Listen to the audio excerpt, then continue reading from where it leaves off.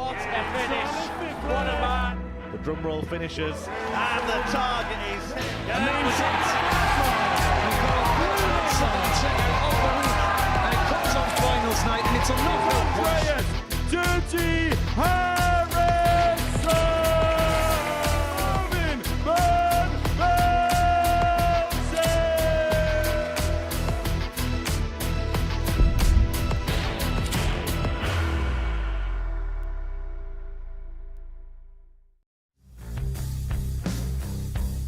To hit 3 9 darts to the Super Series, double 12 was almost there. Was also almost there.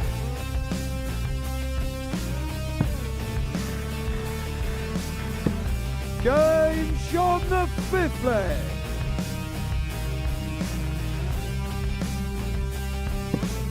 No way, has he gone straight for the bull and got the bull.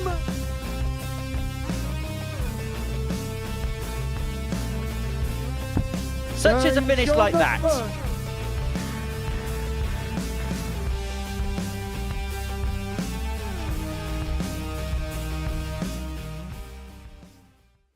Hello, good morning. Welcome along to the Modus Super Series from the live lounge here in Portsmouth. Yes, it is your Tuesday morning ritual. No, I'm not talking about buying bottled water and ice and then putting your head into that bowl. Let's get straight into the action then, and welcome back the asset, Paul Nicholson, for all of the action on this Tuesday morning. And look, we expected a lot from Mervyn King when he arrived here at the live lounge in Portsmouth, and boy, has he duly delivered.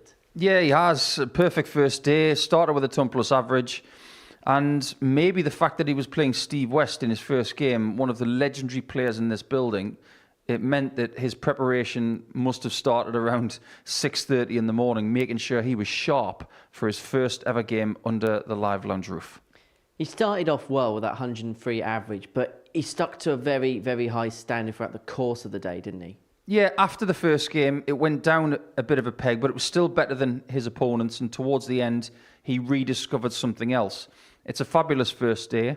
And Mervyn, we've been looking forward to having him here all year, wondering when it was going to be. Now that he's here, I was curious as to something you were talking to Scott Mitchell about yesterday, about the format. And he said it was just about playing one game of darts at a time, and that's exactly what Mervyn did yesterday. He took it one game at a time, and he hasn't needed to figure out how to play a game on the stage post a loss yet. That's when things could get interesting. Jamie Atkins 6 points from his day, but would he feel like there was moments where he may have let a couple out there? Yeah, maybe, but I think if you were to offer him 6 points at the start of the day, he probably would have taken it.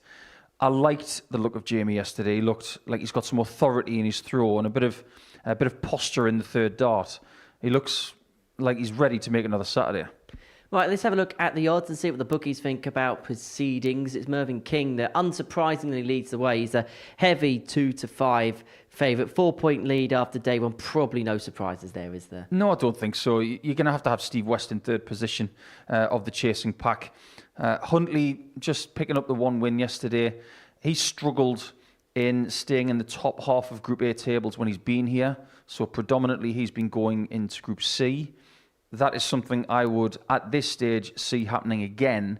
But Mervyn, a worthy favourite. In terms of Steve West, just didn't quite get going for him yesterday, did it? Well, Steve's been through quite a lot lately. He's moved house. He's trying to establish a new life with his partner Michelle in this area. So give him some time. This is the portion of the year where last year Connor Scott was starting to figure things out. We should judge Steve West by the end of the year, but maybe we can judge him by the end of the week, because there were points yesterday where he did look pretty sharp. 18 plus, gambleaware.org if you're going to have a flutter on the Super Series today. And we're going to hear from Steve West now. He's involved in the first game of the session. He takes on Rene Eidams. It wasn't an ideal day for Steve, but he almost finished on the ultimate high, missing double 12 for 9 darter in this fixture yesterday. Let's hear now from Steve. I caught up with him this morning. Steve, 4 points out of yesterday. What would be your assessment of the day as a whole? In one word, awful. No feeling. And from start to finish, really no feeling until the last couple of legs, which obviously you know what happened there, and I don't know where it came from, but it still didn't feel comfortable. Let's talk about the 9 darter then. As you say, that was completely out of the blue, wasn't it? Yeah, everything that happened in that game was out of the blue. in the first couple of legs, what I thought I felt comfortable in was rubbish. And when I thought the discomfort was back, I'd do that. So I just couldn't make head or tail of it. There's times where you play on field, sometimes you have to. Was that one of those moments where everything just, even though it didn't feel good, it just clicked good? Yeah, I mean, look, when you need to win them all, but when you're in a spot of bother if you don't. That was that point yesterday was, I had to beat Mike.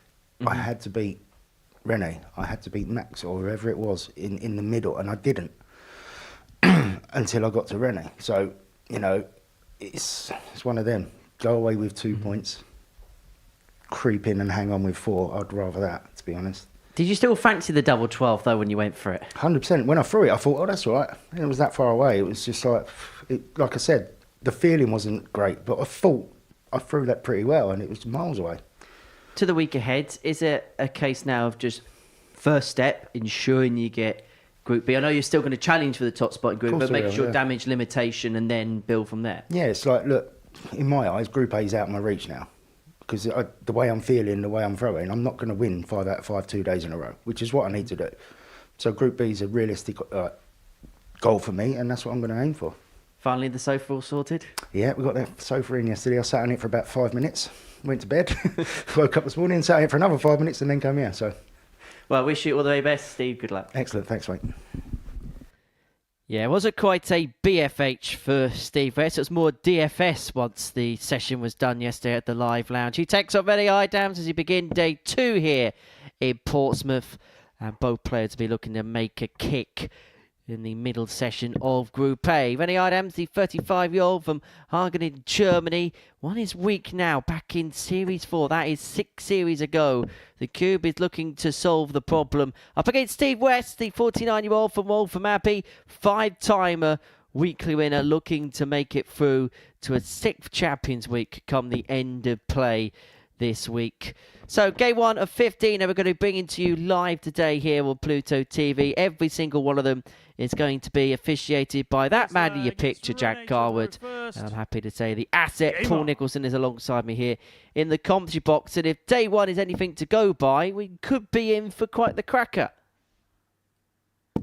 60. How many times have we said it, Henry, that when it comes to Tuesdays, if you've got a few of the players that were just a little bit rusty or had a few cobwebs around their game, they get brushed off on a Monday, and come day 2, they will be feeling a lot better. And I have a sneaky suspicion about Steve. Into a Group A again, and he said he didn't feel great yesterday. I have every faith that he will feel better today. 43. And we know with Steve that he's somebody that will play the full 5 days. If he can get through Group A, then it is an absolute bonus for him. But he's a firm believer that if you're going to peak at the right time and try and peak as close to Saturday as you possibly can. 24. Nobody embodies that more than Devin Peterson from last week.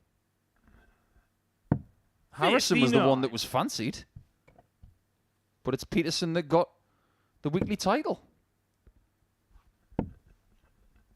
Yep, he's the 8th name into 83. what has to be said, a very open Champions Week hat.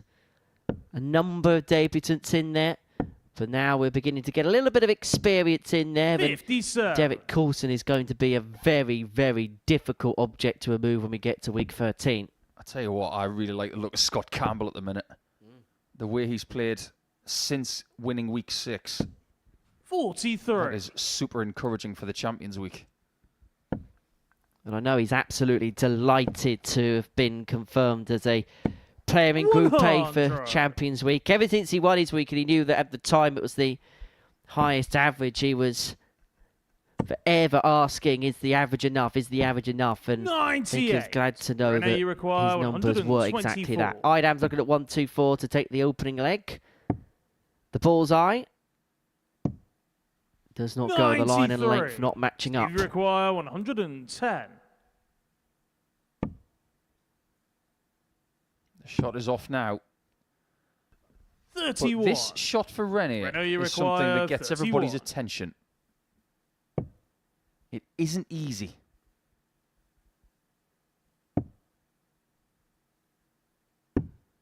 23. West gets another chance to nick Steve this first leg. requires 79. It can just be the one dart at tops. Depends on what happens with dart 1. It was a love-hate relationship here yesterday. 39. And the way that Renault, you require dart and the 8. single went in, it made life awkward for the tops. Eidams double 4, now down for 2s. Game shot on the first leg. Take the opening René leg. Eidams. He threw that dart at double 2 really quickly. Almost like he didn't even Second aim leg, it. it's Steve to throw first. Game on. Trying to make head nor tail of René's dart shirt. So much going on. 60. Has he got a toothpick in his mouth as well? Yes. 92. Did he roll up here in a truck in cowboy boots? I'm digging it. I quite like this look. 121.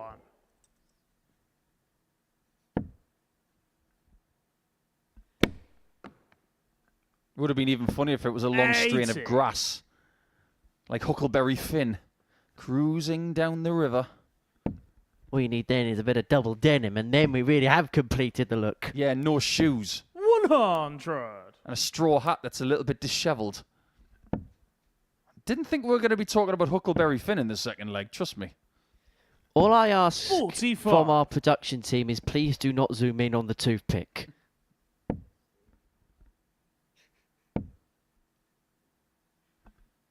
$83. Slow start for the pair, both trying to gear things up at the beginning of Tuesday's play. And actually, quite a decent affair yesterday. Steve hit 4 and 8, of course, missed that double 12 for the 9 dart, Steve and then had a 9 dart 137. attempt in the leg thereafter as he went on to win 4-3 from 3-2 behind. And he's got 6 darts on this point to level up at 1 apiece. 89. And he's going to leave himself on 48 upon his return. It's a much better leg. A lot tidier. 58. But tidy Steve legs in require completion 48. need a fuss-free finish. 38. Not just yet. Renault, you require It's René's turn for a 141. 1-4-1. Now, if he's going to contend this week, that first dart at the 60 has 45. got to be Steve require way higher 10. than that. That is his miss. Game shot on the A second good leg. shot from Steve West. to equalise. But watch out for that René Eidams first dart. If it is Third below leg, that it's 60 René bet to a throw lot, first. Game on. I would hang my straw hat on the fact that he's not going to qualify for Saturday. That's exactly where he wants it. 140. look at the feed on effect. Much more like it now. Mervyn King, of course, won maximum legs because he won all 5 of his matches. But for René Eidams and Jamie Atkins, the only defeats came in last leg deciders. So René Eidams, for a player who yesterday picked up just 4 points, picked up the maximum amount of 57. legs that he could. 17 of them. Average just under 88 for the day yesterday. 17 out of 48 on the doubles, which is give or take around about 60. 33% for the session. So he was playing okay, but he was up against opposition that maybe when push came to shove in Mervyn King and Jamie Atkins 97. just had that little bit more. The table says so.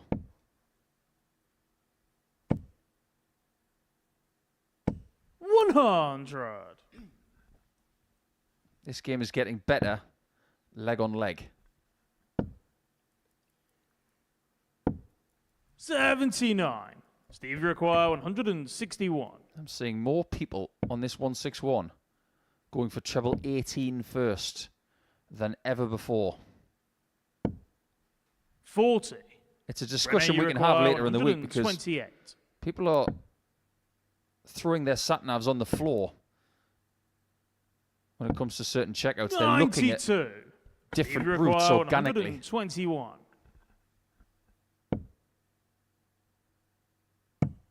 Bullseye. 96. That would have made him feel a René, you lot require better. But now it could be 36. 2 on Eidams. Double 4 leads, double 14. Game Game shot on the third leg. Well, I suppose Rene it keeps Eidams. him up to type, doesn't it? We said he was run out of 3 on the doubles, and he pinned it last started hand, courtesy of a Fourth double leg, on it's route. Steve to throw first. Game on. You know how everything in darts has got a name? Like big fish, little fish, 41. hitting double 14s, the Mensur. Well, hitting an accidental double-double like that, you might as well call it having a fly in your soup. 45. Because that's exactly what Steve West feels like right now when he sees that going.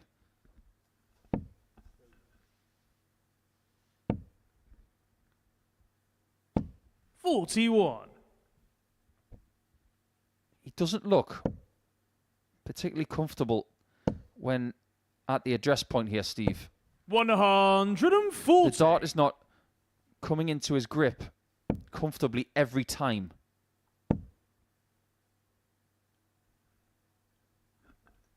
He was mentioning to me in the interview 45. earlier on this morning that there was points yesterday where he was really finding it difficult to almost feel the dart at times. And I know it's something that Steve has 60. had a problem with in the past, and sounds like a broken record. We talk about Steve West and certain elements, but then it's also a broken record where we talk about Steve West and max. He might be averaging 73, but that's his second max of the match. Yeah, he may not feel comfortable, 85.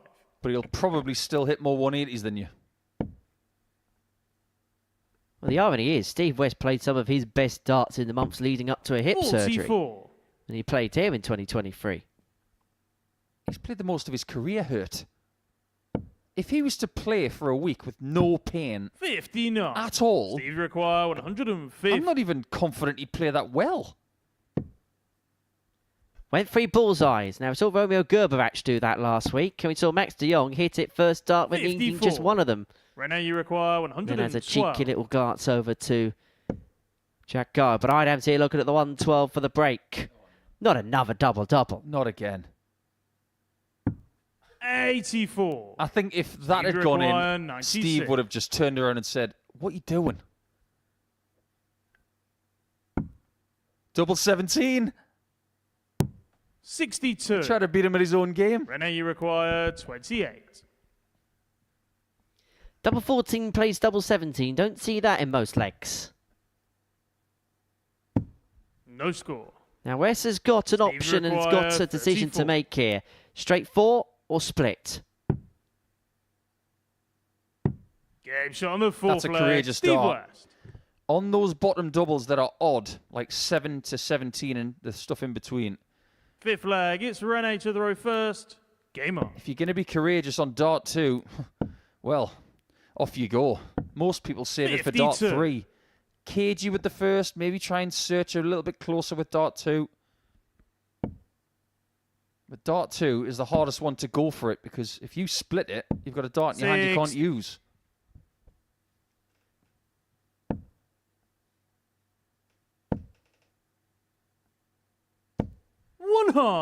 German darts has never been in a better place than it is right now. Martin Schindler is now the most successful German player ever, because he won on the floor last week in Hildesheim. 40. He's got 2 European Tour titles. We've now got Nico Springer showing the world how good he is. I mean, he had Michael van Gerwen 50. very, very close last week in Göttingen. And then you've got Hop back on tour. Clemens, who needs to 60. rebound, but there are so many great German players now. There was a time when people looked at Jan Tut, and Eidams is the best too. 28. Not anymore. Well, Rene Eidams' game against Michael van Gerwen came at a time where the popularity of darts in Germany was at its peak, but there wasn't the players to 43. back up the attention that it was getting. And so that game against Michael in itself just catapulted his reputation and maybe catapulted his expectations 40. as well.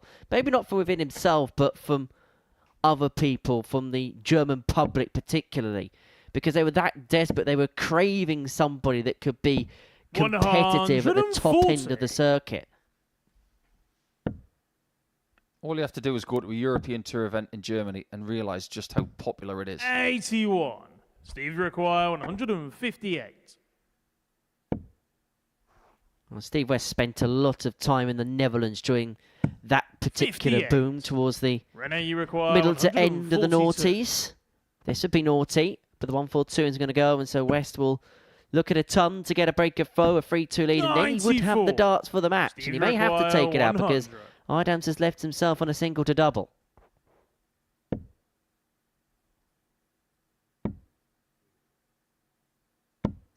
$20. Rene, you require 48. Double 16. 16. Plenty of chances in this Steve, game. you require 80. 24 darts at a double with only 4 hits. Staying on tops. And getting it. On the 5th leg, Steve West. He's thrown 5 darts at tops in that leg and hit it twice. 6th leg, it's Steve to throw first. Game on. And crucially for Steve West, that's the break of foe as well, and he has the darts to seal a 4-2 win. He'll put him on to 100. 6 points. He'll put him a couple above Rene Eidams, level with Jamie Atkins, 4 behind Mervyn King. Atkins and King do go head-to-head in the 100. second game of the session. We can sit here and say that the standard in this game has been subpar. But it's not about that. 25. West is beating his opponent by a very small margin. 100. But he's already spoken to you this morning, Henry, about being able to win when you're not 100%. This is not a 100% game by any stretch of the imagination. 134. But it could still be a winning formula to give him something to kick in by game 5 when he takes on Mike Huntley. Well, I'd argue that to win a 140. week at the Super Series, they're one of the most important things to have in your weaponry. That way of just grinding a result out, even if the performance doesn't match. Well, it's a good job Steve West can 125. in circumstances like this, because his football team 121. Tottenham can't. Now the door is open to get the win by 2 legs. 81. Steve require 117. And this would be some way to wrap it up. Chapter 19 would have left tops to win it, and that's the target that Rene Eidams is looking at to break back and Rene, you require take us all 40. the way to a last leg decider. 2 10s, chasing 5s, and a failure No to get score. means that Steve West is back Steve for the match. require 24. West Headshot wins and the match. once again Steve West. against Rene Eidams.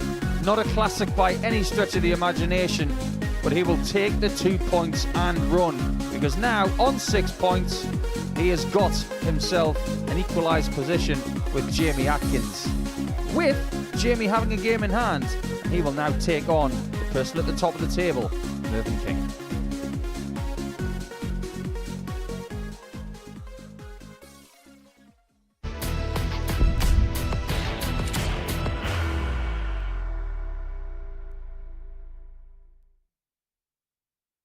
Are you ready to lift that trophy, Darius? Yes.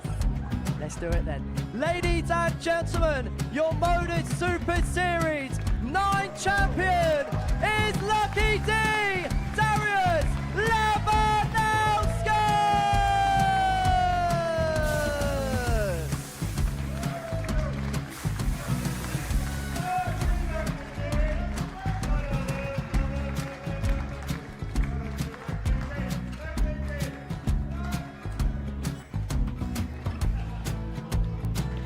Well, what a wonderful night of darts we have seen, and we are ready. Our champion is ready, and it's trophy time. So receive the trophy. £25,000. The new Modus Super Series champion, the Terminator, Mervyn King.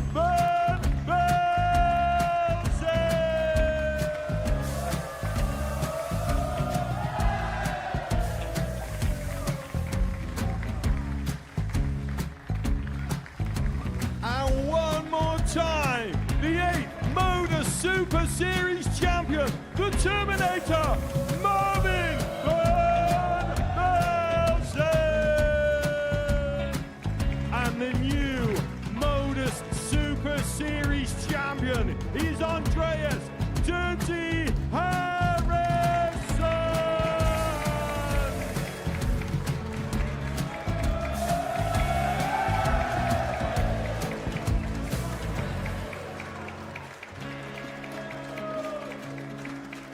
And one more time, the 7th Modus Super Series champion. Give it up for Andreas Dirty Harrison! The moment we've all been waiting for. Would you please show your appreciation for your Series 6 Modus Super Series champion, Scott Taylor!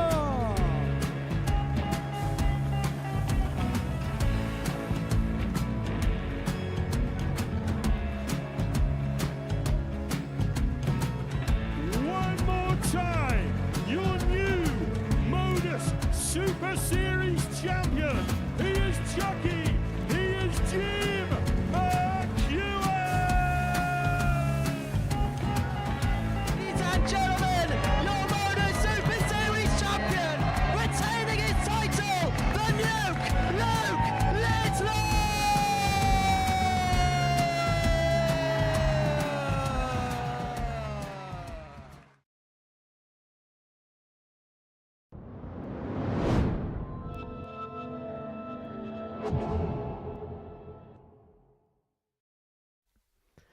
Welcome back to the Modus Super Series. Before the break, Steve West got his campaign for the day underway with victory against Rennie Eidams. A 4-2 victory for him to get Tuesday's action up and running. These two, well, they were the two best players on Monday. Jamie Atkins won 3 out of his 5 matches. The 36-year-old from Warwick wearing his Aston Villa colours, the Wolverhampton Wanderers fan.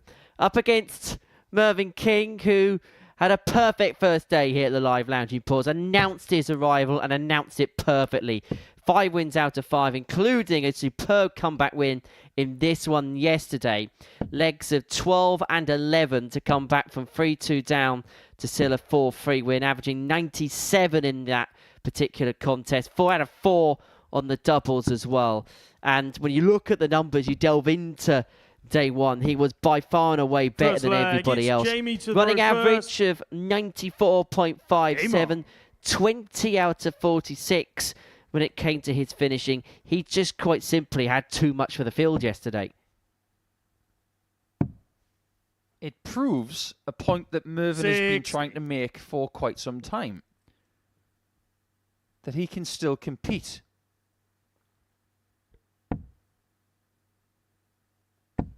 That throw has not changed much at all in the last 30 years. That's the reason. You look at Steve Beaton, who's also made his debut here this year. His throw is as silky smooth as ever. Merv's is technically as sound as ever. 23. But I think there is only one question mark over Mervyn this week. 77. I think it's the amount of games he plays. I think he would be more dangerous on Saturday night if he wins Group A. We've talked about this with Martin Eidams and some other players. 100.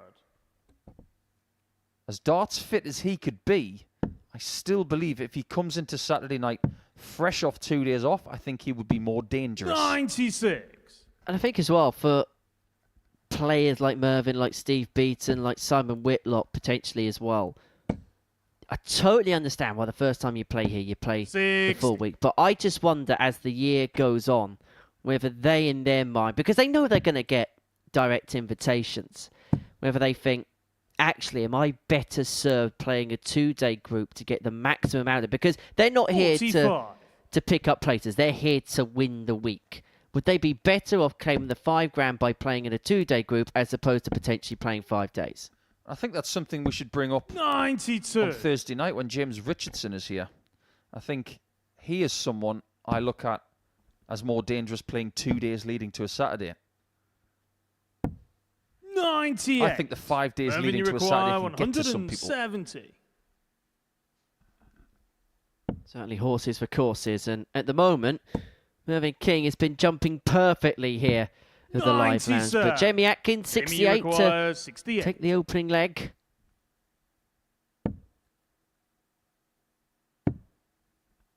And it's double 16. 36. Mervyn, you And a require failure to get 73. gives Mervyn King an opportunity to get the break of throw, which he needs at some point in this contest. 20 ball. He really didn't expect that 3. 48. Can't recover it. Jamie, you require 32. Similar start to this game that we had from the previous one. 16s and 8s is Jamie Atkins' wheelhouse. Game And shot on that the is first leg. proven Jamie there as he Atkins. takes the opening leg. No mistake on the double 16. Atkins one up. Second leg. And just it's like Mervyn many to the row Eidams first. yesterday, the only Game on. 2 games he lost were 4-3 in games that he probably would feel like he should have won. If there's one player that's not going to be disturbed by the 83. 10-second gap between legs, it's Mervyn, because he's always taking his time. He would welcome this 10-second gap in any way, shape or form, everywhere he plays.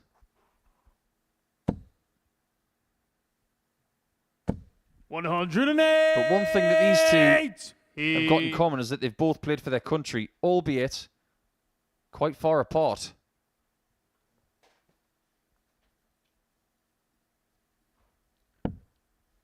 I think this is the type of environment Mervyn King could 50, really sir. thrive in. He was talking to you yesterday morning about how quiet it is. He has never played in an environment this quiet. Even when he go to Pro Tour events or 96. Challenge Tour, which he's done a little bit of this year when it comes to Challenge Tour and Pro Tour for years, it's still noisier than this. There's still a bit of white noise in the background. 134. Here, this is like playing inside a ghost.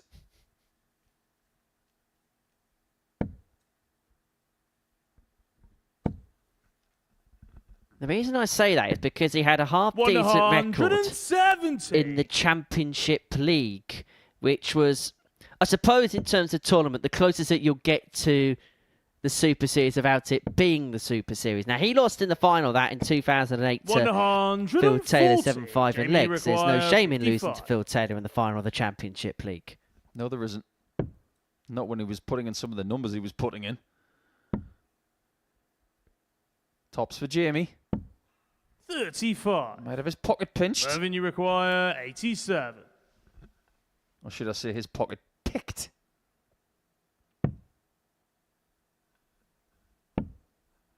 On the bull again. A little bit 50. further away this time. Jamie, you require 20. Well, Jamie Atkins left 2 10s after 12, so he deserves the opportunity to have 3 at it for the break.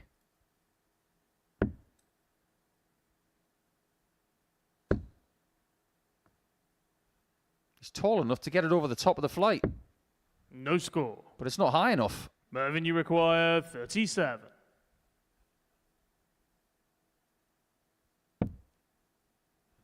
Mervyn's wheelhouse has always been this corner. 29. Jamie, you require Not so right 20. there. So 3 more for Atkins to get the break and to open up a 2-0 lead in this match. Game No shot on the mistake that second time. leg. Didn't Jamie need a Atkins. second invitation to the party. Atkins gets the break. He's 2-0 to the good. And a win here Third would leg. just It's open the Jamie to group the up a little first. bit more for interpretation. It would keep Atkins to within 2 points of Mervyn. Victory here for King would open up a 4-point gap. And I know it's still early days, but it'll be a tall order for that very tall man to overcome. 140. I'm going to try and pay Jamie Atkins the biggest compliment I can pay him right now. His action does give me shivers of Bob Anderson. 108. First 180 of the day for Mervyn.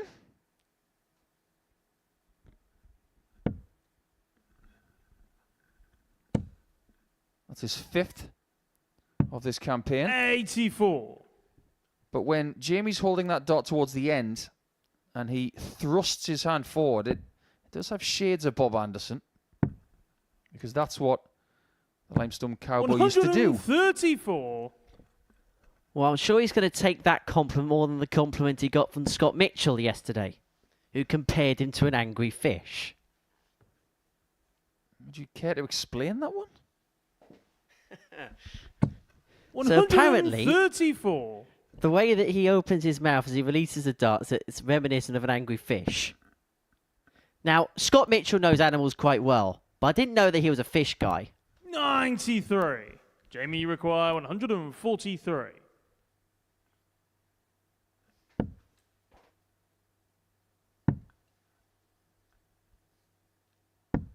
I'm really wondering about it now. Mervyn, you require I'm also 94. wondering when Mervyn will get his first leg of the day. Might have to look at the bull. Yeah, the 54 was blocked there. 28. Now, Jamie's not going to Jamie, go straight for the require bull, because if he does, Mervyn don't look. I dare anybody to do that against Mervyn and not have a repercussion. 216s for a freeze-it plead. Got the most perfect of markers. 18. He tried to crash it off the boundary, found Mervyn the only part of the bed, 66. which wasn't the target. And so King here to get the break back and to return the game to throw. He's going to get a dart in his hand at double top. 26. Doesn't go. Atkins back for three Jamie, more. you require Tell you what, that was a lot 32. closer than you think. With those dark-coloured points, that was right on the wire. Game shot on the third leg. Unfortunately, the Jamie King Atkins. is 3-0 down, though. Atkins 3-0 up, but he's needed a couple of opportunities Fourth to leg. pick It's these Mervyn legs to throw off. first. Game on. You obviously remember in this series when we've had a stare down from Conan Whitehead, and it started a trend that Shane McGurk got himself involved in. 50. Well, we're going to have to tell Mervyn where the camera is, because I think he might be a good rival for those two. He would do it with some eyebrow activity as well. Well, we did get a bit of a Mervyn King eyebrow in the interview yesterday that we did with him at the 57. top of the show. Just looks like he's enjoying and embracing the experience here at the Super Series. Been on tour since 2007, so 108. as much as he said that he wants to get back there, this could be somewhat of a gap year for him. Well, let's be frank, shall we? Because when he was playing his last Lakeside, there was more media attention about the fact that he 99. may have been going to the PDC than his participation in said Lakeside. And all he wanted to do was talk about that tournament. He didn't want to talk about the PDC at all. But they wouldn't let it go. 131. It turns out he did go to the PDC and he's had a fabulous career. But we should never, and we should learn from this situation actually. 74. We Mervyn, shouldn't you look too require far ahead. We should 140. embrace the now, which I'm sure is what Mervyn is doing. Well, he'd embrace this. Treble 16, leaves himself the double, just on the inside. 24.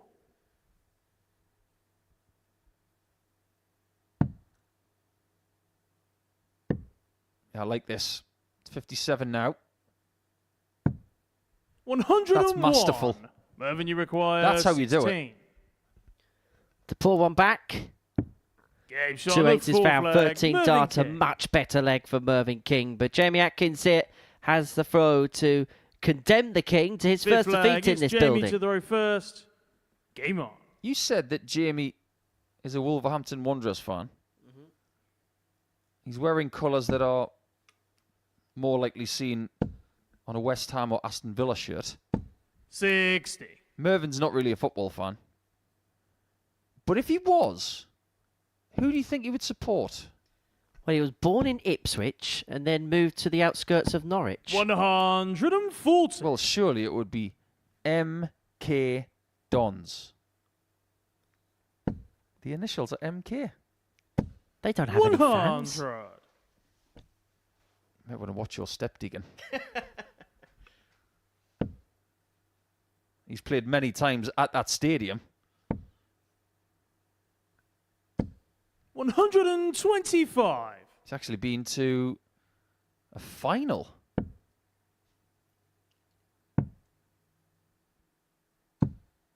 134. He's won in loads of places, though. We will, at some point, talk about his CV and some of the things he's won. But I know that he cherishes his British Open win a lot from just over 20 years ago. 96. And that was at a time where the very best in clientele were playing in competitions like that. The Dutch Open. Back in a time when the Tonglen order was still a thing, so people could cross over if they wanted to. They just had to affiliate to a organisation for the World Championship. Treble 16, he missed this a couple of legs ago. He's not going to take it out here. And so Atkins, an outside chance, but a chance 92. nonetheless to seal a 4-1 win if he can find this 150. Another. Double 18 to win it in style. 132. Would have been a spectacular way to have rounded off what has been a hard-fought win. King's got to keep him at bay now. Now, which angle does he want? 16. Almost gets it right. Jamie, you require More match 18. opportunities for the best player named after a diet. He's going to split. That's been his MO all week long. 6 for double 6.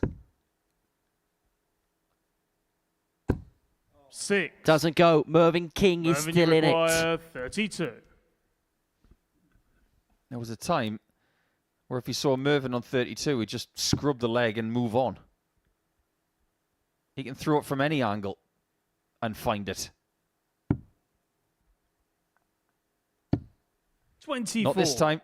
And what you couldn't Jamie, see you in the require background 12. was Jamie Atkins looked away, moved as far away as possible, looked up at the sky, was hoping his opponent missed, was hoping he was going to get this opportunity to win the match.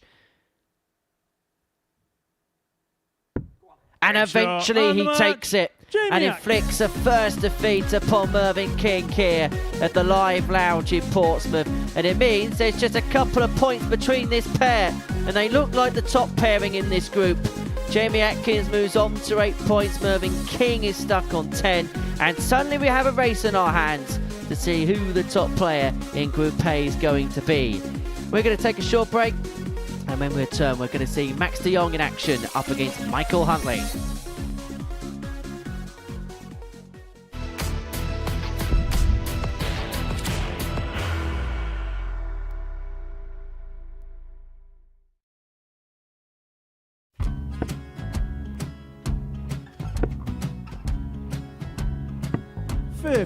Charlie McGuire, 164.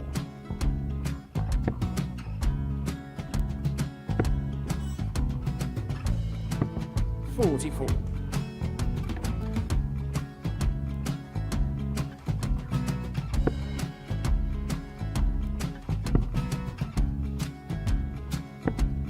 32. Charlie require 120. Well, 120. He's got a fair, at least 2 handfuls at this. Just needs to stay 60. there. That's a good shot. Halves his score, leaves himself on a 2-darter.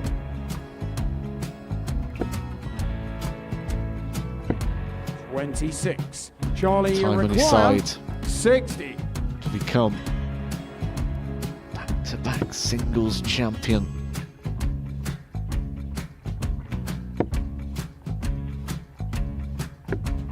$40. Definitely a couple of nerves in those last 2 darts, but he'll be coming back. It's a moment he's been in before this situation.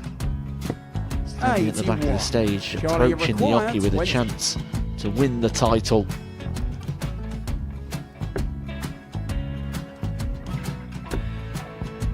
He did this to win the first title, if you remember. 11. I think he's gone. Georgia I think require he's gone to 118. bust it, maybe. The first title he wanted 20. He went 6-7-7 to win it. He had a chance to replicate it again. Yeah, I get the feeling that was for a bust, and 39. on that situation there, George Gage wasn't even 9. able to take it out going to the 18s on that switch. Yeah, I think he just panicked a bit, but he's done well to get that big one. Sometimes can be the hardest part. Georgia requires This is it. 79. It's got to be 19s. got to be 19s for this shot. Big 20 and a double. He's got the first one. He's going to get a match dart here.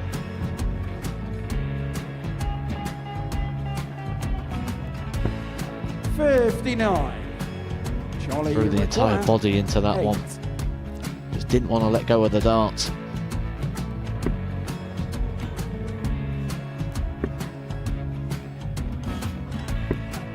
No score. He's given George a chance. George require 20. I think George has been quite good on double 10 today. So many opportunities for Charlie Murphy. Couldn't get the job done. The match! And the Red Dragon George Modus Skate. Super Series Influencers Champion, George Skate!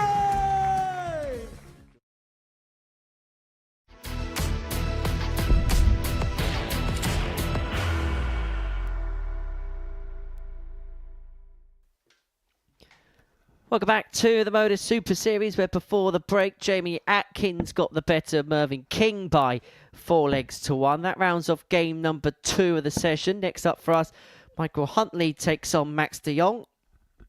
For these two, just 4 points and 2 points respectively to their opening day tallies. For Max, towards the end of the session, he found some better stuff. I think he'll be the first to admit that maybe at the beginning portion of the session, the timing just wasn't quite there. As for Mike, well, again, another player that improved as the session came to a close, but Max in this game, the yesterday average just under 95, was 4 out of 5 on his finishing. It was a really good performance. He had 2 really good games back-to-back to win his last 2 after losing his opening 3. As for Michael, the 53-year-old from Wales, a semi-finalist all the way back in Series 2. That's actually the only time he's made it through to a Saturday night here at the Live Lounge in Portsmouth from 7 attempts prior to today. And is somebody who we know on the floor, he's won a lot of tournaments there. We know the level and the quality he has, but it's just felt like he hasn't been able to properly translate that to a televised arena. Yeah, it doesn't happen for everybody, that's for sure. That saying that has been doing the rounds for the last 2 or 3 years. 58. You've got to be comfortable with being uncomfortable. Now, if this kind of environment makes you feel uncomfortable, you just got to meet it head on. 140. You've got to ask yourself some stiff questions. Why am I uncomfortable? What do I do to change that? 85. In the past, far too often you've seen from players, if they're uncomfortable playing on a stage or in front of cameras or under the lights, 26. they'll keep doing the same thing over and over and over again. That is not how you approach it. If you're uncomfortable, you try and find something that makes you feel comfortable. 108. Well, Max de Jong in practice this morning was hitting them and hitting them regularly. He was on the stage for the best part of 25 minutes prior to play getting underway this morning. And we have monitors here in the commentary box where sometimes they're left onto the board and we can see some of the players throwing in practice. And he wasn't missing much when he was getting ready for the day's play. Looked as if he was in really good shape. I mean, he was getting into shape towards the 39. end of Monday's action. I think there's a player with innate ability. Second time he's qualified through the ADT European Tour. And looking to make some severe inroads. Match require 139. Looking at 139 to take out the opening leg. Not to be, but Huntley is looking at the biggest fish in the sea. 84. Mikey require 170. It's on the hook, but it's not in the bowl. 96. Max, you require 55.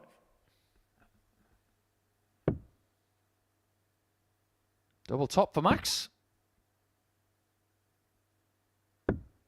Game shot on That's the pretty first tidy. leg. Max de Jong. If you are going to guarantee a lot of 6 visit legs today, that will take Second you far, leg, it's Mike especially to throw from what we've first. seen in the first couple of games. Game on. Yeah, it's a day when nobody's really hit their straps yet. In fact, Mervyn King's had the highest average of the day. 81. 11 darts, a double and lost. I wonder if our Mike's shirt has actually got the phrase "love the game" on it. 72. Now, you don't have to love the game. It is a choice, but most people that play it do love it. Very small percentage play because they have 26. to. I can guarantee you everybody here this week is playing because they want to succeed and they love this sport. And for Max, it's a rare opportunity on the big stage for him. As I mentioned, 41. didn't play in Series 8 or 9, played in Series 7, and he was given a very tough task of a week. It was a week won by Andreas Harrison, the 60. series he'd go on to win. Mike Warburton was the runner-up. And the other list of players, well, it's a who's who of players that have either done stuff or are now on tour. David Evans, Leonard Gates, Greg Ritchie, David Davis, Clu Bevan, Connor Scutt, 100. Ashley Coleman, Jared Cole, and Michael Burgoyne. Bit of a baptism of fire, that. 123. Yeah, just a little bit.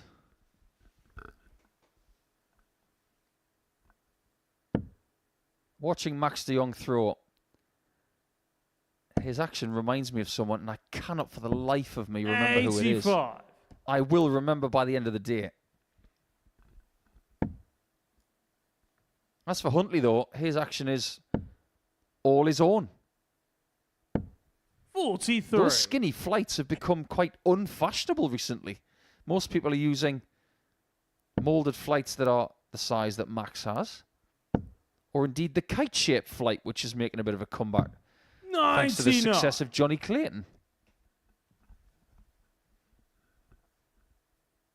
And who knows, with Devon Peterson winning last week, the free face flight could be something that becomes fashionable. 60. There's only two people I've seen Max who've actually require used those. 104. Scott and Peterson. Both now weekly winners. Triple 18 would have given him a dart at double 16 to have opened up a 2-0 lead. So Huntley to save his throw. 34. Looking at 108. Mikey require 108. And a very tentative start from the pair. Nobody's really got going. We haven't had a real highlight moment yet. 92. And the double 16 doesn't Maxi go for requires what would have been the 70. first ton plus finish of the session.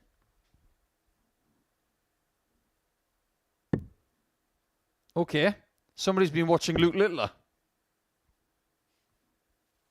Don't tell me that's going to be popular now. Game shot will on the be if he second keeps leg. hitting it. Max de Jong. Right, let's dissect this, shall we? Get 70 points on the Third table. leg. It's Max Past the to throw scalpel. first. Game on. You get the 25, you leave 45. You've still got choices of any double you want on the outer ring. Okay, that's a positive. Get the bull, double 10. Okay, that's a positive. What if you miss the 25 125. and you get a small number? Which means that the bullseye might be the only target you're left with at the end. 174. If we're going to put a ratio on it, I think it's a 50-50 shot. I don't see many negatives, but it does look flashy. Well, yesterday he went 177. 51 double 15. And I wonder where that's become popular over the last few days. I'll tell you what's popular in this game. 60. 3 treble visits. We've just had 2 in a row.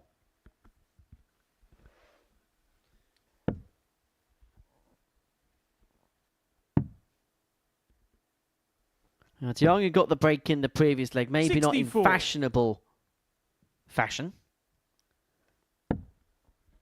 Is there any other kind? I'm a big fan of the fashionable fashion, Henry. I need to know what fashion is first. Anyway, de Jong looking at 135 to 26. open up a Maxi require 3-0 lead. And Huntley is 135. nowhere to be seen in this leg. And that's why he doesn't have to go for the bullseye. Could have even gone for 19s. You get 5 of them, you leave tops. 100. You might think he's mad for going for the 60 there, but I can totally get behind that. 60. Max you require. Well, he's going to get 6 anyway. May only need the 2. Double 8. Cruise control. On the third leg, Max de Jong. Max de Jong has this game exactly where he wants it. Averaging 83.5, but at this present moment in time, it is just way too much for his Welsh opponent. He's only had 1 dart and a double throughout the duration of the contest. Hasn't quite got going at the beginning of this Tuesday as Michael Huntley. It's funny how he's called Babyface, isn't it? But the logo on the back of his shirt looks more like Johnny Rotten. 95. If you're not aware, he was the lead singer of the great punk band, the Sex Pistols. 42. He does strike me as the kind of guy who would be a fan of a group like that. I can imagine him and Johnny Haynes having some really good conversations about music. And Stuart Pearce. He's a big punk fan. 45. I like how the logo's got a Welsh tongue, though. That's a nice touch. There's one thing we know about 43. Welsh players. They are very, very proud to represent their nation. Do have Welsh representation in Champions Week. Derek Coulson and Alex Small will be there from that particular nation. We'll have the world champion from the Republic of Ireland, Shane McGurk, there too. 24.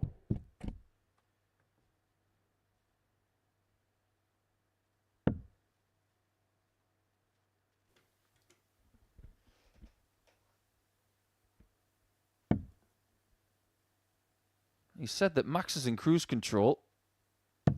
91. It's continuing.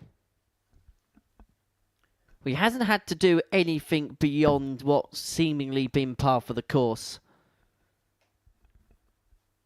Still really awaiting the 64. fuse to be lit on this Tuesday morning. Well, this would be some way to finish the job off. Doesn't have to go for the bullseye if he finds a couple of trebles. We'll never know if he would have gone for the bullseye after a couple of trebles. But another one of them will leave double 18. 96. Seal the job. But nonetheless, he is in a very handy position. Mike's only win yesterday was against Steve West in round 4. The way this game's going... 39. Max you require 74. The next darts he throws could be against Steve West in round 2 today. Because de Jong has a dart at tops for the match. 54. He's going to come back for more. It's a very popular name, isn't it? De Jong in the Netherlands. We'll get onto that in due course because this game is running out of time. Max you require 20. He's dominated the game for the very first dart. Game shot. And he wraps up a comprehensive 4-0 victory to kickstart his day. For Michael Huntley, the worst possible start, but for Max de Jong, that's a victory which moves him on to 6 points and puts himself in amongst the mix. At the tail of the tape, de Jong average of 81.24, 4 from 9 when it came to his finishing. He's beaten Michael Huntley by 4 legs to nil, and that completes the first round of action. Coming up after the break, we're going to see Mervyn King looking to respond to his first defeat here up against Rene Eidams.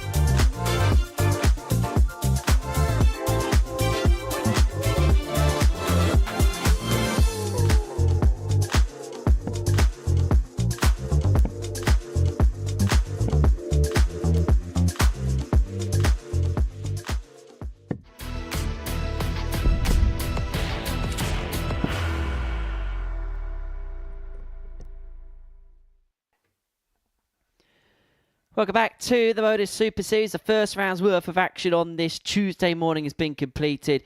And before the break, we saw Max de Jong get the better of Michael Huntley for it. Still Mervyn King at the top of the pile, 10 points to his name. But defeat to Jamie Atkins means that the gap to him and the man from the Midlands is just 2 points. Max de Jong and Steve West, with opening wins, have kept themselves interested parties on 6 points. Game 4 sees Mervyn King back in action up against Rene Eidams, who lost his opening game against Steve West and didn't really get out the gate in that match either. Missed 15 darts at a double, sub 70 average. As for Mervyn King, well, the scoring prowess was still there, but it was the doubles, just like Rene, which really was the aching problem. 11 darts missed at the outer ring. He gave his opponent too many opportunities. And the question now is, how will Mervyn King respond to his first defeat in this building? He was 5 out of 5 yesterday. He's dropped his first one on Tuesday. And if there's one thing you need to be successful here at the Super Series, it is that bounce back ability. And we're going to see how much of that Mervyn has got in this particular contest. That was always going to be the question, Henry. Because this place, and in particular Group A, it does ask the question of how you bounce back from defeat. There are only 2 people who have ever had perfect weeks here, Derek Coulson and Bo Greaves. But they've lost in this building. So 85. Everybody who's played here knows what it's like to play post-defeat. This is Mervyn's first opportunity to sample it here. But he has had to go through that before. 100. Grand Slam of darts and Championship League darts, something akin to 14, 15 years ago. 85. Mervyn, you require 127. He's got a 1-2-7 game on offer and 6 darts from here to take out the opening leg. Doesn't have to chase the bullseye as they glance up at the score. 95. And leaves himself on 32 after just a dozen darts. A very quick start for Mervyn King, looking to shake off the disappointments of that 100. opening defeat. Mervyn, you require 32. Game shot on the first leg. Yeah, he looks a lot sharper in this second game. That first game is a distant memory already. Leg, it's Rene to throw first. Game on. Did Scott and yourself talk about his dart shirt yesterday with his dad on the back? 59. You mentioned the shirt, yes. It's one of the most glorious creations known to man and woman. 120. That's a Robin Hood there. Hope that stem's okay. He'll have spares if he needs them. But that shirt is a glorious thing. 140. I do like a tribute dart shirt that has a story. I was very privileged to have met Mervyn's dad a few times. Just a lovely guy. 123. I know how much he meant to Mervyn. He's sadly been gone for a fair bit of time now, but always remembered in the crowd wearing a crown. It was just brilliant.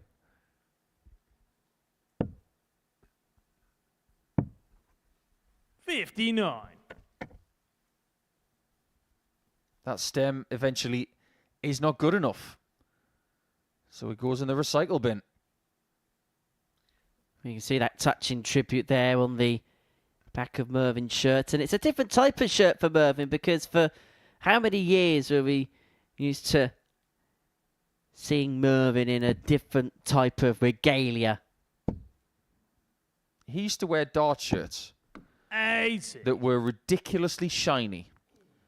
Very thick material, and I wondered how he ever wore them under the lights.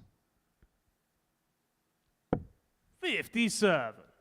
After a while, he discovered the breathable materials like most dart players wear these days.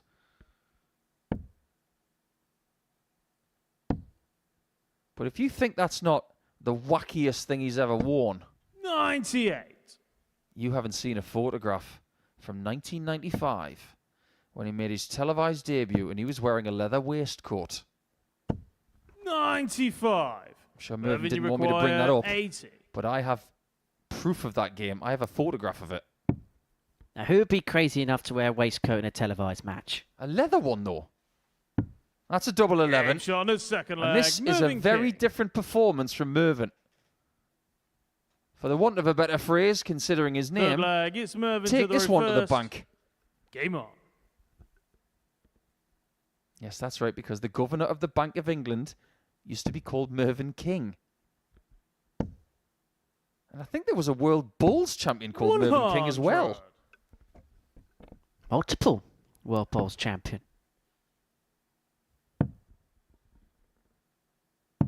50. So when you're here on Saturday night, and Merv's here as well, because I thoroughly believe he will be, the chance should be there's only 3 Mervyn Kings.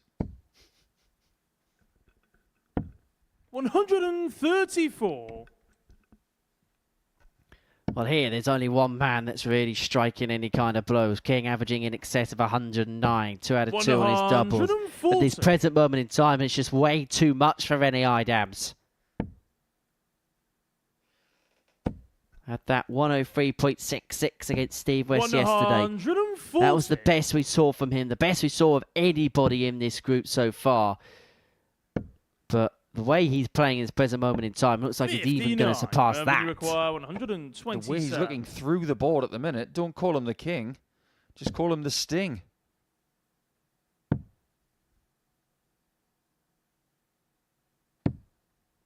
$55. This is more than sufficient. Rennie Eidams has not been given a look in at any point in this contest. 60. Mervyn, you King require here looking at 72. 72. 6 darts in his hand to open up a 3-0 lead. Well, we asked the question at the beginning of this contest, how will Mervyn King react to adversity? 48. He's missed a couple of darts there, but he's given us a few clues, hasn't he, as to how he's going to deal with setbacks this week. 94. Mervyn, you require 24. Setbacks are the precursor to getbacks. That's coined by Chris Mason. Game shot on the third leg. And he's getting Mervyn back King. to normal. Fourth leg. It's You and I Renee to talked the row earlier, first. Henry, Game on. about that World Championship that Rennie Eidams was in. 60. It's the only one he's been in. You think about how many times he's contended at the German Super League and at European Tour events and things like that. 24. It is remarkable to think that the only World Championship he's competed in was in 2015. Over 10 years ago now. 83.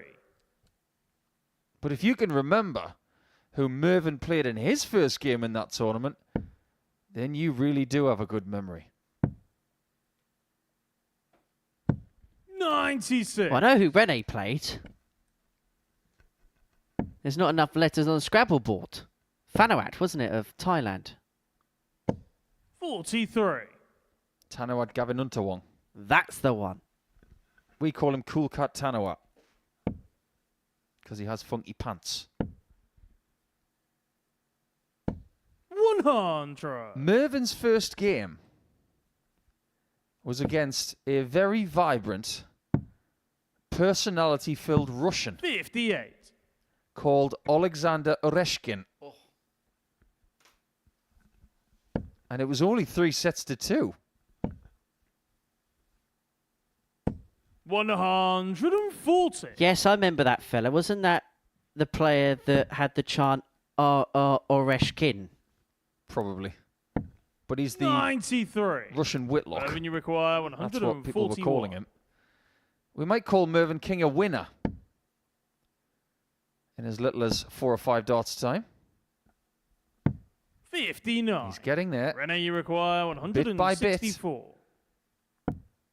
It might not be a ton plus average, but it may just be the 94. classic Mervyn, you bounce require back 82. after his first defeat in week 9. Well, this is exactly what the doctor ordered. Game shot Because and the Mervyn match. King Mervyn King has come back from his first defeat at the Live Lounge perfectly. Average of 98.5 to dismiss of Rene Eidams in the space of 8.5 minutes. A really good performance from first start to last. The doubling good, the scoring good. There was nothing really about that game you could really criticise. As for Rene Eidams, well, work to do for him. 2 defeats of 2, and he now finds himself in 5th position at the table. Weston Huntley follows next.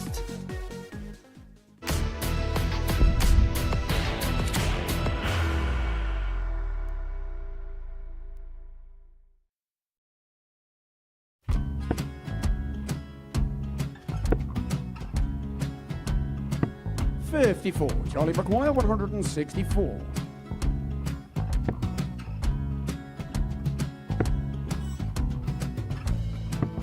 $44.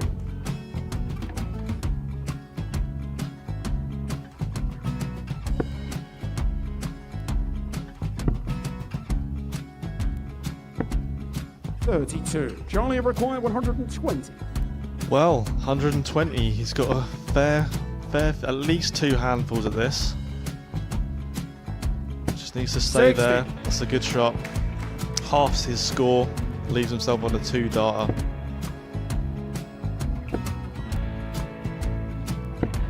$26. Charlie Time on his required side 60. to become back-to-back singles champion.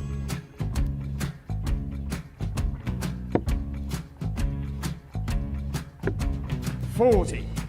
Definitely a couple of nerves in those last 2 darts. But he'll be coming back. It's a moment he's been in before this situation. Standing at the back of the stage, Charlie approaching the required Oki with a 20. chance to win the title.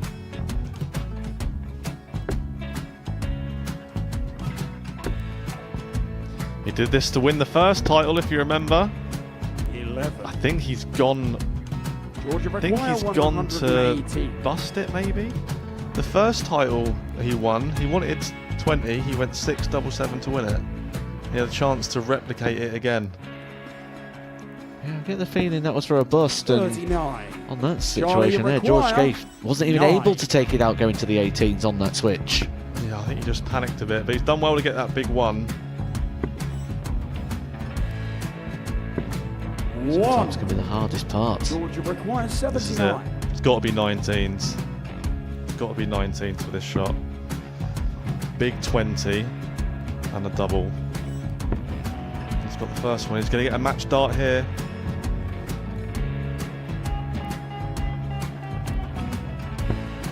$59.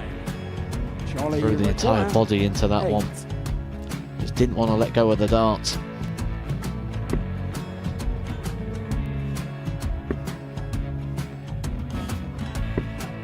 No score. He's given George a chance. Georgia require 20. I think George has been quite good on double 10 today. So many opportunities for Charlie Murphy. Go Couldn't get the job done. Got out the match! And the Red Dragon George Modus Skate. Super Series Influencers Champion, George Skate!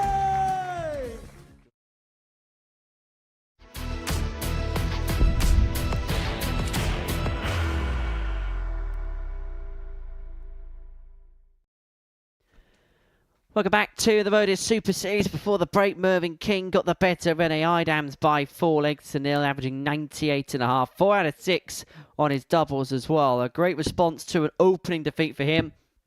For Michael Huntley, he needs something of similar proportions. He got drubbed 4-0 by Max de Jong in his opener. He takes on Steve West, who is looking for a 3rd consecutive victory in this group. And if he can do that, then he'll find himself level on 8 points, alongside Jamie Atkins going into his match against Max de Jong at the end of the 2nd cycle of games. Steve, with that smile on the face, hasn't been plain sailing for him so far this week. First leg, it's Steve. But if he can win here, game on. He'll still find himself 4 points behind Mervyn King at the top of the group. But what he will do is put himself in a great position for one of those positions in 2nd and 3rd, which will give him Group B progression on Thursday night. First things first. Why do people keep tripping up against Steve West this week? 125. It happened yesterday, and Huntley did the same when we were coming back after the break. Well, the only was. It was Steve West that was 85. tripping up a lot yesterday in terms of results. It was the doubling which really was the biggest issue. The scoring power was actually okay from him, but 100. over the course of the day yesterday, 11 out of 62 on the doubles. 140. There's a big positive in that, though, isn't there? If you're getting 62 darts at a double in a day, you've done something right. 125. Or all your opponents Steve have done require something massively wrong. 136. Well, as we know with Steve, if that first dart hits, 96. Mike, you require and 151. it hits in the right portion of the bed, you expect a couple to follow. It's one of the biggest power scores we have here at the Super Series, and he's left himself on tops after 12 here to take out the opening leg. But it's this portion of the leg where he's had a lot of problems, where he's had 3 in hand at a double, and he hasn't been able to convert. Double 10. That was the issue yesterday. Mike, you And for require large portions 92. of play on Monday, when Steve West missed, his opponents capitalised, but Huntley cannot do so on this occasion. Look on the bright side. If you've missed tops 60. low, Steve requires throw the same 10. dart, just a little bit left. Game shot on the That'll do. first leg. Steve West.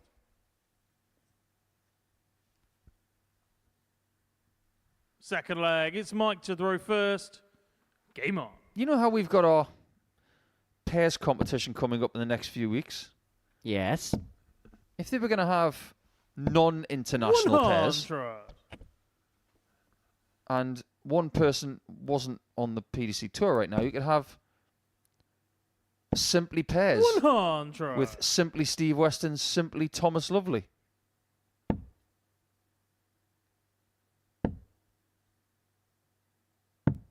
$99. Wonder how he feels about the fact that Thomas has got simply as his nickname as well. 140. Steve would say it's not a nickname. He's just simply Steve West. Yeah, it's a play on words. 132. I've been crying out for years for someone to call themselves the man with no nickname as their nickname. 91. Do you remember Doug Mike, you Bain? require 170. No name Doug Bain. That's the closest we've got to that. Because somebody said that, who's that guy? 60. Steve require 170. I don't know his name, and he then comprehensively drubbed him. It's like that character from that very famous Coen 60. Brothers movie. Mike, Oh, you brother, require where art thou? 110. I have no name. And we don't have a 110 checkout yet. But we might have one a different way. That was an interesting route for 52. Huntley, wasn't it?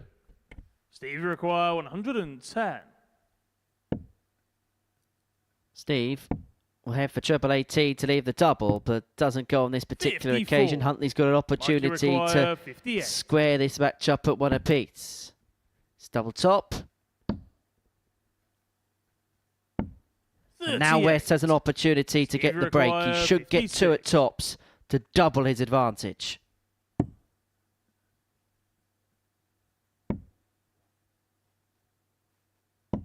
Game shot He on the does second find leg. it, Steve West. and the doubles are becoming a bit of a mind game for him at the minute. Third leg. It's Steve to throw first. Game on.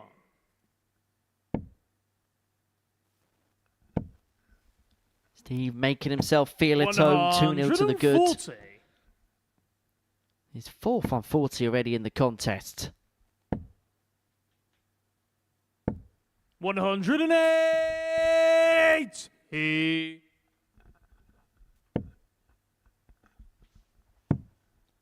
Huntley with the gains first maximum. 58. And that may have told a little bit of pressure here on Steve West.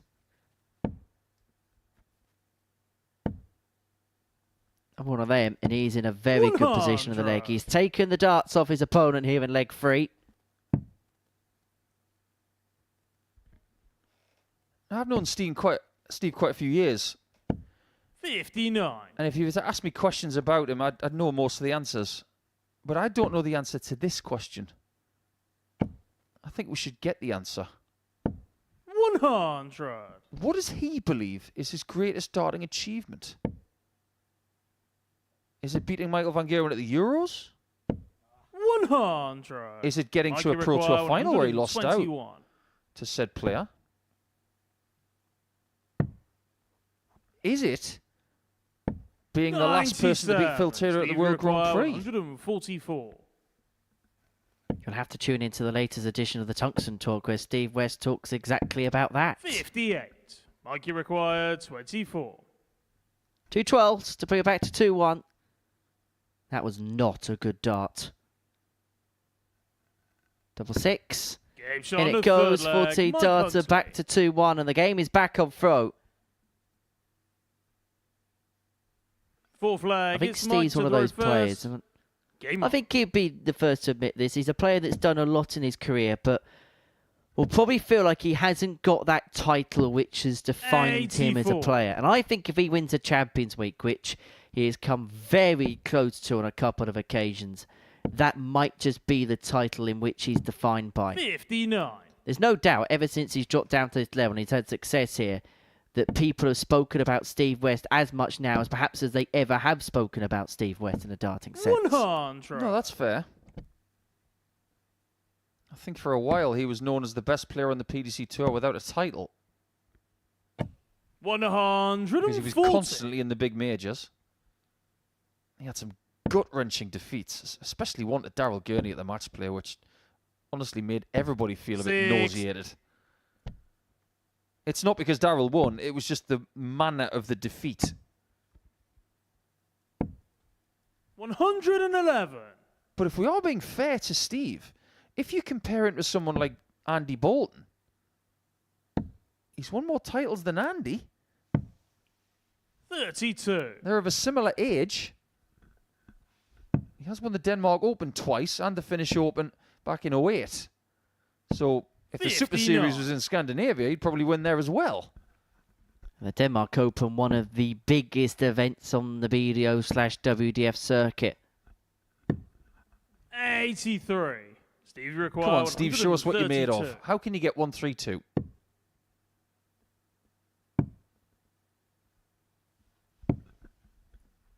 He's going to leave himself on tops. Mikey require 142. To break again, and he's going to get free in hand to open up a 3-1 lead, which would then give himself the opportunity 90. Steve to vote for the match in the require next. 40. The ideal first dart is just under the top wire. Game shot on the fourth So he leg, decides to get it Steve on West. dart 2. That will work more than fine. 3-1 to the goods Fifth with leg, the it's darts Steve for to the throw match. first. And Steve West, Game on. yes, we know it's not his top game, but he's just beginning to find a level which is just more than enough to pick up points at this present moment in time. 41. It's an 84 average, but it looks more comfortable than game 1. Providing he can get out of this game with a win. 85. If he can be more comfortable in round 3 today than round 2, something is starting 140. to take over nicely. Now, he might have to be at his best today when he plays game 15. If he's undefeated going into the game with Mervyn, 24. we could have a race on our hands come Wednesday. And I think Michael Huntley's got a big problem here where if he's not careful, he could get detached to the bottom of the 140. group and detached very, very quickly. Yeah, that's fair. Based on what we've seen so far today, he is feeling about as 41. perilous as Wilson the volleyball in Castaway.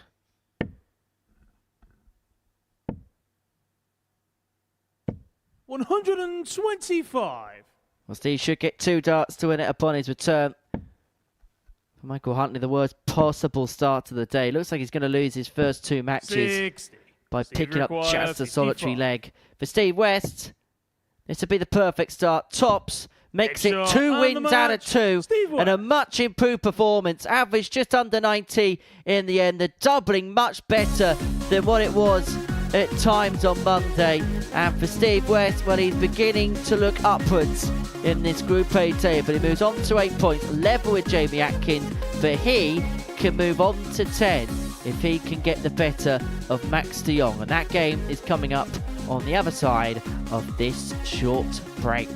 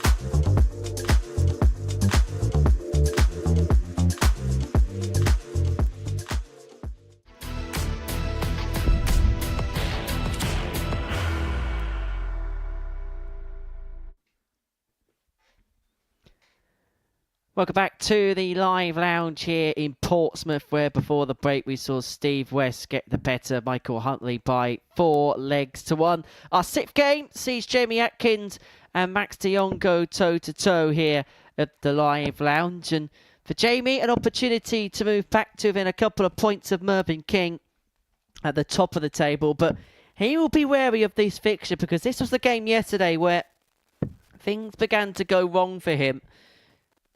Lost 4-3 in this encounter to Max, who picked up, at that point, his first win of the group. First leg, Since it's then, Jamie to throw first. He is Game on. 3 in a row. He got the better of Michael Huntley twice at the end of yesterday, at the beginning of today's action as well, 4-0.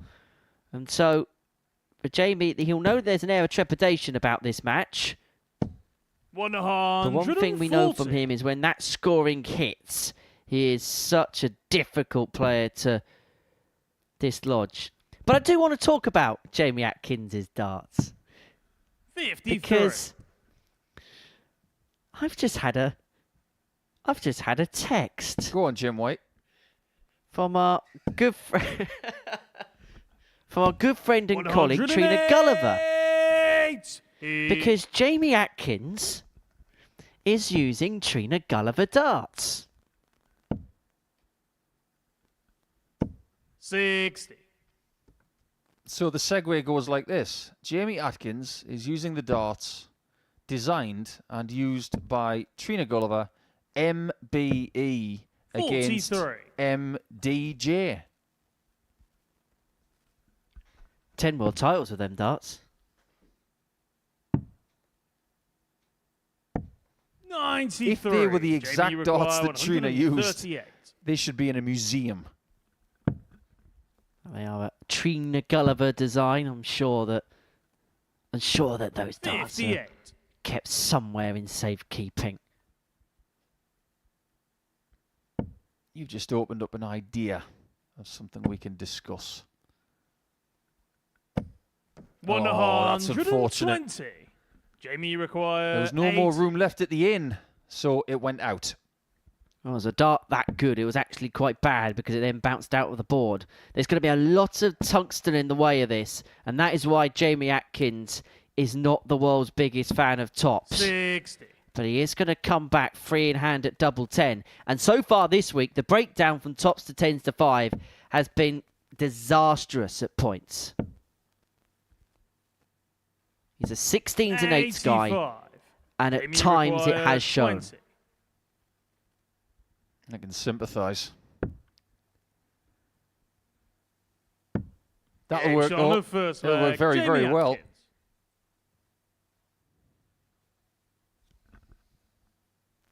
Second leg, it's Max to throw first. He's not the Game first on. Atkins to do it at this level or beyond. There's a couple of Atkins that have the same name 95. and have to be referenced by the town they're from. With the old brackets. Wigan or brackets Leeds. But how about another Atkins? 40. A somewhat forgotten one. From Australia. Wayne Atkins. Played at Lakeside back in 1995. 85. A famous year where Richie Burnett won and the world was introduced to Peter Wright. That's right, you get introduced to the 96. Trina Gulliver darts. Yeah, Wayne Atkins that year, his only World Championship appearance, he lost to Ian Brand of England in the first round. Ian would then go on to lose to Mike Gregory. 58. Great player was Mike. Who ended up losing to Martin Adams, who lost to Raymond van Barneveld, who lost to Richie Burnett. So that's the lineage of the 1995 World Championship with the name Atkins. 137. But here's my question to everybody watching live on Pluto TV, wherever you are. I was watching it yesterday from Frankfurt Airport. You don't have to be at home to watch the darts. 84. Tiger Woods' putter that he won 14 of his 15 majors with. Famous Titleist putter. Basically a priceless sporting 52. artifact. What's the darting equivalent of that? Can't be a Phil Taylor dart because he constantly changed. Michael Van Gerwen, Old Faithfuls. 129. I'll open up that discussion to the masses. What do you think are the most valuable set of darts ever used? 45. Maxi Discuss that a bit more in the next 50. leg. De Jong here looking at 50 to level the scores at 1 apiece. Straight for it. No, decides to be a bit more pragmatic this time. He's had his moment in the sunshine. 10. So why Jamie go for it require yesterday and not today? 131. Your guess is as good as mine. But De Jong is going to come back for free at tops. 55. Maxi require 40. Atkins unable to build on what was a solid start in leg 1. He's got a beautiful guide. He's creeping closer. But how has he not found a way in there? Jamie, you require 76. He wanted to be on double 8, and he is. Max cannot believe he might lose this leg.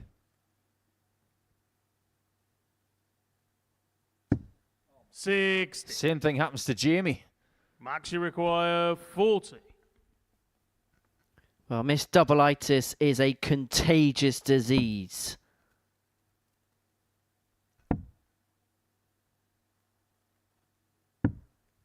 Well, I've got no idea what happened there. Jamie, you require 16. Did that slip out the hand? No, I think that was on purpose.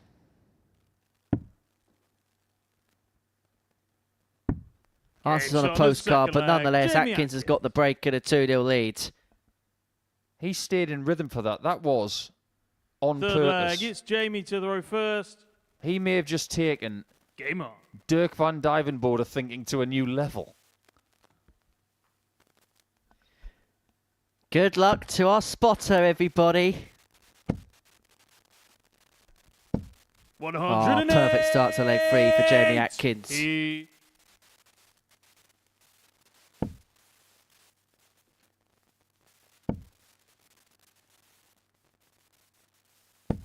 $140.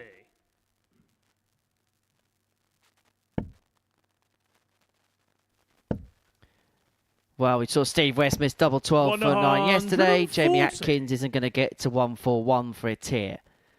But this is a much, much better third leg. He stumbled towards the finishing line to get the break of throw in leg 2, but now he's really looking to push forward and to dispatch of De Jong in very, very quick time. Yeah, the way Jamie's playing right now, it's not going to be 65. Max De Jong, it's going to be Max De Gon.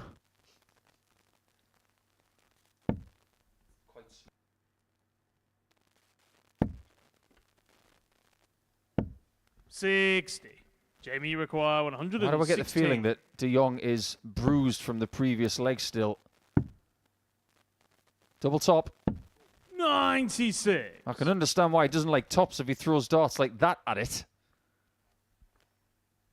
Took out the 116 yesterday, but hit the single with his first dart, and so converted treble 20, double 18. He's going to come back for 2 10s. But this time, Max De Jong is going to apply some pressure. If he doesn't like double 10, he can always go 4 double 8.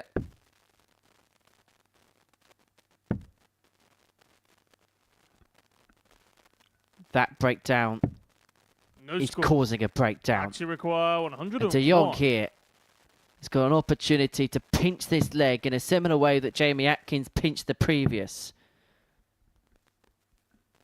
Well, I can get behind that a little bit. He's trying to be creative. 51. Jamie, you require 20. But he doesn't get there. This time, Jamie might.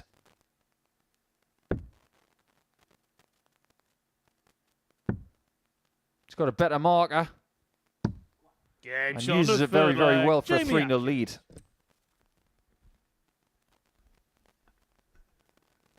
3-0 to Fourth the good leg, Jamie it's Max to Atkins. throw first. Game on. And I've just been sent a video from our esteemed colleague Trina Gulliver, and they are the same set. There is no 96. doubt about that. It's the same set that Trina Gulliver picked up her first World Championship title with back in 2001. So just to be clear, 100. the darts that he's using aren't the exact ones. No, not the set, but a set. They are a replica of what was used to win a world title 25 years ago. 100. How many people can honestly say that they use equipment based on a world championship win from 25 years ago? So, in BDO 91. terms, that's 2001-ish? John Walton. Yeah. I'm sure there's some people using old Walton darts. And as for the PDC, it was obviously Phil Taylor, because he didn't lose between 1995 and 2003. But around about that time, he was using the tall 100. cylindrical darts and plenty of people use those. But it's nice to see somebody using the kit that was used to start off the women's generation. 90. And you have to say, the equipment for that time is very, very advanced as well. 108. Max Italy himself on a Match double, requires applying 75. pressure on this 75. And if it doesn't go, Atkins is going to get an opportunity to win the match. 25 and Game ball. shot on the fourth leg. It's cheeky, Max but Dion. it's delightful in equal measure. Every single opportunity has to hit Fifth the leg, ball. it's He will Jamie to take throw it. first. Jamie Atkins didn't look best pleased, but he has the insurance policy of the throw for the match here. Well, here comes today's dare. 140. You do that against Mervyn King and see what happens. You'll get a really and an eyebrow flick. 95. I think we know what's going to happen if he leaves 150 at some point today. And what's the name of that fella called Daniel that like to do the creative stuff? 100. Dan Lee. Dan Lee, that's right. I can imagine what it would be like for him to play Mervyn on this stage. It would be icier than Superman's Kryptonian bedroom. 85. We haven't seen him in a while.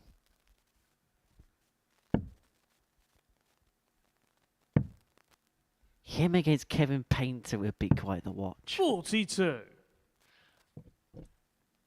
Rivals week. Now, I am down for that. Not sure the players' marshal would be mind. You'd have to have Jamie 100. Atkins against Reece Colley because that would be Wolverhampton Wanderers against Aston Villa.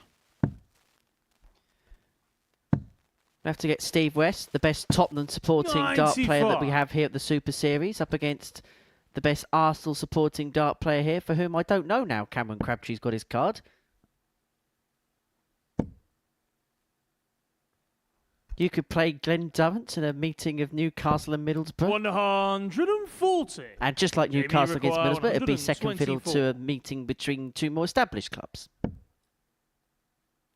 You're treading a very thin line here, as does Max de Jong, Game who has shot lost. And the match. Courtesy Jamie of a Atkins. wonderful checkout. Two great checkouts to finish that match. But it is Jamie Atkins who gets himself a little bit closer to Mervyn King once again with a 4-1 victory. A very steady performance.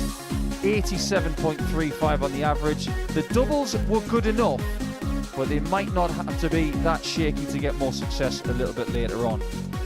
2 rounds down, 3 rounds to go today.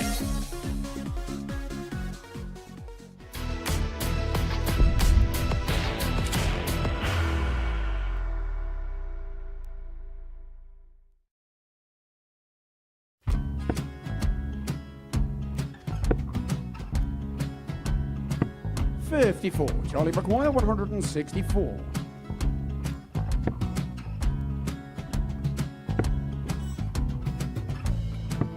44.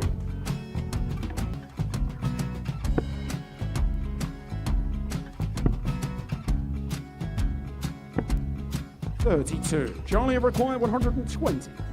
Well, 120. He's got a fair, at least 2 handfuls at this. Just needs to stay 60. there. That's a good shot. Halves his score. Leaves himself on a 2-darter.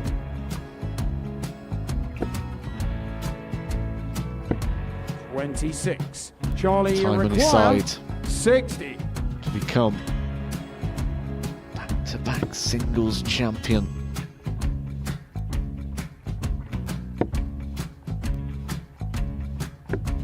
$40. Definitely a couple of nerves in those last 2 darts. But he'll be coming back. The moment he's been in before this situation. Standing at the back of the 81. stage, Charlie approaching the required Oki with a 20. chance to win the title.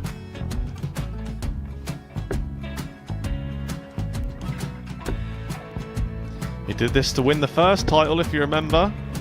11. I think he's gone. Georgia I think required he's gone to 118. bust it, maybe. The first title he won, he wanted big 20, he went 6-7-7 to win it. He had a chance to replicate it again. Yeah, I get the feeling that was for a bust. And 39. on that situation there, George Scaife wasn't even able to take it out going to the 18s on that switch. Yeah, I think he just panicked a bit, but he's done well to get that big one. Sometimes can be the hardest part. Georgia requires 79. This is it. It's got to be 19s. It's got to be 19s for this shot. Big 20 and a double. He's got the first one. He's going to get a match dart here.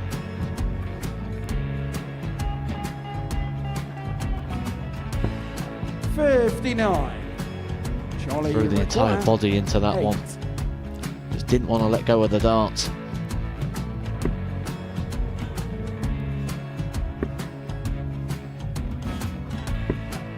No score. He's given George a chance. Georgia require 20. I think George has been quite good on double 10 today. So many opportunities for Charlie Murphy. Couldn't get the job done. The match! And the Red Dragon George Modus Scaife. Super Series Influencers Champion, George Scaife!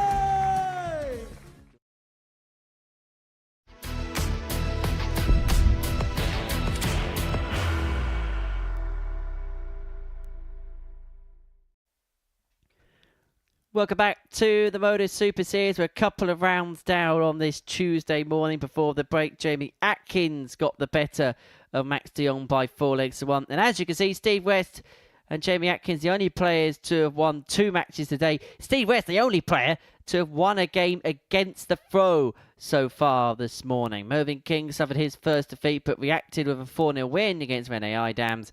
And this is how the table looks.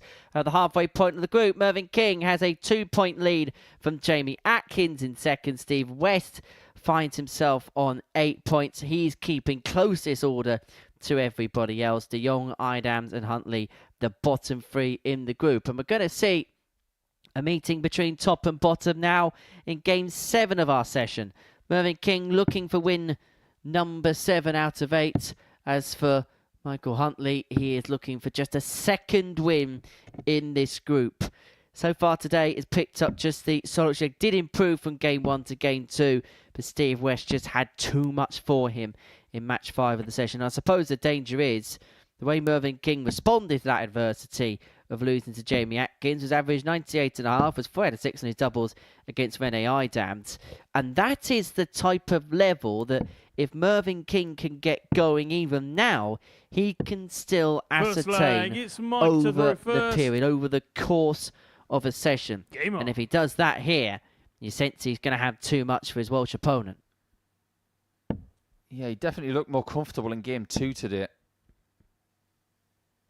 60. He didn't just get an average of over 90, he cruised over it. And that's the first big performance of the day. 100.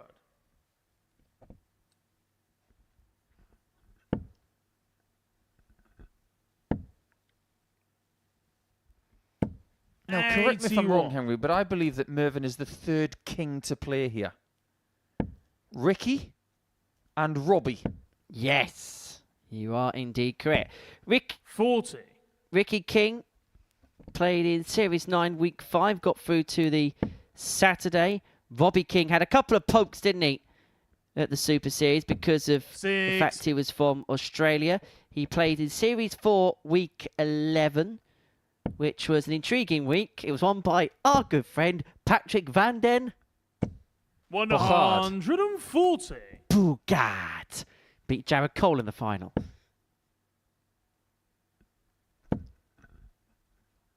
Robbie King was involved in... It's actually quite a good week. Michael Huntley was actually in that week as well. Like so, Gary Stone was there, Justin Hood, John Henderson, Wesley Plaisir. He then played the week after because he made the trip over. He decided to... If he didn't get through the whole week, he got the Group C the week after. And that was a week which was won by our friend from the Netherlands. We haven't seen him in a while, Jeroen Meerk. Yeah, Jeroen was 59. exceptional in week 12. You require 121. And then won Group A in the first Group of Champions week. Just going to lay up for 32. 89. Nicely done. Yeah, that Champions Week was one of the few occasions where Luke Little had played here and didn't win a Group A. It was a Champions Week where Steve West would make the semi-finals.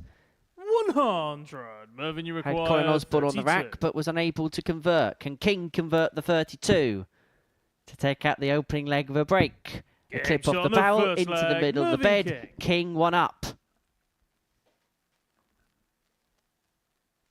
Second leg, it's Mervyn to throw first. Game on. I'm sure you talked about Mervyn's career yesterday, but he wants us to remember all of the things he's won. Not just 137. the World Masters from 2004. Not just the near misses in the PDC, but the International Darts League of 2005. 60. That was a tremendous tournament. Group stages. And he was in the same group as Gary Robson, 60. Mike Veach, the former Scotland captain, who actually won the lottery. Robert Grant as well, from New Zealand. Mervyn would get through that group. And in the 81. knockout stages, he would beat the likes of Co Stompe, Simon Whitlock in the semi-finals, and 43. beat Tony O'Shea in the final 13-11. Around about that time, that tournament was going through a bit of a change. Because 2 years later, Gary 59. Anderson would win that tournament. And PDC stars would be meeting BDO stars in big tournaments like that. And that got everybody's attention. 41. Well, that was at a time where, look, the very elite were with the PDC. Your Phils and your Peterman, your Colin Lloyds. They were still there. The very top players were there. 60.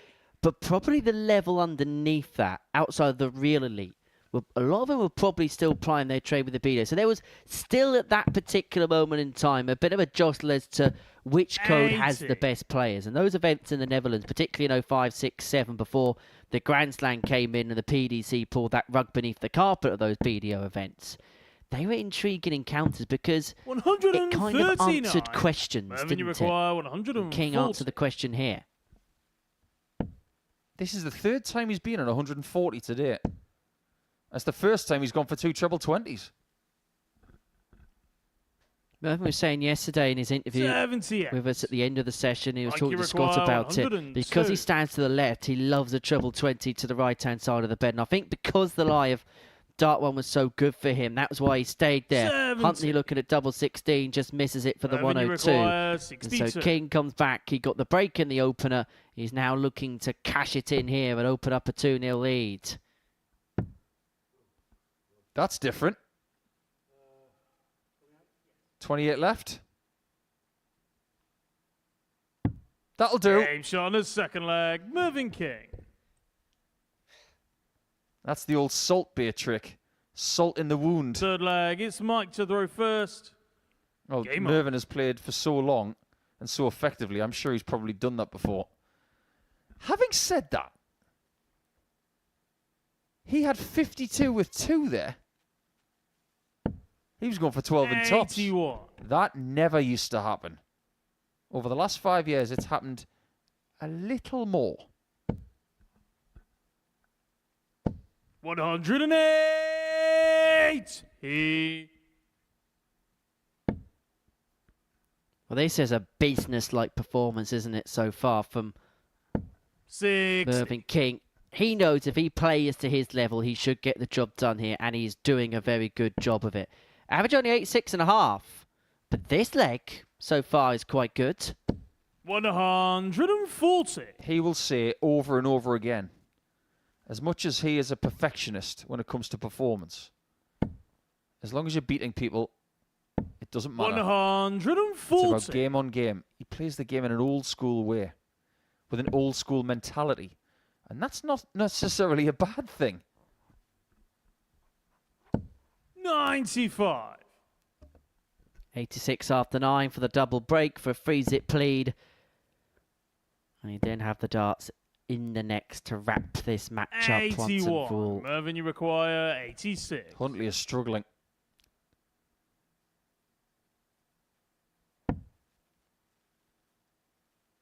He's going to pay him respect and go for the bull.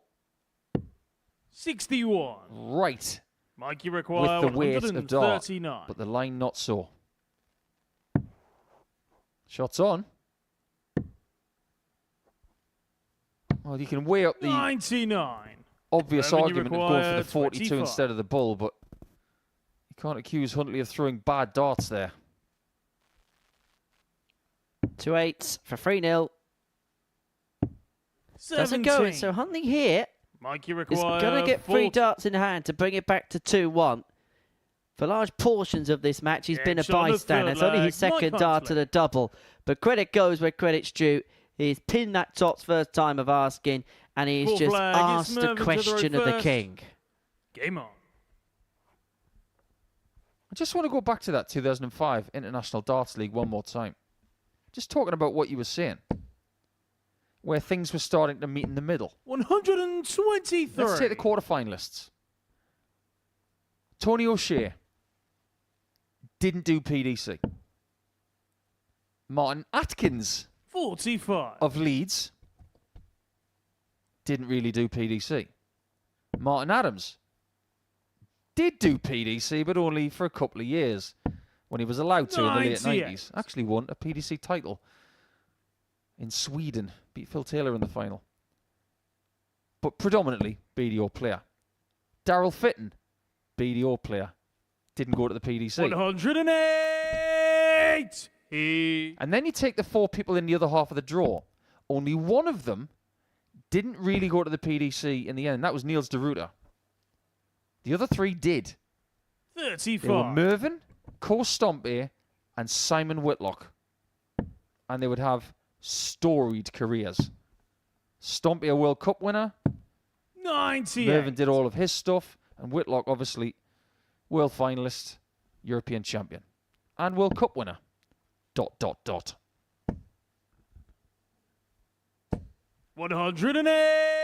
Second max of the contest leaves Mervyn King on a 2-darter after 12 to move himself 3-1 to the good. And just when it looked like 94. it's just Mervyn, you beginning require to 65. work his way back into the contest, Mervyn King may well be shutting off that potential route back in. 2 darts at tops. 25. Doesn't go. And Huntley, who Mike, you was require 2-0 down, 84. completely comprehensively outplayed, may get a dart here to get a leg on the board, but it's going to have to be a dart at the bull. That could have been a lot worse. Now he has got a dart at the bull. 59. If he'd hit a single 5, he Mervyn, you wasn't getting require single to bull 40. combination. Didn't make the most of it, did he? Game And shot on Mervyn the fourth King flag. did not Mervyn need King. a second invitation. 3-1 to the good. He shakes his head because he knows that he should be out of here Fifth by now. flag, It should have it's been Mike far to the more road comfortable first. than this. But he Game on. re-establishes the 2-leg gap. Huntley throwing to stay in the match. You know how old school names are coming back? Things like 60. Alfie, Archie. Well, maybe Mervyn is due a comeback. 134. Michaels have always been there. It's one of the most ubiquitous names in the world. Maybe the most famous Huntley is a place 100. in Scotland, home of world senior champion, World Cup winner in the PDC, John Henderson. Although spelt differently. 60. Yeah, get rid of the E, and that is exactly what you get. Although you know that names will go back into fashion if we see some Nigels pop up before too long. I like a Nigel. Our late friend Nigel Pearson celebrated his birthday on Friday. His posthumous birthday. 93. Mike, you require Jockey Wilson 161. did as well on Friday. We're on the subject of birthdays. Happy birthday to our friend from the Netherlands, 90. Marco Meyer. Yeah, that's game shut. And Jacques Nulat. one of the finest people in our darting family. 128. Mikey requires 71. One of the greatest statisticians and one of the Yuletime great commentators. Great referee as well. Very underrated referee, Jacques. Some of the best dart shoes collection you've ever seen. Well, this might be a collector's item for King. Mervyn, you require if he 86. can finish on the bull the way that Huntley couldn't. Segal leaves the bull for the match. Not to beat. 38. And Huntley's been given routes Mikey back into require legs 47. here. You cannot say he hasn't had chances in this match. He's going to get 2 more double 16. Game shot Takes on the that one. fifth Back to leg. Mike 3-2. Huntley. Mervyn's forced to serve this one out. 6th leg. It's Mervyn to the row first. Game on. And Mervyn's played against one of Mike's best friends many times, Barry Bates. They were actually winning PDC titles around about the same time. 140. One of the precursors to Mervyn joining the PDC years ago was Barry Bates making the UK Open final. 85. Well, he would lose out to a certain Raymond van Barneveld. Champagne Barry Bates, one of the game's true characters. Had him here for the first couple of series. 81. Barry was a great character to have in and around the practice room. That's why it was so ironic yesterday that Mike found a 1-3-2 checkout. Because that shot has the same 95. nickname as one of his pals. And he is treated like an absolute legend back home, is Barry. You ever heard the story of the 2010 World Cup? 100. Barry believes he had one good shot in that whole tournament to nick the semi-final against Australia. The rest of the time he was carried by Mark Webster. I think he won £10,000. 60. So Barry says, effectively, Mark Webster bought me a Range Rover.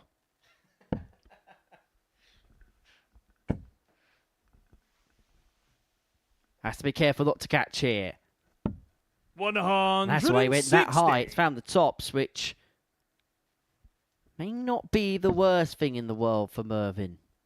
It's double 10 upon his return. To complete a 4-2 win and to move him on to 14 points in the group and to re-establish the 4-point gap at the top temporarily. Double 10. It's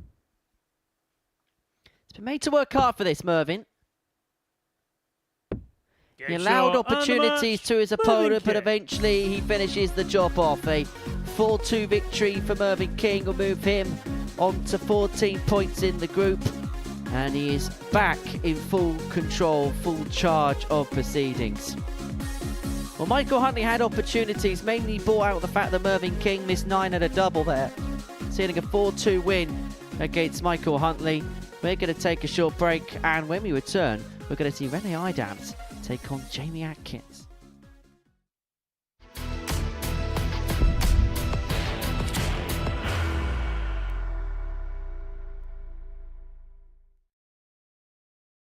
Are you ready to lift that trophy, Darius? Yes. Let's do it then. Ladies and gentlemen, your Modus Super Series 9 champion is Lucky D, Darius Labanowski!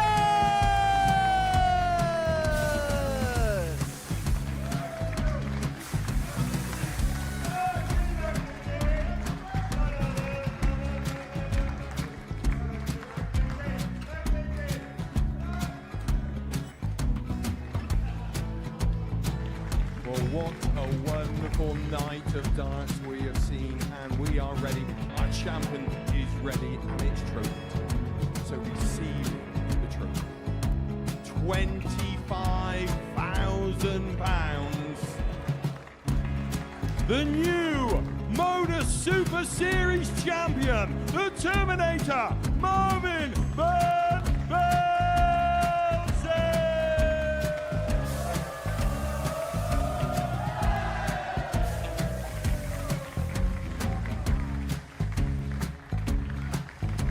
And one more time, the 8th Modus Super Series champion, the Terminator, Mervyn King!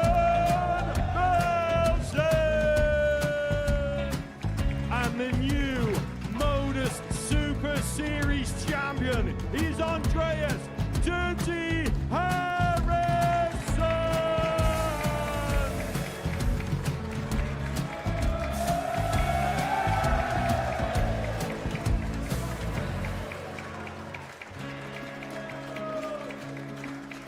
And one more time, the 7th Modus Super Series champion.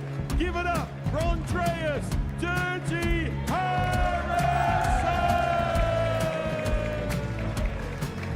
The moment we've all been waiting for. Would you please show your appreciation for your Series 6 Modus Super Series champion, Scott Taylor.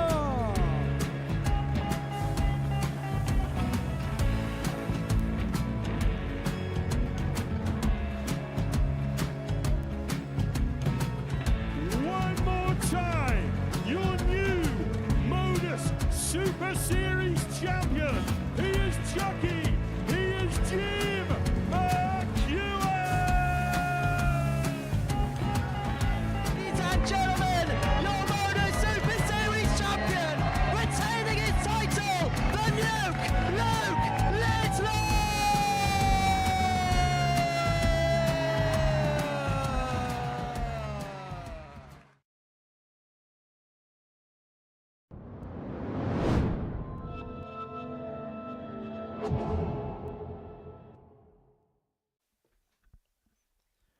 Welcome back to the Modus Super Series. Before the break, Mervyn King got the better of Michael Huntley by 4 legs to 2. Next up for us, it is Rene Eidams up against Jamie Atkins. It's game 8 of our session here at the Live Lounge in Portsmouth. And for Jamie, it is an opportunity to move back to within 2 points of Mervyn King. Up against Rene Eidams, who so far today has had a far from ideal start. 2 defeats from his opening 2 matches.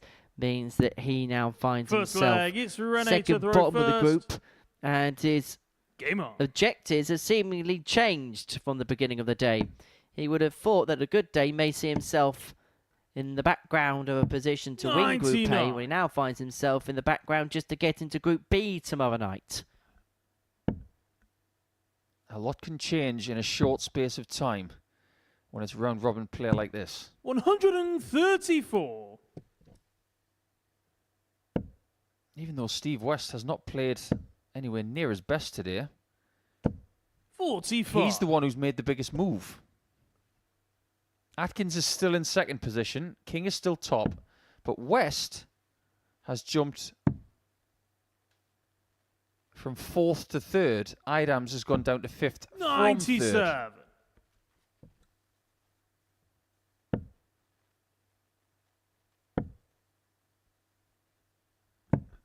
95. As for Jamie, well, they started with a 4-1 win against Mervyn King. Now, wasn't at his best, but you can kind of mitigate the average because of the fact he missed 13 darts and a double.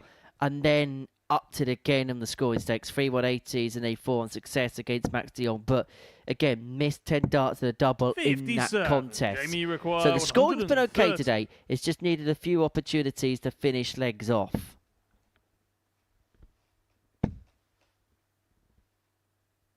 He's going to get those couple of opportunities in this opening leg. Will return for 72 if Eidams not on a finish after 12 on his darts. Well, if you're a 16s guy, 130. Jamie requires 72. You should really start in the 20s.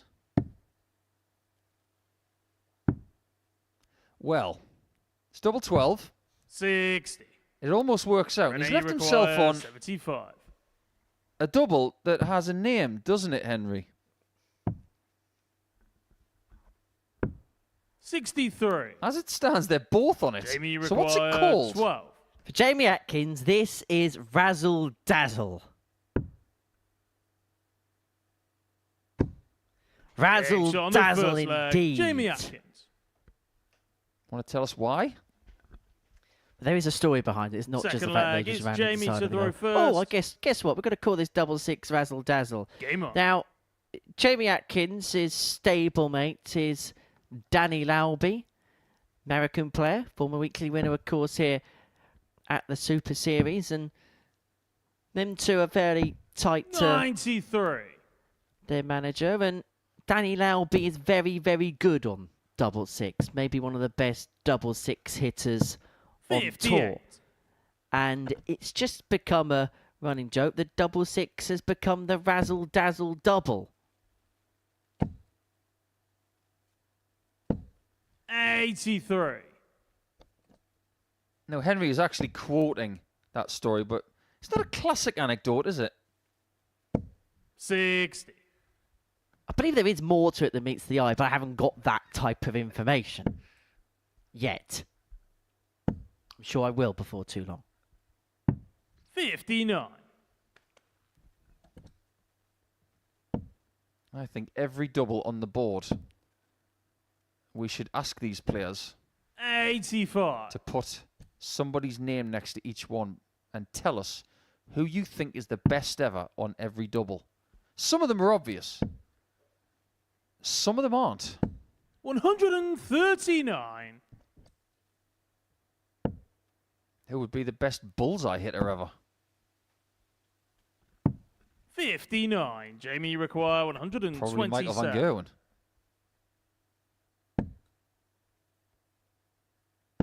And Jamie's not going to leave the bull because he's got a healthy lead. 91. Yeah, there are a few decent bull hitters within the sport. 137. Double 18 left for Jamie 2-0 lead. 36.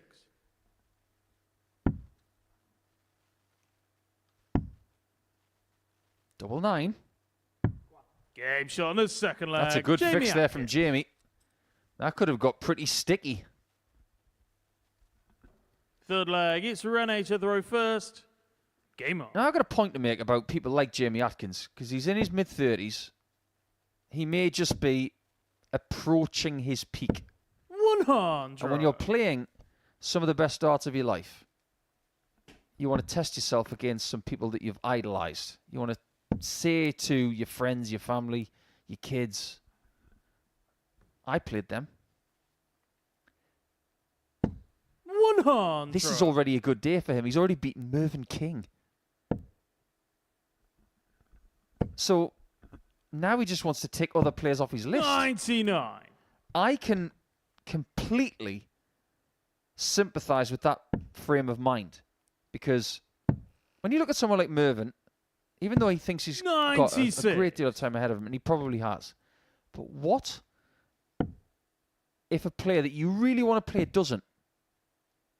I played Wayne Mardle 57. once, and at the time, his career was on the slide a little bit, and I thought, aside from the fact that that's a brilliant visit, this might be the only time I get to play him. The only time I ever get to try and beat him. And I have never been so nervous in a Pro Tour game in my life. 100. Jamie, you require 140. 140 for 3-0. That is perfect for another, but cannot find the second. 100. That's a good dart. Rene, you At a require single 20. He did have the luxury of 145. treble 12 if he wanted it. But for someone who likes double 16 a lot, 97. he's not Jamie, leaving it a lot. require 40. Well, this time he's got a clear view. And he also has a clear view of the double 10. Fives. This breakdown is not working. It's just not 35. working. Rene, And he you knows it. require 48. The thing is, you've got to start leaving 32 creatively. Okay. There it is. Game shot on And the there is that third as leg. well. Rene That is the Eidams. second time today that the cube has had accidental double-double. Fourth leg, it's Jamie to throw first. The treble 12 Game and on. 60, otherwise known as the Bradley Brooks.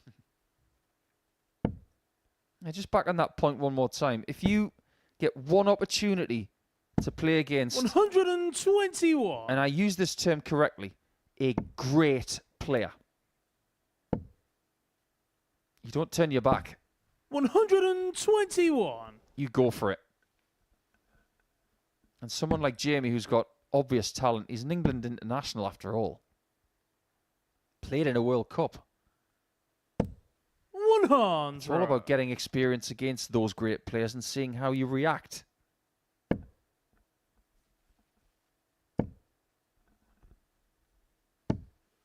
100. It's a strange one when we're going back to the Bradley Brooks point. He goes treble 12 because he hates tots, but then says that double 10 is his favourite double on the board. It's a very, very strange quirk of 58. fate with Bam Bam. It's all about positions. Littler loves double 15. He probably doesn't like that it's number 15. He likes the position of it. 96. People like double 16 because of its position and its breakdown capabilities. 140. I wish tops was actually in the bottom left corner. But then it wouldn't be called tops anymore, would it? But nobody calls it double 20, do they? 94. Jamie require 82. Every now and again, you've got to remind yourself that it is double 20. Well, that bullseye is a little bit shielded. Give the man a magic wand. 51. Wow, he says. Rene, you require No line, 90. no length. And Eidams has got an opportunity here to square this match up. The bullseye. But he couldn't 59. pick that one out. Jamie, you require 31. And so both players left on 31. Atkins first poke to open up a two-leg advantage. Double 8. 2 4s. 27. Jamie Atkins has missed Rene, you 10 darts at a require double in 31. this contest. How often do you see two players on 31?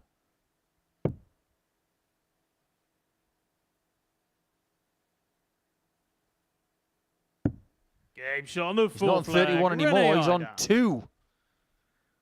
And has got the throwback. This is a situation that will irk Jamie Fifth Atkins. leg. It's Rene to throw first. We had a similar Game kind of on. game to this yesterday against Max de Jong, where he should have been in complete control of proceedings. Ironically, actually, it wasn't the 100. doubling that was the problem. It was the scoring, which at points was a bit of an issue.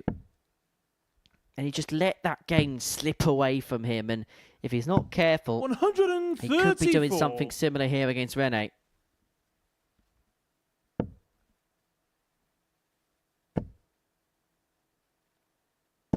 $140.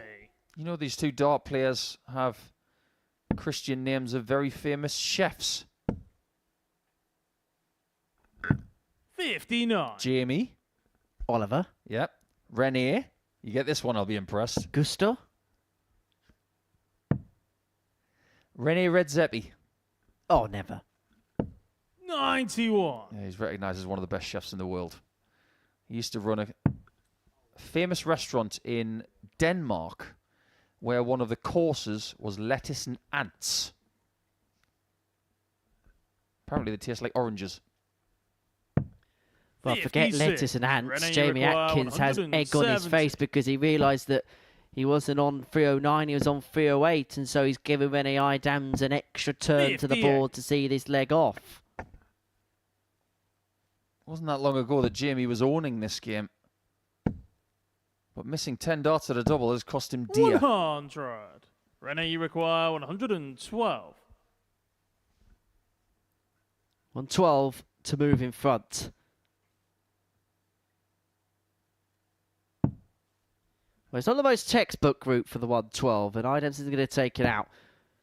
52. But Atkins here, Jamie, you require to 152. establish his authority, needs to find something mesmeric, but he's not going to find the 152.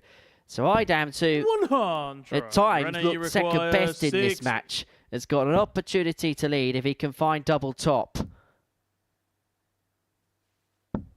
20. But he's unable to take Jamie, you advantage, and so require Atkins here should be 52. looking at the 16s corridor.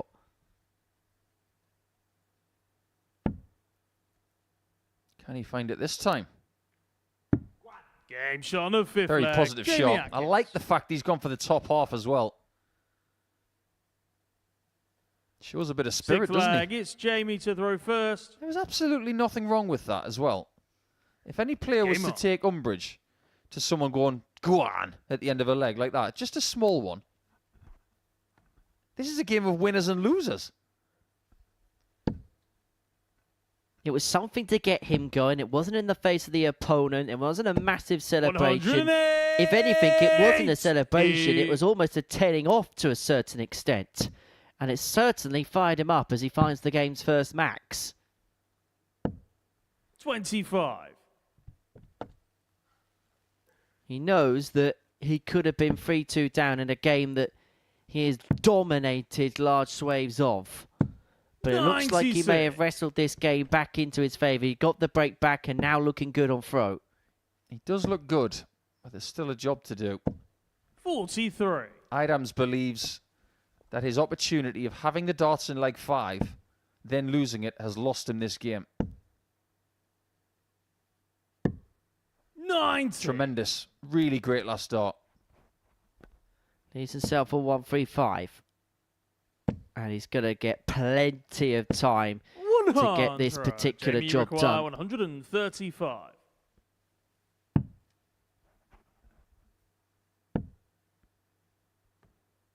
He's got a blocked treble. 99. But my word. That might just be the dart of the day. Managed to work away through. And that's a no-look 180 from Rennie Eidams. It might be a parting 36. shot, but it's a classy one at that. And that is a perfect guide. Surely now.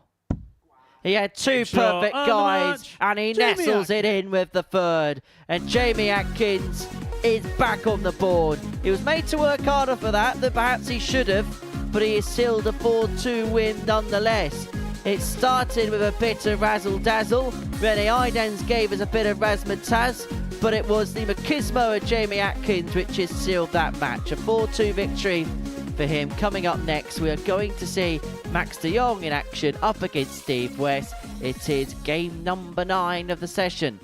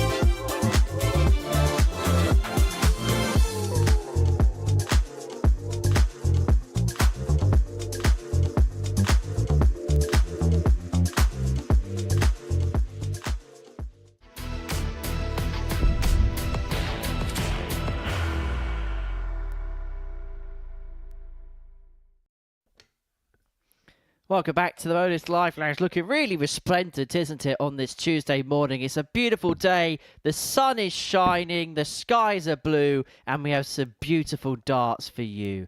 Game number 9 sees Steve West and Max de Jong go head-to-head. The pair smiling ahead of their battles, and it's Steve West who's had the better day of the pair, winning both of his opening matches. For Max, well, he won game 1 against Michael Huntley, lost 4-1 to Jamie Atkins in his second game. It's a big game in terms of the race for Group B. If Max can win this, then Jamie will probably feel safe that he's going to get a minimum of a Group B spot and then be able to push up the table and try and dislodge Mervyn King at the top. First But leg, for Steve West, if he can win this, then he can open up clear daylight. Game on. He'd have a 4-point gap on 4th place. And as he mentioned in his interview this morning, that is going to be the goal for the next couple of days. He said in his interview that winning Group A is very unlikely now. And so, yes, he's going to give it the best go possible, but his attention will divert in making sure he gets into Group B minimum requirement. Both players kicking off Max in this one. Max what? 140. Max 1. Steve on Max 1. It's a great start. 121. It feels like it settled them down immediately. Steve had a little look up here. He really wants to get one this week, doesn't he? He was staring up here when he missed the second attempt yesterday afternoon. And when he's in this mischievous kind of mood, when the brain's telling him and that 41. little devil comes out, A, he's a dangerous player to play against. But B, he's great fun to watch. But that's a great start for Max de Jong. An 11 darter, and it is reciprocated and respected by his opponent. Second leg, it's Steve to throw first. And Steve West will put his hands up and say, 11 darter, on throw, leg 1. Not much really I can do about that. Well, he could have hit a 9. 64. That's it. He didn't. Leg over. I think these two will get on pretty well in the practice room. 81. Max being Dutch-speaking. And the only other Dutch-speaking person in the practice room is Mr. West. 100. Max's English is also very good. Really nice chap as well. Away from the jockey. Had a little conversation with him this morning prior to 80. Play getting underway. Really looking forward to the opportunity that this week provides. It's been a little while since he's been here. And I think his goal for the week is to really showcase his talents and tell the world exactly how good he is. He's got some interesting ink, hasn't he? 140. You don't see many dart players without a bit of ink. Even Chris Dobie's got a 140. bit of ink now, hasn't he? I wonder who's got the best ink. Simon Whitlock's dartboard roulette table piece of work on his arm is very impressive. 40. Steve require 100. Joe Cullen's got so much ink he looks like Dwayne Johnson. Was that the moment for tops? 40. Max require 106. Debatable. Dart 1 was sat perfectly, wasn't it? First, just a little crash in with the second. But the 160 here for de Jong. The second treble goes the other side of the wire. Steve West nods his head. 90. He knows he's coming back. Steve requires 60.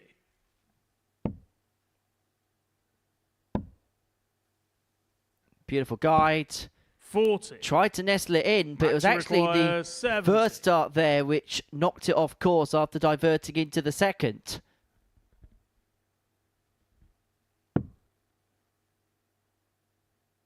That's the peril of going bull first on 70. Having said that, when you hit it with the last dart right in the middle, fair enough. And I mean, it was right in the middle. To throw first. Game on. He might be smiling on the outside, but he will be seething on the inside. If he gets an opportunity at something flashy, Westy's going to go for it now. He's going to show him. If he leaves 120, he might go 3 tops. 140. Or a single bull shot. He does have that mischievous side to himself, Steve West. He's tremendous 60. to be around when he's like that because he likes a bit of a joke. He likes to have a bit of good-natured competitiveness. Yeah, but be careful because that good-natured banter is usually at your expense. 60.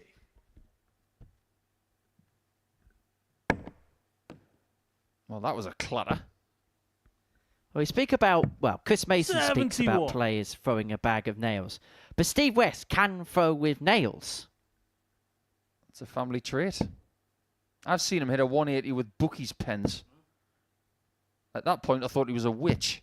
59. Well, Max de Jong, if he's not careful, may have unlocked the line from the wardrobe.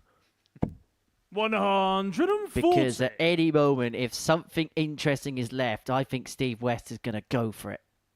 But this is an important game, though. This isn't just an exhibition match at 12 o'clock on a Tuesday afternoon for our pleasure. West, with defeat here, be kept on 8 points. De Jong would move back onto that mark. And suddenly we've got a bit of a race on. And Jamie Atkins will feel like he's in a salubrious position on 12 points. 85. Nice use of the word salubrious. That's a very underrated word. And the words of Krusty the Clown, that's our word for the day. 134. Yeah, good use of the treble 19. 145. Now what does West want to do? Is he trying to leave bull? 57. Max, you require 65. We saw it, Steve. But Max sees this. Tops for a 3-0 lead. 25. Steve, you require 88. How Steve West, in the back of his mind, would not mind a go at the ball here. But it's double 18 for double 16, and that would have been 56. even flashier. Max, you require 40. That was a brilliant attempt. It may not be enough. Game shot on the third Unfortunately leg. for Max Steve, de Jong. it is not, and he's 3-0 down. It's just not happened for Steve West. But you've got to give credit here to Max de Jong. It's Yes, Steve we've to throw spoken about first. some of his on. exhibition play in this contest. I figured it out. I know who Max de Jong's throw reminds me of now. 108. It's Hope I Poor.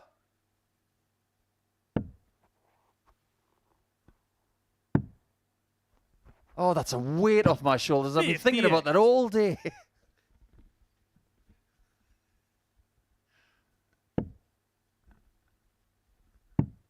Yeah, he's played here at the Super Series, granted only 43. once prior to a World Championship appearance. Got through to the Saturday night, where he lost in the quarterfinals. Andreas Harrison, shocker, won that night. Richie Howson was the runner-up. 96. John Henderson, Adrian Gray and Alex Small were the other finalists. But some of the other players that were involved that week, Bradley Roos, David Schlichting, 58.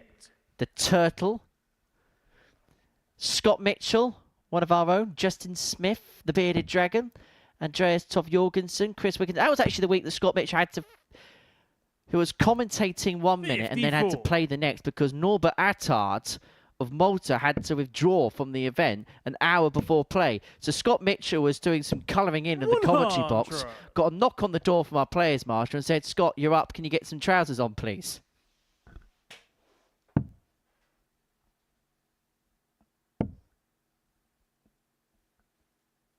What is West going to 82. do on this number? Steve, you require 120.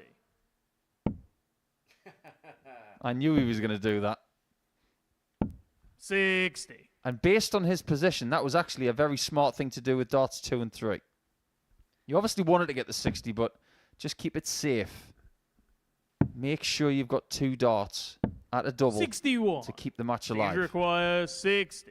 Funny darts is better than good darts is better than bad darts. Game shot, Well, the fourth leg. Steve West can breathe a sigh of relief in more ways than one there. He's got a leg on the board. And we know what would have happened if Fifth Max de leg, Jong it's got a Max to poke at throw the 150. Game on. Chubba 19, Chubba 19, double 18.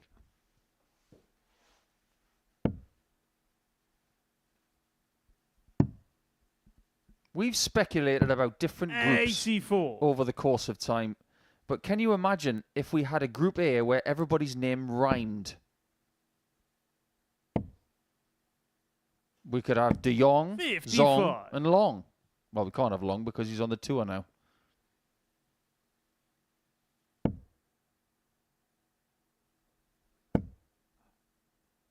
Well, let's have a look at the players' side on actions then. For Steve West, we've analysed this so many times. There's nothing that really changes. Yeah, it's very compact. Zero backlift. 125. Bit like Devon Peterson, but from very, very different positions. There you can see De Jong has got that right angle of a throwing position. A little bit of drawback and a thrust forward, which is working very well in this game. He's 60% on the doubles with a 91 average. 140. He's in a position to win it now. 137. Ironically, this is one of the best statistical performances of Steve West's week. But he's up against someone who's having his best. 96. As much as it's been a fun game, it has been a good game. And talking about good game, Max de Jong is looking to play his cards right here until a 4-1 success. It means that him and Steve West will both be level on 8 points. Double 12. Wraps it up and wraps it up nicely. Really good performance that for Max de Jong. Again, played in good spirit. It was a good quality contest. But for Steve West, he'll be the first to know that he's let an opportunity slip there to really take charge of his predicament in the group. Max de Jong, a 4-1 victor, average in excess of 90, the doubling good as well, 4 out of 6 on the outer ring. He's beaten Steve West by 4 legs to 1. Coming up after the break, it's the bottom 2 in the group going head-to-head as Rennie Eidams takes on Michael Huntley.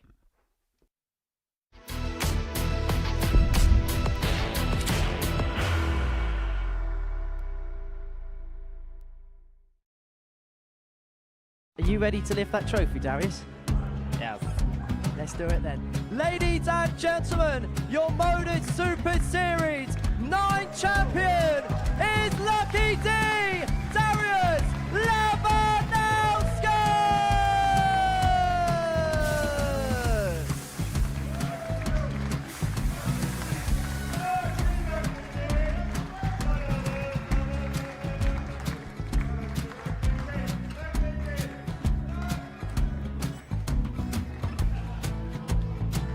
Well, what a wonderful night of darts we have seen, and we are ready.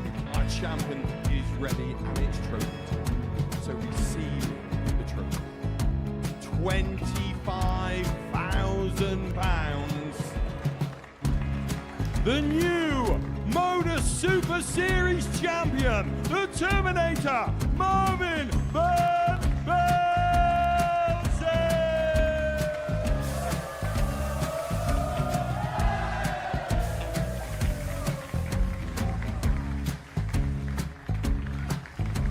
And one more time, the 8th Modus Super Series champion, the Terminator, Mervyn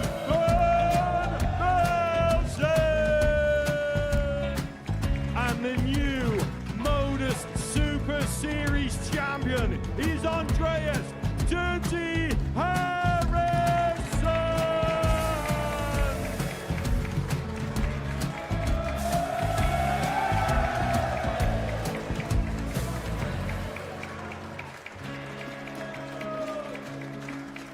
And one more time, the 7th Modus Super Series champion. Give it up for Andreas Dirty Harrison! The moment we've all been waiting for. Would you please show your appreciation for your Series 6 Modus Super Series champion, Scott Taylor!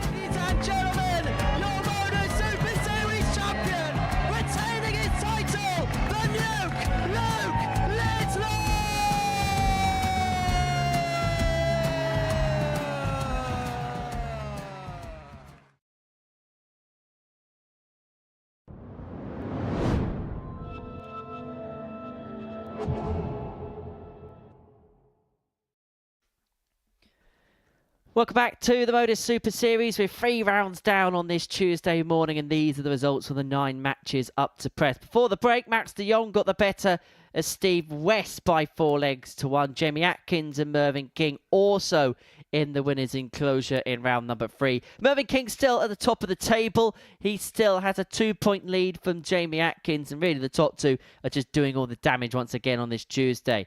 And that win, because of the scoreline of it, has actually put Max de Jong ahead of Steve West into 3rd position on 8 points by way of legs difference. Rene Eidams and Michael Huntley, they're the bottom 2 players in this group. And they go head to head here as we begin round number 4 of the day. Both players looking for a first victory. Both players looking for confidence boost. For Rene Eidams, lost out 4-2 to Steve West in his opening game, 4-0 to Mervyn King. And then 4-2 to Jamie Atkins. And so, statistically, when you look at it, maybe his last couple of games of the day will be the 2 that he looks at on paper and potentially thinks, right, these are the 2 that at the start of the day I would expect to get points against. But First leg, it's Rene to throw first. Game on. Michael Huntley will be hoping to get back on the horse. It's been a chastening day for him so far, but did show signs against Mervyn King. Yes, he had to be 96. given the opportunities by his opponent, but when chances did come and go, he was able to more often than not take advantage of them. You've got to be playing at a level 6 that will trouble your opponent at some point. That's what he started to do against Mervyn, but he was able to lift it a little bit. 100.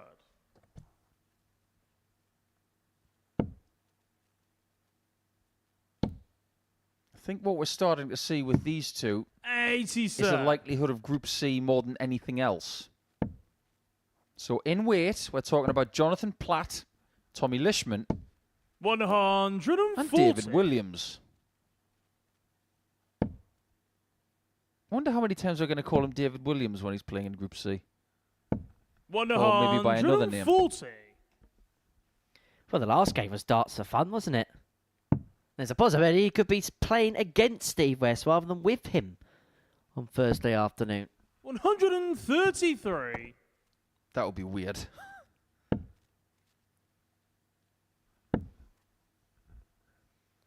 Yeah, I don't think it's going to be darts for fun this week. I think it's going to be darts for winning. Game shot on the first leg. Well, where's that Rene come Eidams. from Eidams? That hasn't been there all day. 13 darter to Second open leg, up. it's And Mike to throw for first. Michael Huntley, the Game misery continues to be compounded. I think that'll be the disappointment, because that first dart there was perfect. The shake of the head sums up how he feels, because he knows that he should follow that. He does so with dart number 3, but it slips like that in a group like this make major differences. If I were going to have a word with 60. Mike about his setup, I'd say, yeah, I know you've used the slim flights for a long time, and I know you like them to land like this, and they travel with pace, but he's 95. losing the line. I don't think it's necessarily about technique. When you use slim flights, you've got to be perfect. 140. There's zero forgiveness with the darts flying with these slim flights.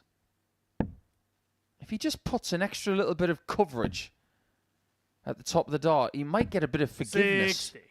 Something like a kite shape maybe, or a small standard, or even a big pear-shaped flight might give him that extra bit of drag which can correct the dart in the air. 121.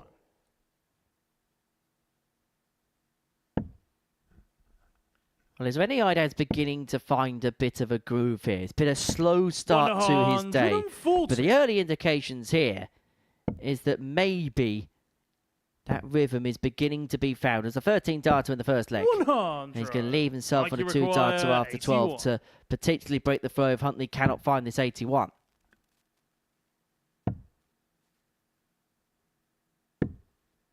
He 32. can't. Rene, you require 80. Eidams is going to have to move on this shot, unless he hits that. 70. Mike, you It was require also positive 49. until dart 3 was missed. Now things can change oh so quickly. 2 darts in his hand, a double 16. on And the now we have a second level leg, match Mike at 1 Huntley. apiece. Third leg, it's Rene to throw first. Game on. I forgot to mention earlier when Rene was playing against Mervyn King 95. that we would reference the nickname of Eidams as a cube. Where Mervyn's from, they'd call it a cube because of their accent. 35. The person who embodies that accent more than anybody else is Darren Webster, someone who's been here and played very well. 60.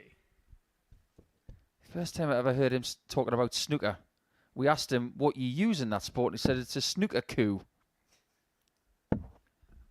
I love Darren. 108. Yeah, certainly made his imprint, didn't he, at the Super Series?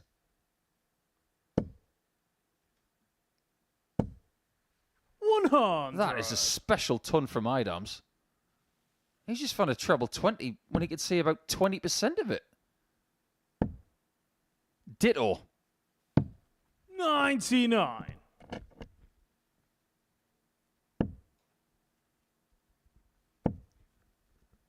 Well, there's nothing smelly about this game, is there? 140. 140 there for Eidams. Leaves himself on 106 after 12. He's coming out smelling of roses right now. Something's definitely kicked in, that's for sure. 100. Rene, you require 106. Whatever's going right now, remember it and keep doing it. That's different. Again. Has he left himself on double 14 inadvertently again?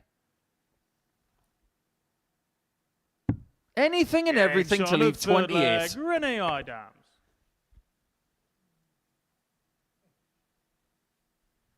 Fourth leg, it's Mike to throw first. He might well be the best accidental hitter of a double anywhere. Because that's not the first time he's done that. 137. It's not the first time that Mike's done that. Scoring in this game has been really good. I don't say that as if I'm surprised. 58. But these are the two bottom players in the table. Well, the indications were before this game began that these two were struggling today. And sometimes we can see these types of matches become just a little bit of a slugfest. 100. But these two are punching in their best numbers of the week so far against one another. And for Rene Eidams, he has found another level. We know he's capable of this. He's shown it in the past. But so far over the course of the first 2 days, there's been no tell that this 55. level was in sight. 6 darts on 2-6-3 to move 3-1 up and get the break. He's not missing that target hardly at all. 140. But he is one of those players, Rene, that when that first dart hits, and if it hits well in the board, he can follow up. And he's finding that a bit more here. If he keeps playing this well, Rene, you require this performance is going to be a bit like hello. That's well before your time, isn't it? 91. Oh, Mike, yes. you require 149. I don't know what you were missing. Michael Huntley knows exactly what he's missed. 26. Rene, you require For a second 13 darter in this contest. Double 16. Bottom corner is located. 3-1 Eidams. He gets the break, averaging 103.14. He does have a chance of having the best Fifth performance of the leg, week it's so Rene far. to throw first. Game on.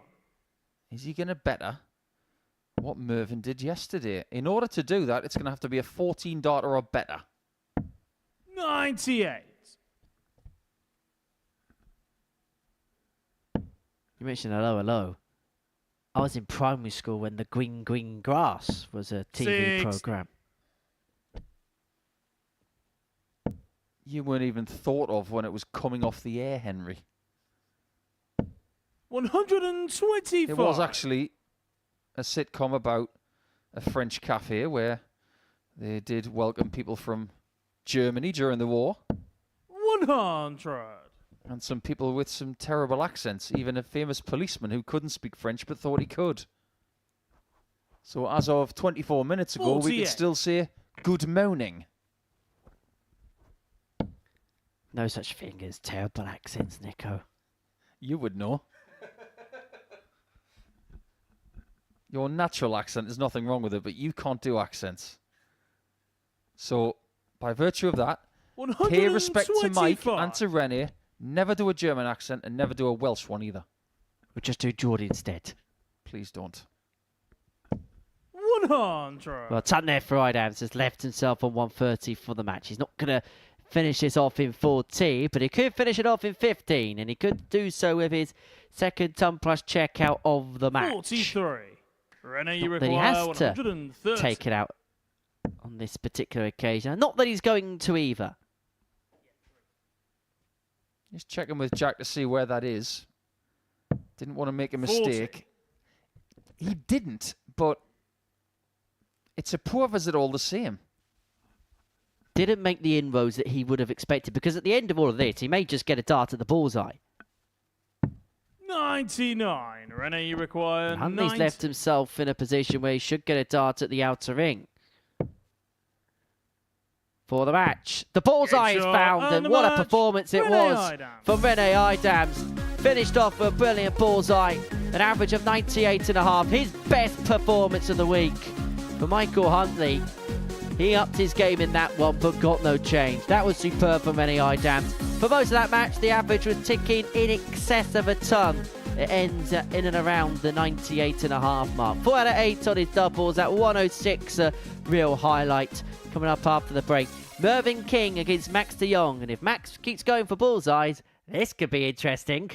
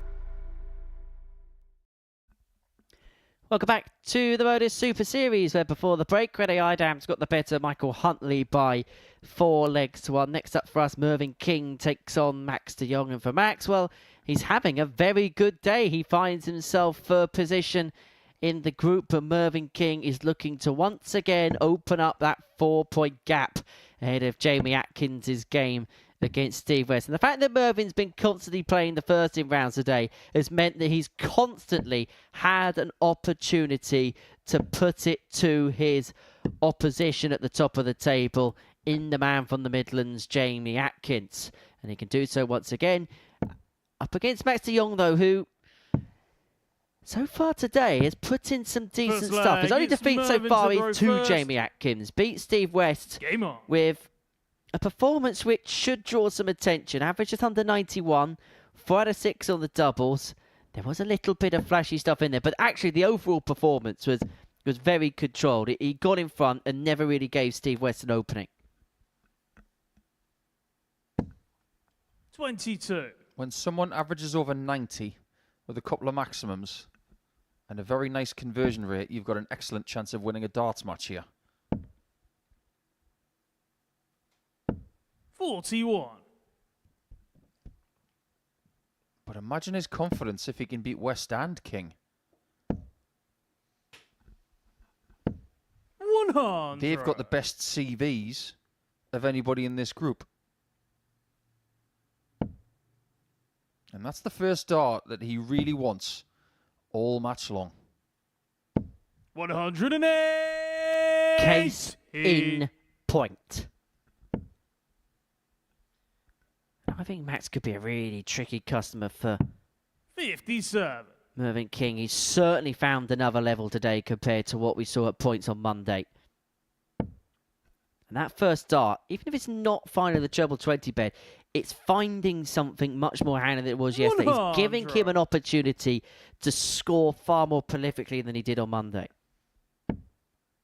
Perfect days are great, don't get me wrong. 84. But a lot of the time they don't actually give you success in the right way. Look at Colin Osborne. He's had 3 perfect days in a week and still didn't win the week.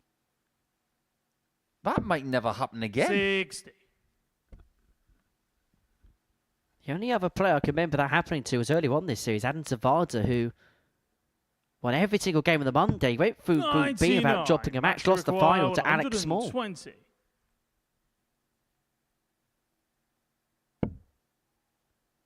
That's a great dart. Looks like he's going left of that single 20. 100. He was right on line. Mervyn, you require 138. So King looking at 138. Not to be. 58. So de Jong will come back. 3 more for the break. 20. Double 10 to put a spanner in the works for Merv. Looks like he's got something in his eye. That can happen sometimes, and you definitely need your eyes for a shot like this.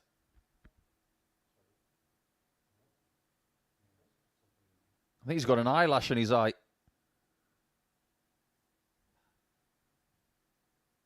This is a really tricky situation. He wants to get this one.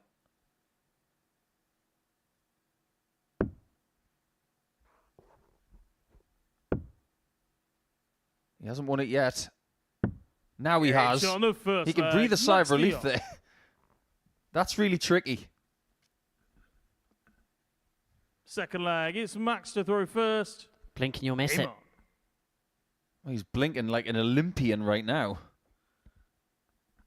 It's like he's saying something in Morse code, and Mervyn King trudges straight back to the drinks table. Yeah, what's he saying?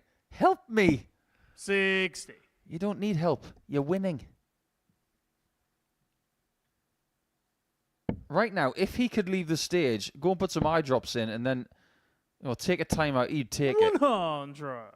He might have to handle this the rest of the game. And who knows, the way these two are playing today, this could be a 7-leg match. He could be on that stage for the best part of 20 minutes with a blinking issue. 60.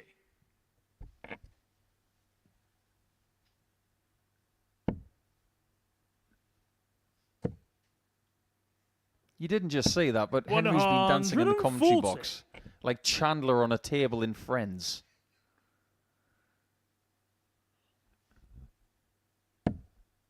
There's a word springs to mind, and it rhymes with hinge. 100. I just know a good punchline when I see one. I think when it comes to darting punchlines, 140. on the Oki, maybe Mervyn is the king of that. Some of the things he said to his opponents have become maybe the most used memes 57. of the last 15 years. 121.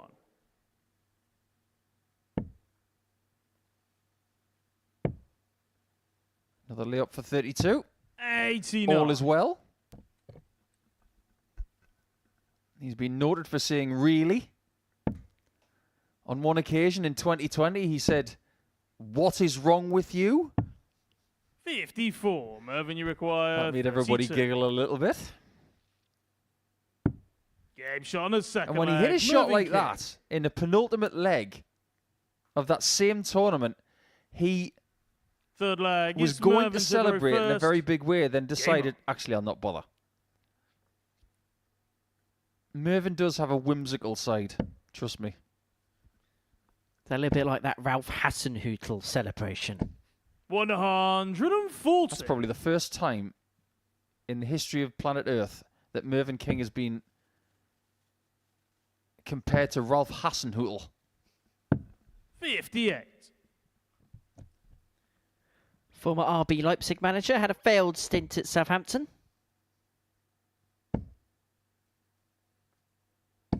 But this is far from failure so far for Mervyn King.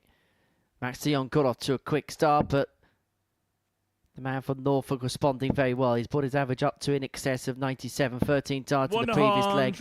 And it looks like he's going to leave himself in a similar predicament in this leg on throw.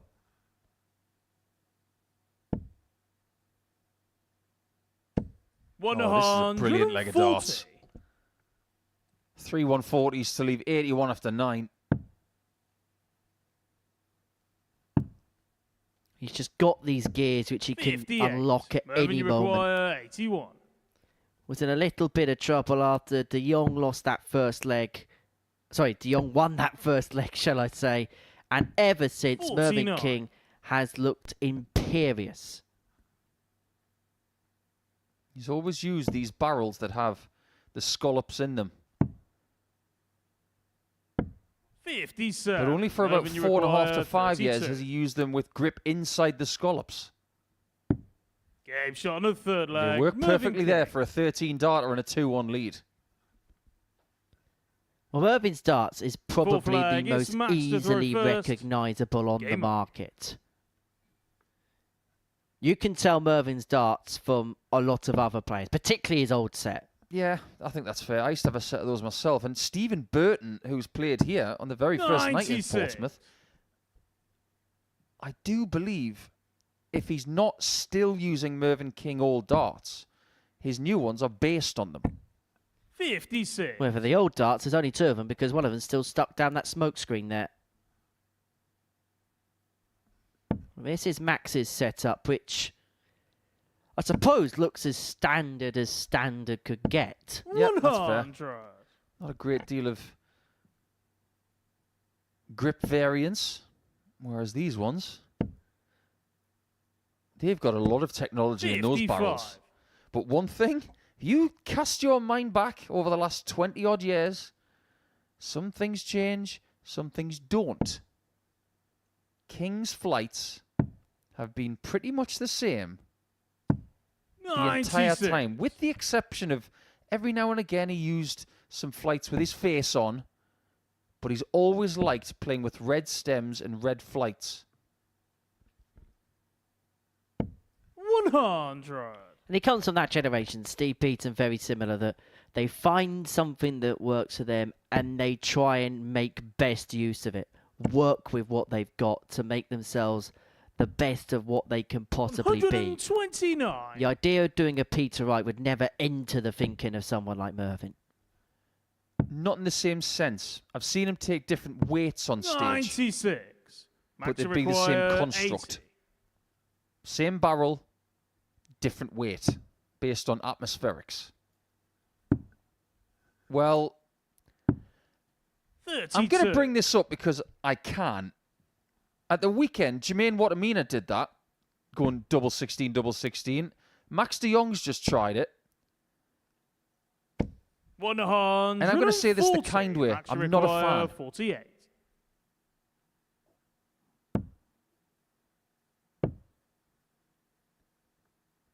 What on earth? 20. Mervyn, you require 54. This could go oh so wrong for Max. From a bad choice. Game shot on the fourth leg. Mervyn King. I'm not saying this in a nasty way, but that's karma. If you Fifth make a leg, bad it's choice, Mervyn to the row first. be prepared Game on. to reap the whirlwind if your choice is a bad one. Double 16 for 64 is not the right thing to do. He found himself perplexed 22. in that leg and has suffered the consequences. Well, Mervyn King doing there something that he's done for the best part of 30 years. His opponent makes an unforced error, and he made sure that he was on the scene to capitalise upon it. 85. And I just wonder whether that could whirl through the mind of Max de Jong, who has done a lot of good today. Has played very well at points today. But is that one moment going to be the slight unravelling to how Tuesday goes? Well, if somebody for your birthday or Christmas gets you a book on how to play Mervyn King, Chapter 1, Play Smart, the end. 95. Easy to read.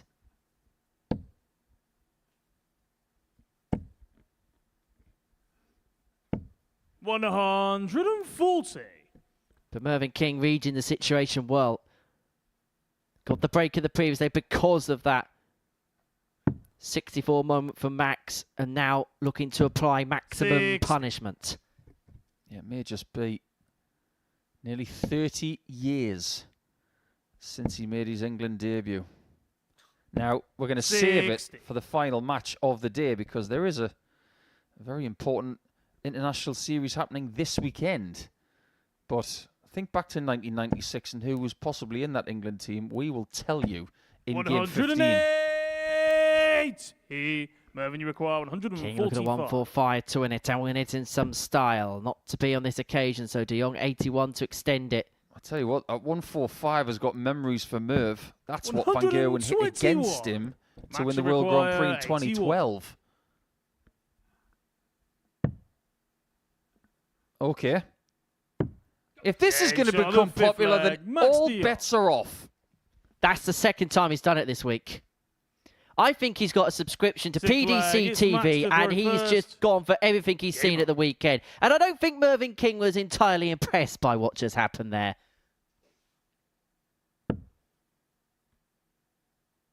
You're not going to find that on any checkout cards anywhere in the world. 100. Apart from something that's endorsed by a certain two-time back-to-back champion here. I still don't like it.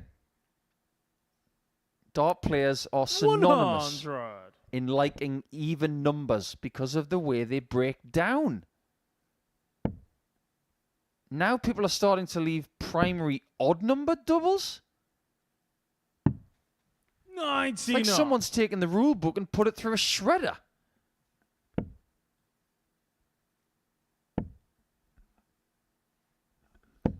$125. Well, last night the Baller League got underway in indoor football, and Max de Jong with a baller's outshot there. And if he's not careful, though, if Mervyn King can rattle off this leg, he might be bawling his eyes out. 83. The Baller League. Yes. Is that like five-a-side? Do you remember Masters football? Yeah.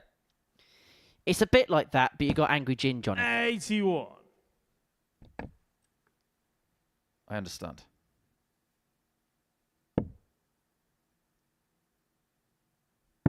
Some people very much like it, some people very much not like it. 59. Well, Mervyn's going to like Super Series life if he wins this match. He would be guaranteed the lead overnight. 171. If he hits double 12. Match require 160. But there's an if before that. If he gets a look at it. Tops. 140. Is that his chance? Now Merv can put him away. Require 24. Well, this has been a really good performance from Mervyn King. Re-established the lead and has not looked back. Double 6. Doesn't 18. go. And Max de Jong has got a reprieve. 20. He could be 3-3 with King with an average 10 fewer.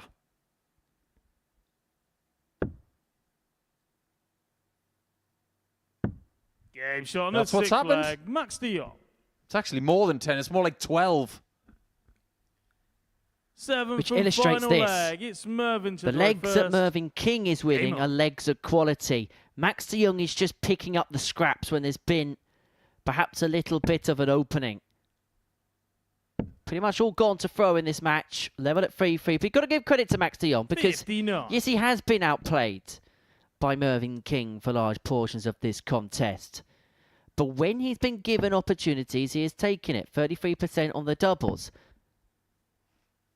He's posing the question. He's posing a big question now. 180. The question is in bold.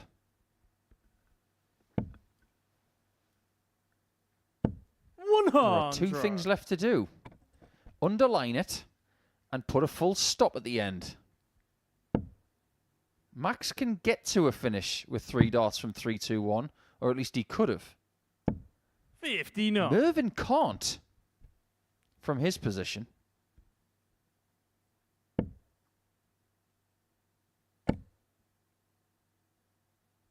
100. Not enough, really. Only a 20-point lead.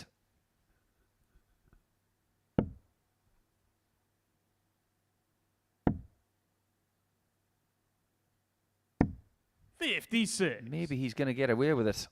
He's got 6 darts from 242. He's not going to get to a finish, is he? 80. The answer's no.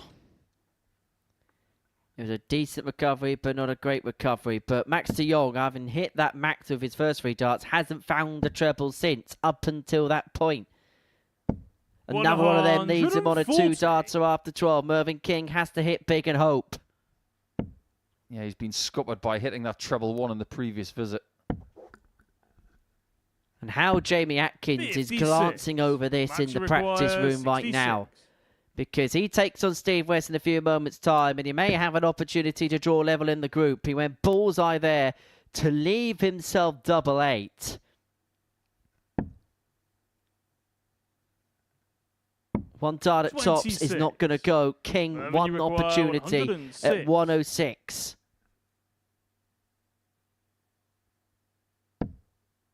Chance is gone. You can think what you like about de Jong's Max approach on require 66. 40. But you know exactly where he's going now. Tops for the win. Double 10 to put him onto 10 score. points, but he's found double 15. He didn't want Mervyn, it you there. require 66. And Mervyn King is looking at 66. Now he's looking for his route towards victory.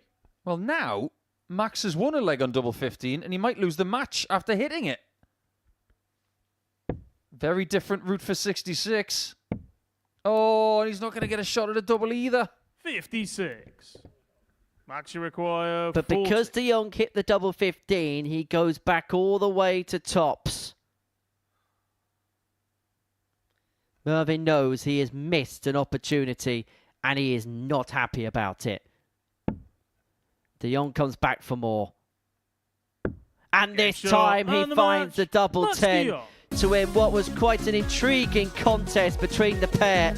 And for Mervyn King, his vice-like grip on this Group A is being slipped away slowly but surely. For Max de Jong, well, that was a message to somebody back home. He moves on to 10 points in the group. A full free win against Mervyn King. And that's opened up the door now for Jamie Atkins to move level on points. If he can get the better of Steve West after the break, then he will be on 14, and suddenly things get very, very interesting.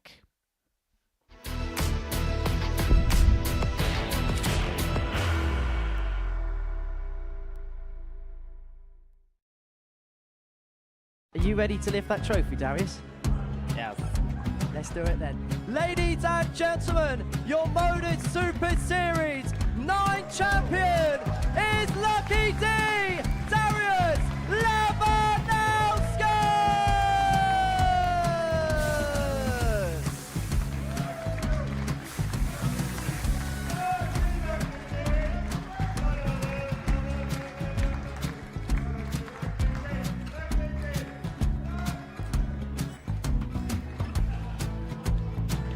Well, what a wonderful night of darts we have seen, and we are ready.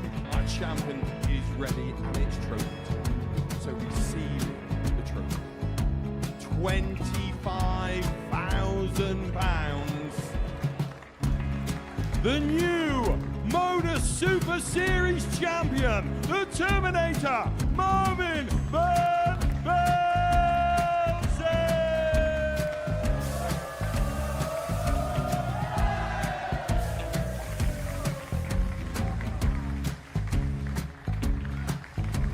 And one more time, the 8th Modus Super Series champion, the Terminator, Mervyn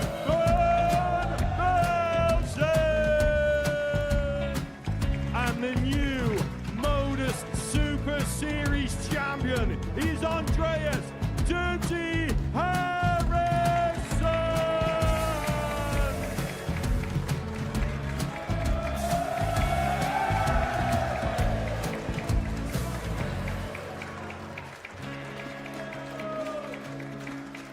And one more time, the 7th Modus Super Series champion. Give it up for Andreas Dirty Harrison! The moment we've all been waiting for.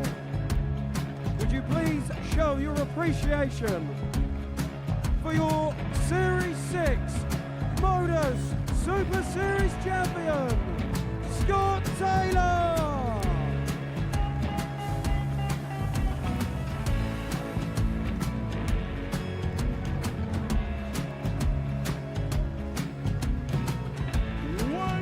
Time, your new Modus Super Series champion. He is Chucky. He is Jim McEwen.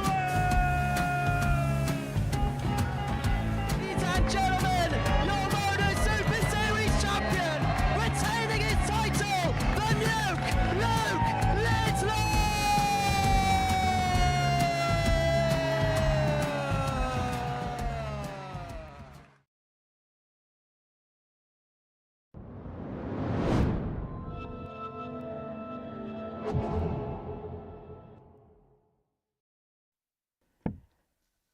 Welcome back to the Modus Super Series, where before the break, Max de Jong got the better of Mervyn King by 4 legs to 3. Hit 3 180s in that match, crossing the line eventually.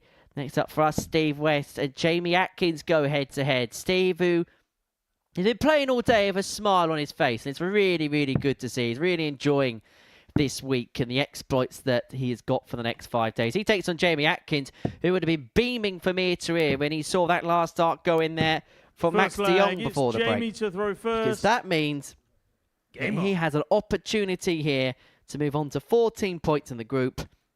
And then it is Battle Royale in the final round of fixtures to see who goes where and who does what.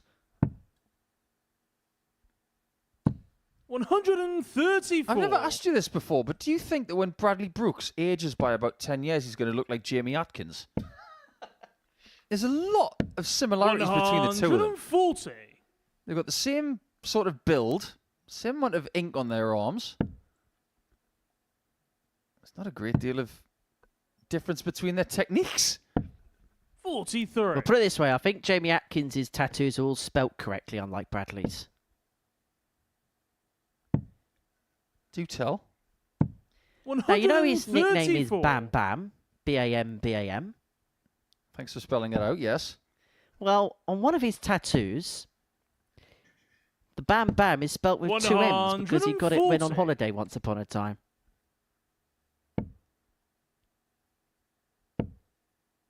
The only thing I can think of is he flew there with BA and he 57. got some M&Ms.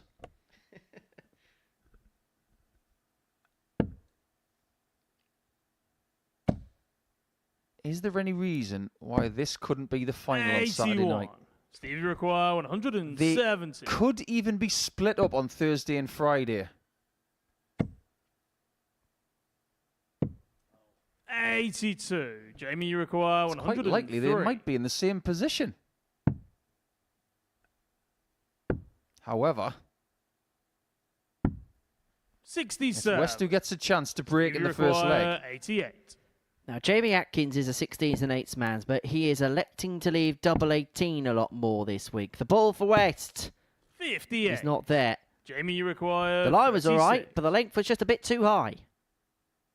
So 2 18s for Atkins. Game shot on the first There's leg. nothing wrong with Jamie that one. Atkins. Wolves 1, Tottenham 0. Second leg. it's Scoreline you Steve don't Tudor hear in the first. Premier League. Game on. Do you know what? I've commentated on Premier League football now for 3 59. seasons. I have never commentated on a Wolves win. I've done them 7 times now. Never commentated on them win. 39. So by virtue of that, does Jamie Atkins want you to commentate on Wolves games or not? Probably not. My first ever football game live was 60. Tottenham versus Newcastle. St James's Park. I was in the Gallagher end when it was all standing. Chris Waddle came back that day. And just to show how much the Geordies didn't appreciate the fact that Waddle went to Tottenham, they started throwing chocolate bars at him when he was about to take a corner. 58. My first game was Portsmouth against Bolton Wanderers in the Barclays Premier League. Yuski Jaskalainen was the Bolton goalkeeper. 128. And there was this bloke in the Fratton end that just kept shouting Jaskalainen every 5 seconds, every time he touched it. It was actually quite annoying in the end. Jermaine Defoe and Peter Crouch are up top for us. 140. If you're going to have a Peter Crouch of this game, it'd have to be Jamie because of his build and his height. Well, I suppose Jermaine Defoe and Peter Crouch would be quite appropriate when you look at both players' 74. heights and both players' ability to score very, very, very well. Well, Defoe actually did play for Tottenham, didn't he? Left Portsmouth to go to Tottenham. 136. Jamie, you require 160. Saw this missed in the previous game. On tops. We're about to find out if Jamie goes one better, and he does. Shot on the second leg. Huge Jamie hit Atkins. from Atkins. Third All you leg, can do it's in a moment Jamie like that to is throw say, first. great shot. That truly was Game a on. great shot. 2-0 Wolves. Now, they have actually met in the Premier League this season, Tottenham and Wolves. It was a 2-2 draw on the 29th of December. And twice did Wolverhampton Wanderers have a lead which they'd let slip. Hwang Hee-chan scored in the 7th minute for Wolves before Rodrigo Bentancur equalised 5 minutes later. Brennan Johnson would actually put Tottenham in front before Jørgen Strund Larsen would equalise things late on in the day for Vitor Pereira's men. 97. Actually beat Tottenham last season. I'm starting to figure out why Scott Mitchell is calling Jamie an angry fish. 108. He does have a bit of a grimace, doesn't he, before he throws a dart? Oh, there are 96. tendencies for dart players when they throw. Jamie won't mind me saying this. When he got his phone back yesterday, his notifications came up and it all popped up on various group chats and messages. Angry fish, angry fish, angry fish. Steve I think Maguire, Scott Mitchell has 41. given him a nickname which is just not going to be let go Well, that was not let go properly, and so West looks at double 10. 31. Jamie, you require 150. For another big one. Are we calling 150 this way? The angry fish? 132. Steve, you require No, we aren't. 10. Big fish, little fish, angry fish. Looking to fish a break of throw here, Steve West.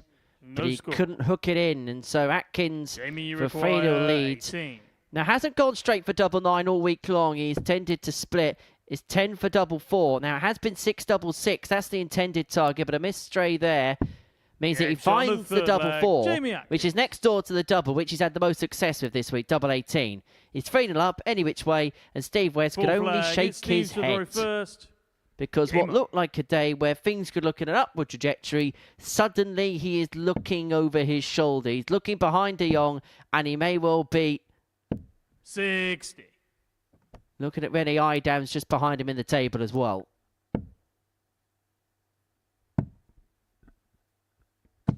$96.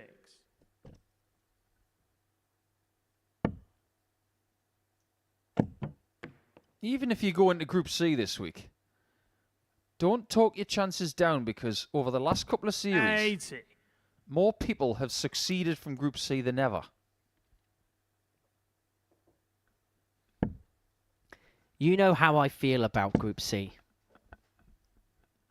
140. Did you get Group C a Valentine's card? Yes, but I didn't get one back. Where's my violin? I think if you're confident enough to back yourself for a Group C, the preparation time you 93. get after the Friday afternoon to the Saturday night is absolutely perfect. It is more ideal than a stressful Group B.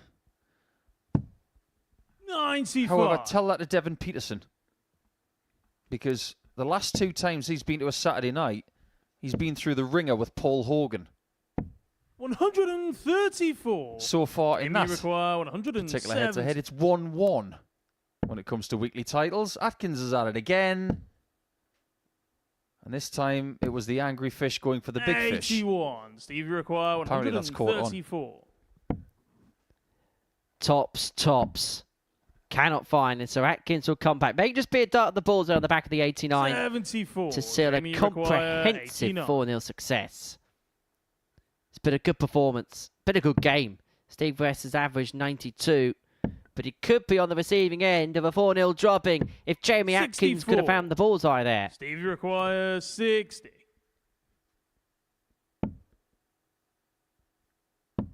Game shot on This the game fourth ain't over leg. yet. Steve West.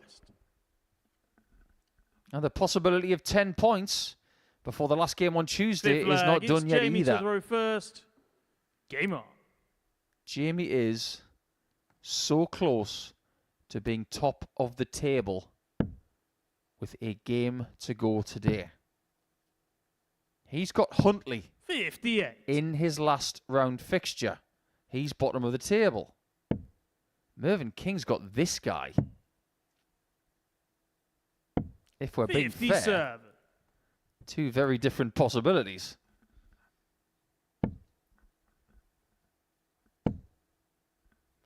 Atkins has seen an opportunity and he wants to 97. run with it. If he can win this game by a couple of legs scoreline, then he will go, you mentioned, top of the group. But for Steve West, his chances are heading rather south rather quickly. He shakes his head. That's been a common commodity over the last 58. couple of games. And he knows he hasn't exactly played bad, but you know exactly what we're about to say here. 1 from 6 on the doubles. He's scoring all right, but when the opportunities have 96. come to pass, he hasn't been able to take advantage of them. Not yet. 41. But time is running out.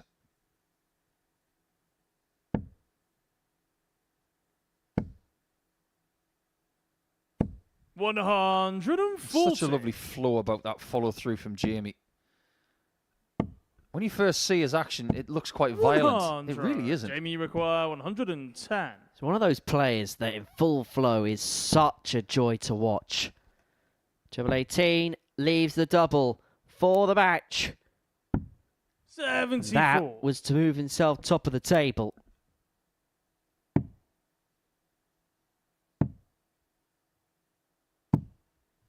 $83. Jamie, you require 36. He's left a bogey number, and the invitation for the win for Atkins is right in front of him. Can he take it?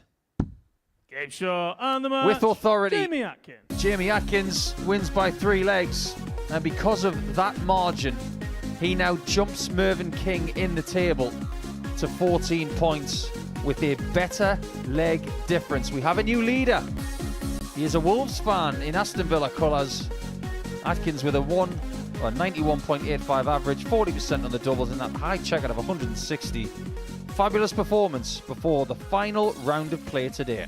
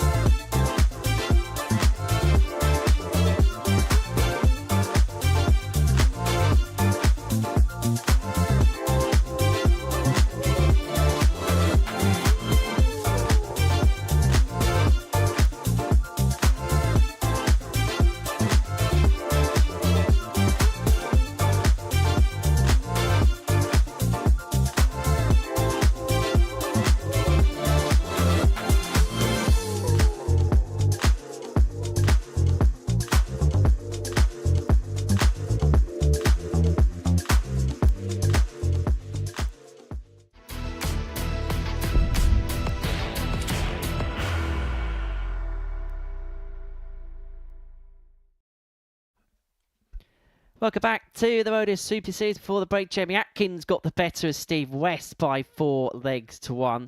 And so that rounds off the 4th cycle of games on this Tuesday. And these are how the results have gone. This is how the table looks going into round number 5 of Tuesday. Jamie Atkins is now the new table leader following that defeat from Mervyn King in round number 4. He has leapfrogged him on legs difference. Max de Jong now in a decent position in 3rd place. Steve West, well, he had the opportunity to make up some ground today. He did turn his first couple, but a few defeats means that he's now on 8. Eidams and Huntley are the bottom 2 in the group.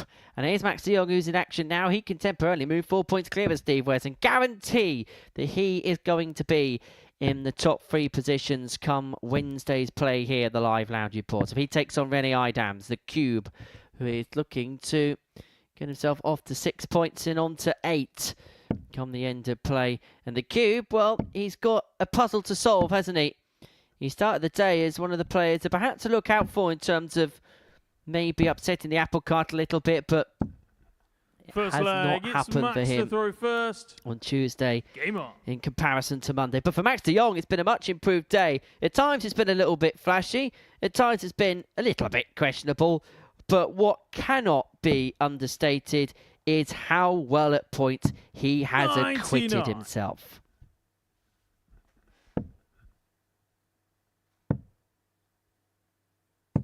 $58. Yeah, he has played better than yesterday. In a somewhat philosophical way, isn't that all he can do? Play better than yesterday. 58. As a human being, if you could be a better version of yourself from yesterday, then that is progress. So that's where I'm going wrong. 68.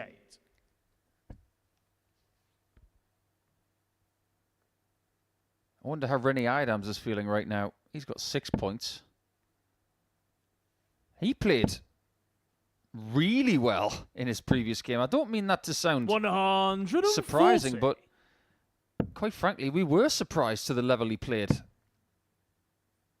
Almost the best average of the day. If we base that on what we'd seen prior to that, it has come out of the clear blue sky. Well, it was a night and day performance, wasn't it? 140. Been a night and day type of Tuesday for Max de Jong in terms of results. There was evidence and there was signs towards the end of yesterday. Maybe he's beginning to find 64. a level which could be a little bit more attainable today. And he's done exactly that. More pragmatic this time, with Eidams not on a finish, but another unfortunate. 32. That'll be the one thing that... And I feel like now, because Max has showcased a good level, we are now judging him by different parameters. So things like that, we are now going to judge him differently than before. That's an unforced error, which we probably don't expect from him. But first leg, if we're being fair in our assessment, he recovers very well. He mops up the double 16 first time. He leads 1-0. Second leg, He's a good player, Max. First. And consequently, I'm going to judge him like a top player. 60. Do the simple things well, do the harder things better. You have to live by these sort of mantras. 96. Don't overcomplicate the game unless you're a wizard. 42. Things like 51-30 for an 81 checkout. It's all well and good if you hit it, but if you've got 48 and you miss a single, that's not doing the simpler things better, is it? 60. It's all very, very simple to get carried away with going for 170 checkout and 160 checkouts, which he's gone for today. 58. And I'm not throwing criticism his way. I'm just giving him a little bit of tutelage on some of the things that we can get carried away with. Even people who critique these days, 125. myself included, I've tried things on big stages and regretted them very soon after. 140. That's a tungsten talk in itself. You learn by your mistakes. You learn more from losing and by the mistakes you make than if you don't. So, in a weird way, you have to applaud people who make mistakes because they have an opportunity to learn. And it is a learning opportunity for Max. And speaking to him, and he's a really, really nice guy to talk to. Really easy to get on with. The biggest thing for him is about opportunity. And I think the biggest thing that he was saying as well is he wants to showcase himself. He's definitely doing that. And he's doing it with some James good on the darts. second That's a leg. break. Max de Jong. That's 2-0. He's averaging just a shade under 97. 2 from 2 on his doubles. And at this Third present leg moment is in Max time, to throw it's just too first. much of any Eidams. We Game on. might as well just call today accidental double Tuesday. Is that the third or fourth time it's happened today? Eidams has done it twice. 137. Both times double 14 as well. Well, today is following a similar pattern to yesterday where, if we're going to be brutally honest, it was a bit of a slow burner of a session today. But over the last couple of games, as the players have just begun to warm to the task, the quality that we're seeing has gone up another level. 140. And I think Max de Jong, of all the players in this group, is the one that has really found an uppage in terms of quality. 55. Because when he lost his first 3 in this group, there could have been a real fear that he could have been dragged into a Group C quagmire down the bottom of the table where he'd be playing for position for a couple of days. 45. But now, he's the favourite to get himself into Group B. And if he gets 12 points after 2 days, I think that is a very, very, very good total for him. 100. It would be a good total. And it would still keep him in the running of winning the group. Having said that, that would be more 100. likely if Mike Huntley beats Jamie Atkins and if Steve West beats Mervyn King, on the provision that Max beats Rennie. 95. Max requires 79. Well, this present moment in time, it looks like the only outcome. De Jong's averaging 99, Rennie Eidams in the mid-70s. And he's got plenty of time here to open up a 3-leg buffer. 39. He's going to need said time.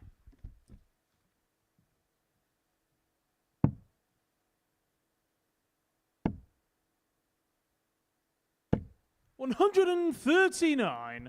Max require To get 40. within 501 points of victory.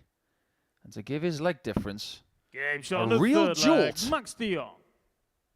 Now, he is massively behind the top 2 when it comes to leg difference.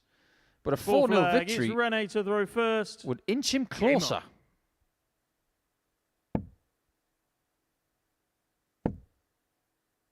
We started the day with the top 3 having a positive leg difference. 43. That is still the case right now, but only just. West has gone from positive to negative today. Atkins and King have gone in the right direction. They have swollen their leg difference 44. positively. Well, them two are by far and away the best 2 players in the group. I know Max de Jong can move in a couple of points, but in terms of what they've done over 2 days, they have 41. been the standouts. It feels like tomorrow it's going to be a race in 2 directions. Which one out of Jamie and Mervyn's going to win the Group A, and then who is going to be the best of the rest and punch a ticket to the night session. 100. Yeah, it would have been funny if Harry Styles had been in that name of a band. 2 directions. 100. One song's a flop, the other one's a number 1. They don't listen to that in the Netherlands, do they, Max? No, they just constantly 60. listen to things like hardcore, hardstyle, up-tempo. Well, put it this way. Their version of Classic 100. FM is pretty much what they show on Kistry.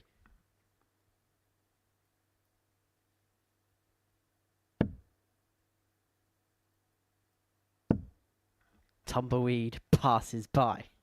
I know what you're talking about. 108.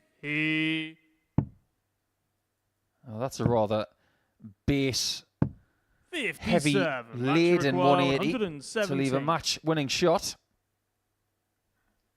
To make him dance all the way off the stage into the practice room for the last time. It's not to be. Now, Randy Eidams hasn't had a go at 57. anything René all game long. Hasn't had a go at a 106. double. He's going to need to find a couple of double 20s here, but he's not going to. And so this could well be 42. a golden Max duck for him requires 60. to be nilled and to not have a dart at a double throughout the course of the contest. double top. It's a shot. 4-0 And win. It's a really Max good de day for Max de Jong. He moves on to 12 points, and he's really enjoyed himself.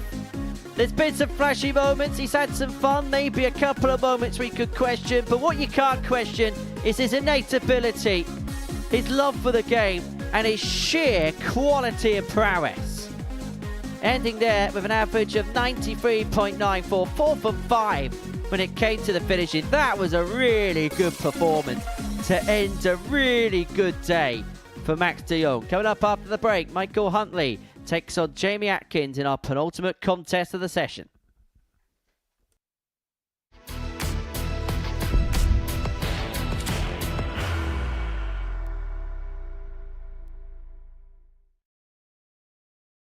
Are you ready to lift that trophy, Darius? Yes. Let's do it then. Ladies and gentlemen, your Modus Super Series 9 champion is Lucky D, Darius Labanowski!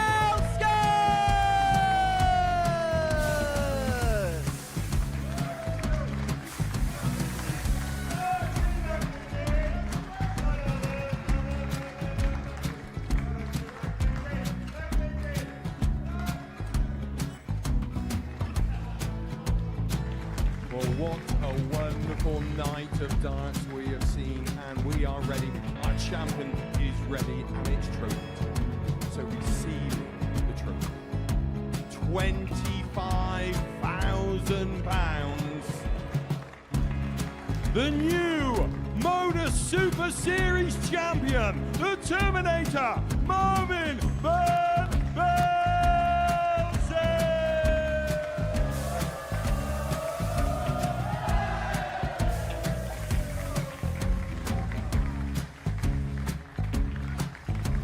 And one more time, the 8th Modus Super Series champion, the Terminator, Mervyn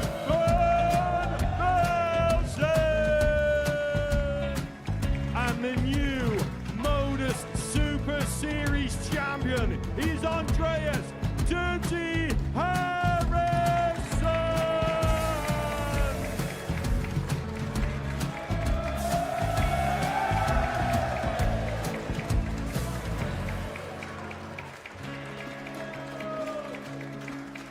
And one more time, the 7th Modus Super Series champion. Give it up for Andreas Dirty Harrison! The moment we've all been waiting for. Would you please show your appreciation for your Series 6 Modus Super Series champion, Scott Taylor!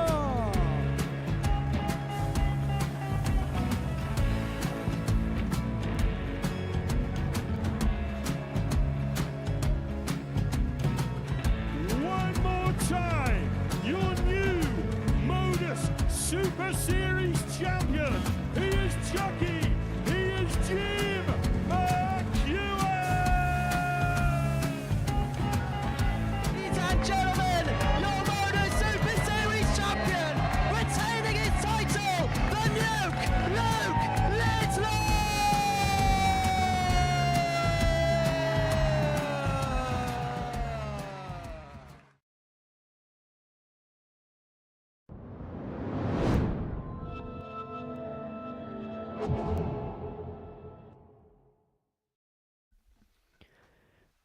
Welcome back to the Modus Super Series. Before the break, Max de Jong got the better of Rene Eidams by 4 legs in our penultimate match. Sees Michael Huntley and Jamie Atkins go toe-to-toe, and a win here for Jamie would see him on to 16 points and apply the pressure upon Mervyn King, who would then take on Steve West in the final game of the session. For Atkins, well, it's been full focus for him, and if he wins this match, then he'll be able to have 2 days where he has picked up 8 points from a maximum of 10. Solid progress First for leg, the man from it's the Mike Midlands. to throw first. He takes on Michael Huntley, for whom today just hasn't gone to plan whatsoever. Even his best performance against Rene Eidams in his previous match was still insurmountable in the end game, losing that one by 4 legs to 1. And it wouldn't be a surprise. Look, he's going to go and win every single game. That's just his nature. But whether his mind may already have drifted towards Group C on Thursday and Friday afternoon. But Jamie Atkins says his eyes are one prize. 55.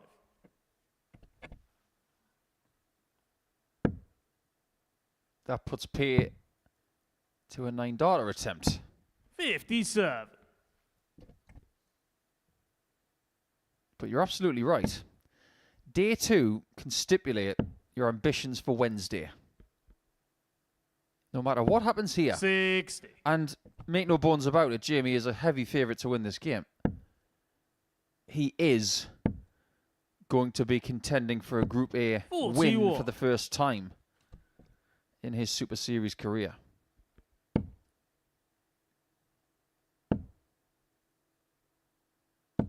I think he's the perfect age for someone to kick on in darts. Somewhere between 32 and 36 is where you could 108. become the best version of yourself. As you get older, things start breaking down. Ankles, knees, 45. hips, Jamie requires shoulders, 43. wrists and elbows. But when you're in your mid-30s, everything's fine. Isn't that right, Jamie? On the first leg, Jamie Atkins. Nothing wrong with that first leg. Couple of maximums and a clean kill. Second 14 leg, it's Jamie darter, to throw first. stall instantaneously set out. And he'll know if he can play to the levels he has done all day that he should have enough to get the job done. Just because of the struggles that Michael has unfortunately been enduring. But one thing we know about him is he's an absolute battler, grafter. Will try and eke out every single fibre of his performance. You spent much time in South Wales, up towards a place called Lampeter in West Wales. Any experiences in that region? I've only ever spent 5.5 hours in Wales in my entire life. 85. Oh no, tell a lie. I spent 2 days in Wales. I went in November for a day to commentate on a football match. So more than 5.5 hours. About 10.5 hours. So you haven't really sampled proper Wales then? Not really, but the bits I've seen on the 94. motorway going into Swansea is quite nice. You get off the beaten track. You meet the people. You understand the heritage and the culture of Welsh people. 81. Hard working. Jamie require 167. Proud. Not afraid to get their hands dirty. Not afraid to be 59. happy. This is what Welsh people mean to me. Mike is just like that. Not afraid to put in a bit of graft. 60. Jamie He's require one of the most 108. pleasant, happy people you'll ever meet. But when he's playing darts, he's at work. And when it's not going well, it hurts. And I know how much this means to having spoken 42. to him about Mikey it in the require past. 135. But he'll also know, he's experienced enough to know that this is just the first group of the week. Things can change in Group C on Thursday and Friday. And it's going to be that flicker in the flame which he is going to grasp onto, particularly 35. tomorrow. Jamie, you require Starting to figure 66. out what's going on with Huntley here. That doesn't work. Double 11, Mike. 55. Mike, you require 100. Huntley right now is throwing darts, and he's not 100% sure where they're going. Some of them are veering left and right quite violently.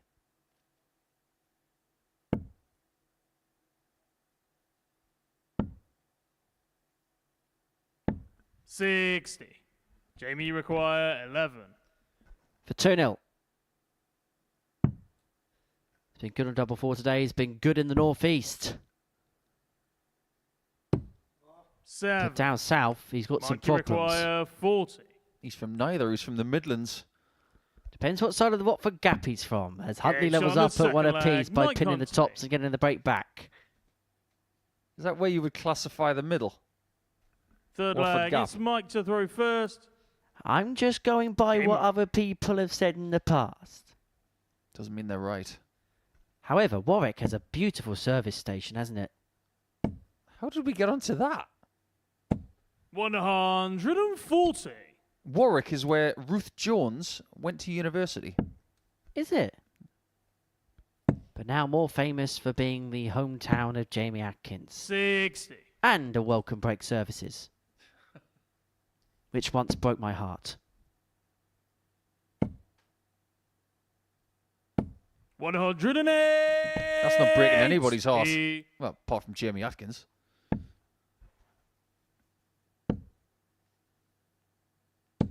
Yeah, Warwick is a beautiful place.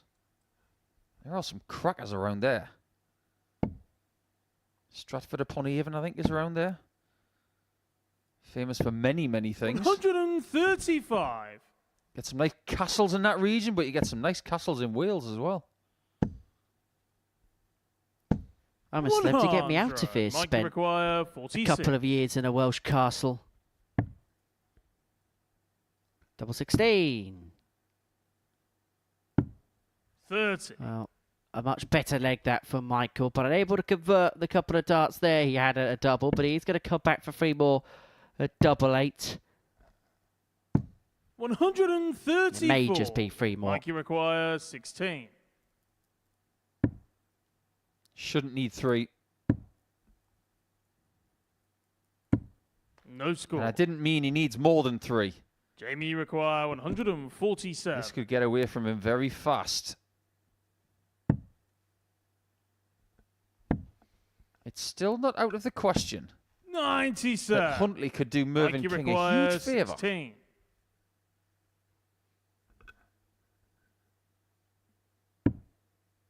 He's got to get a little bit further right. Game That'll shot do on the it. third leg. Mike Huntley. You can see the frustration on his face, but he'll be happy Fourth enough leg that he is finds Jamie to the himself in reverse. front in this contest. Game on. And sadly for Mervyn King, it could be a case of all's well but ends well. Because if Huntley wins this game, and 83. King beats West, then we're back to as we were at the beginning of the day. Mervyn King with a 2-point gap over Jamie Atkins. Well, in the last game, we are going to reference something that we 45. touched on earlier. And that is who was part of the British internationals squads in 58. 1996. We're going to talk about England in Game 15. But just to give you an insight into who was playing for Wales in 1996, 139. paying homage to the homeland of Mike Huntley. Some names you've probably heard of. Marshall 45. James made the Lakeside final in 97.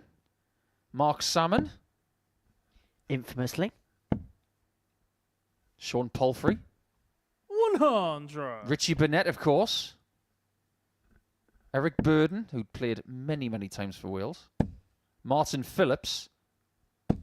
100. Dart's most famous bin man.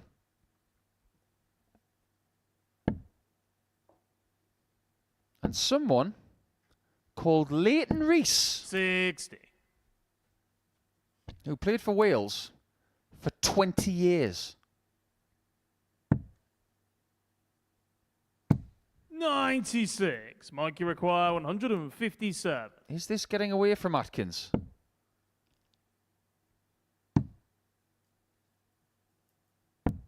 $57. This shot Jamie require 119. might give us the answer.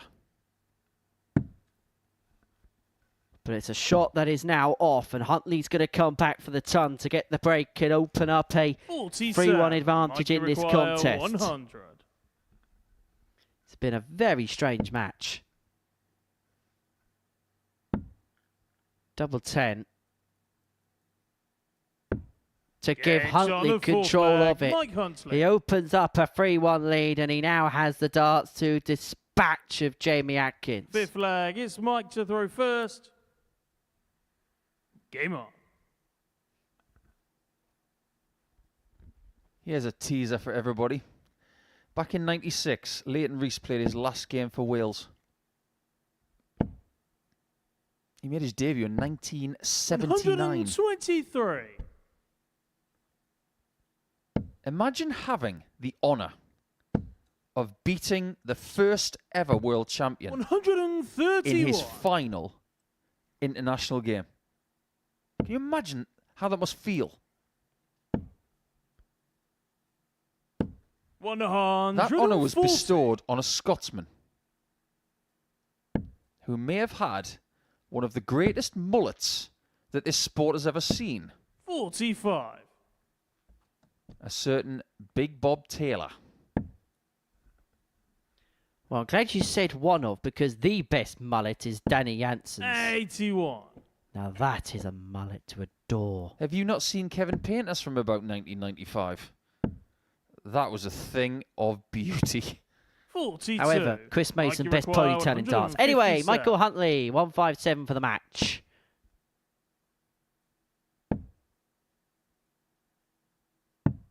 $99. Well, this is a game that's just got away from Jamie. He played so well in his previous games, especially against 78. Steve West. Mikey required But this looks like 58. one too far. Well, it's not been an ideal day for Michael Huntley, but he's looking to end it on a positive note. Double shot 10 is and the found match, for a Mike 4-1 Huntley. victory, and that has really scuppered the hopes of Jamie Atkins in terms of winning this group. He has a conversation with his adversary, who has dealt a bitter blow of his chances of having a couple of days off. All love after warfare. And for Huntley, he picks up his first win of the day in his final game of the day. A 4-1 success against Jamie Atkins, and that means that Mervyn King is back to the top of the table, and he can have a 2-point gap at the top of the group if he can depose of Steve West after this short break.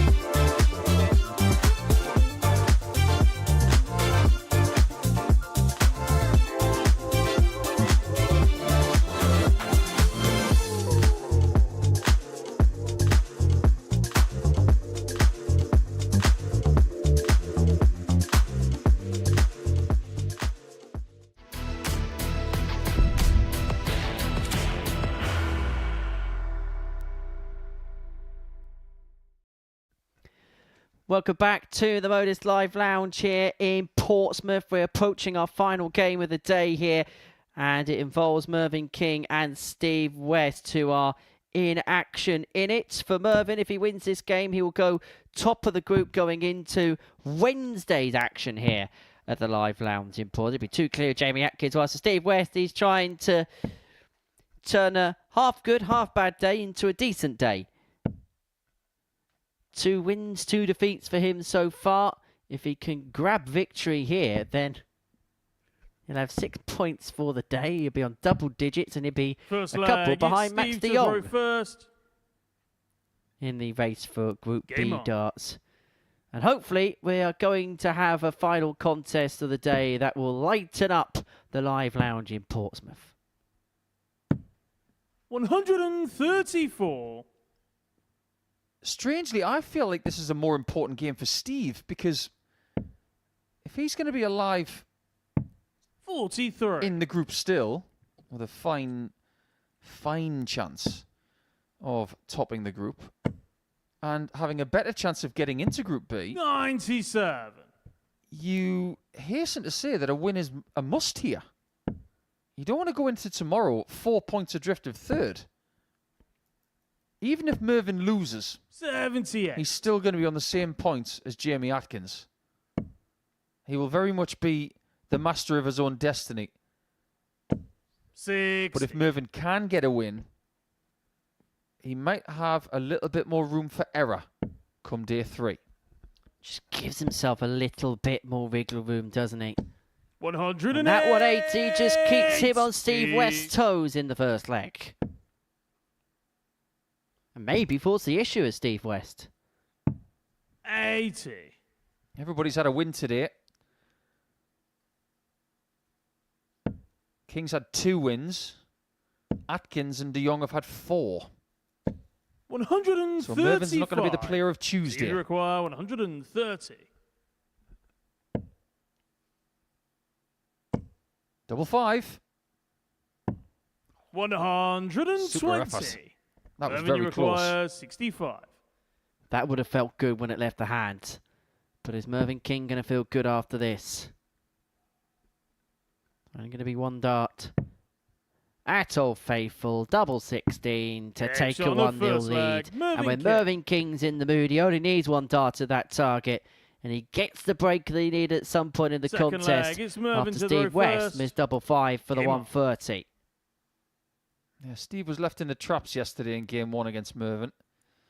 Mervyn, however, he was just really, really good, wasn't he? Averaged nearly 104. Best performance of the week 52. So far. Still. And still the only average over 100. 100.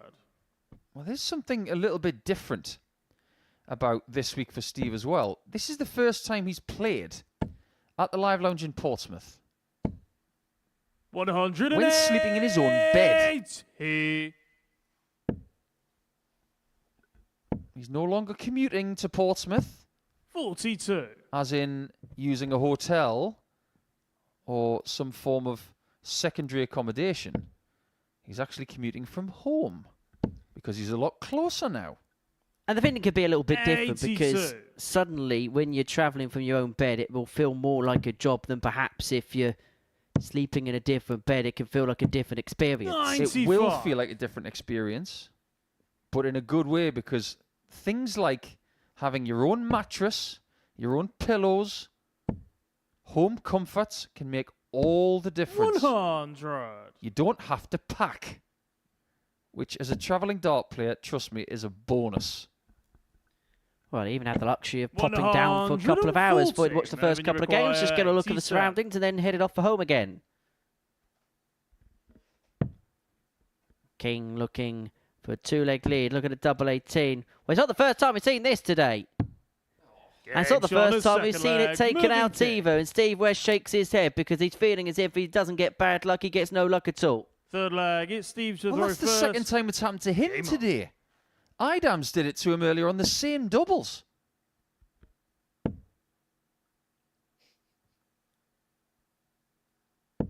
Six. Well, I promised you that I would talk about the 1996 British internationals. Mervyn King made his debut for England in April of 96 41. with these players. Now, just get your gills around this and just fathom how strong this England team was in the middle of the 1990s. Colin Monk, Andy Jenkins, Ronnie Baxter, Mike Gregory, Steve Beaton, Martin Eidams, Andy Fordham, 93. Kevin Painter, Dennis Ovens, and I've left these names until last because I don't want them to be forgotten.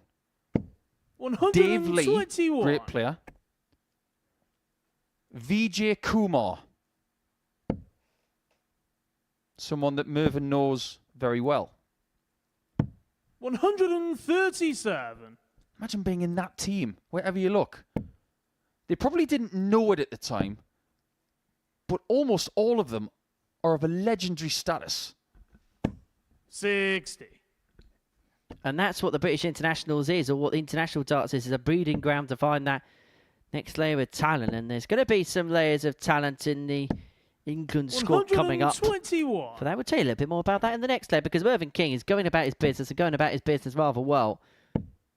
Steve West has had a solitary dart at the 130. It's all he's had so far, but he's hoping to get a couple more at tops if King cannot find the 109. Joel 18 leaves the double. 73. Doesn't go. West is going to get another Steve poke. requires 60. And this is to avoid the double break. Tops. 50. Wrong side of the wire. Mervyn, you require 36. And Mervyn could stretch his lead. Not again. You've got to be kidding. 29. Not this time. Steve, you require 10. Steve West would have expected that double 14 to go. Such has been the way things have transpired for him today. Double 2. 6. Mervyn, you I require think he's having to 7. accept that this game is not cooperating very nicely.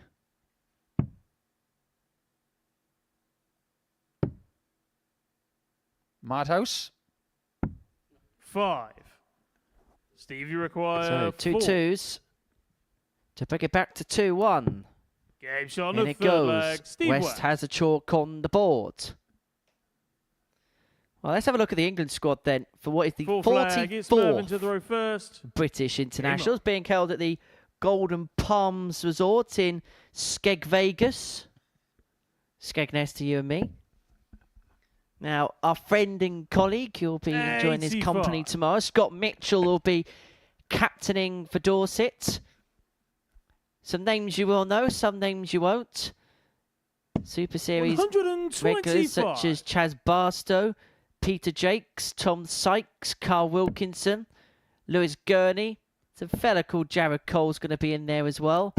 140. I've spoken to Jared about this, and he's got an overwhelming, beaming pride of being able to represent his country at senior level for the first time.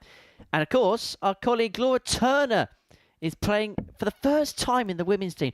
First time she's ever played for a country. Yeah, huge honour for Laura. 140. Everybody here is very proud of the fact that Laura's going to represent her country alongside debutant Rebecca Rose, who, after some 60. Mervyn, you require troubling personal times in 136. the last few months, is finally making her debut as well after being a fabulous player for the last 20 years. Should also mention Steph Clark, who's had a 96. really good year. Played some good stuff here at the Women's Weeks here at the Super Series. She's going to be involved in that as well. Played Portland in the 140. girls' squad. Mervyn, you require Whoever's 40. coming up against her will have their work cut out. But it looks like Steve West got his work cut out here. King looking at tops, leaving it after 12 to open up a 3-1 lead. Double 16 does not go. 24. You sense that Steve, Steve you West require needs a moment. 116.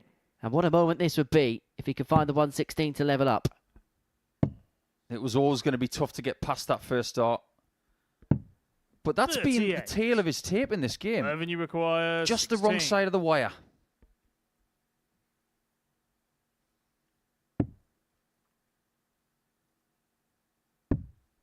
Yeah, He's hit double four this time, and it is to win the leg.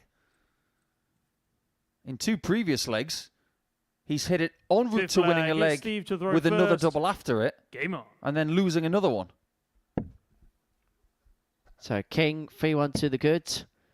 West throwing to stay in the contest. By the way, I just want to make sure that if anybody's watching this and they realise I've left a name out of that 1996 England squad, I haven't. I was saving it. Because someone who didn't play both games against Scotland and Wales only got 1 crack. But Dennis Spedding, 100. he played in the 96 squad as well. Everybody deserves their mention.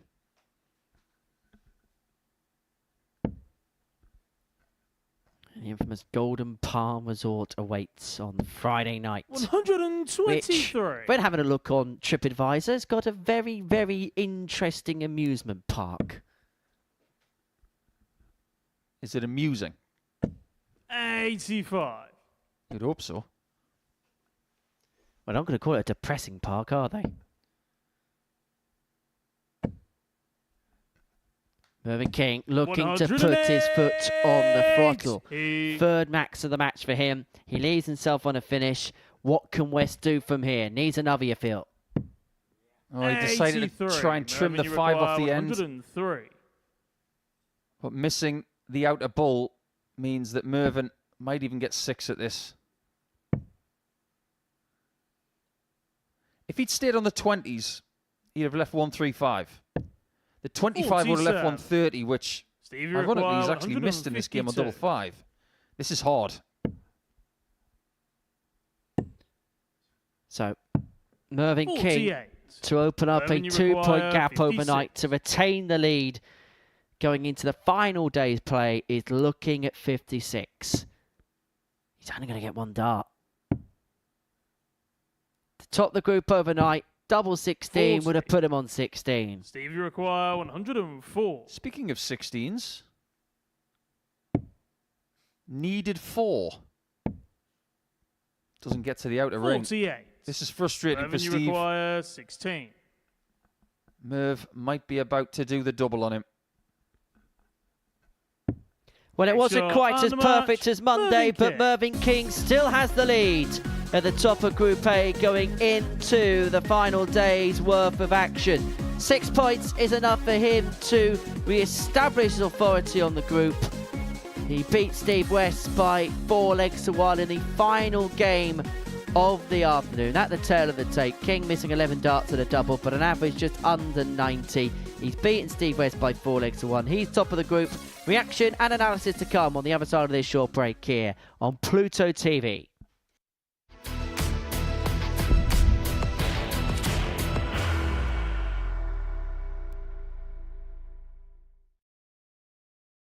Are you ready to lift that trophy, Darius?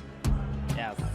Let's do it then. Ladies and gentlemen, your Modus Super Series 9 champion is Lucky D, Darius Labanowski!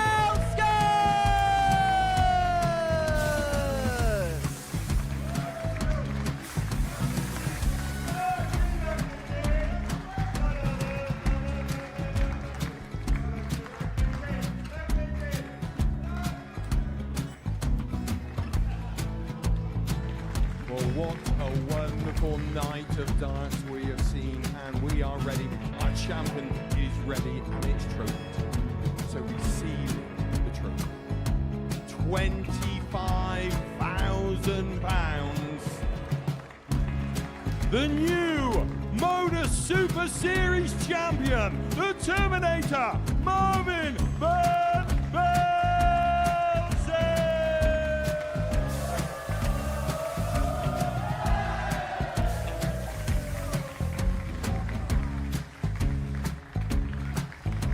And one more time, the 8th Modus Super Series champion, the Terminator, Mervyn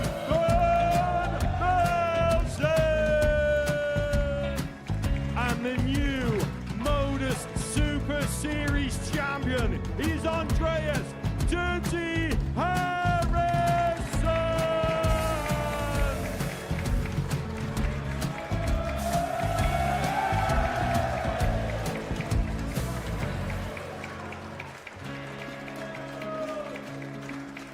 And one more time, the 7th Modus Super Series champion.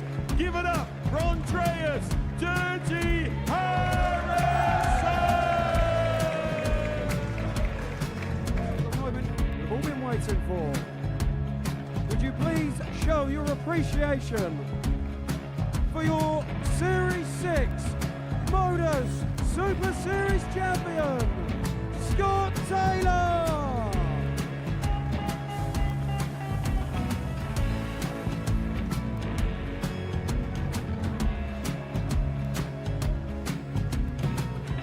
One more time, your new Modus Super Series champion. He is Chucky. He is Jim McEwen. Ladies and gentlemen, your Modus Super Series champion, retaining his title, the Luke Lidlow!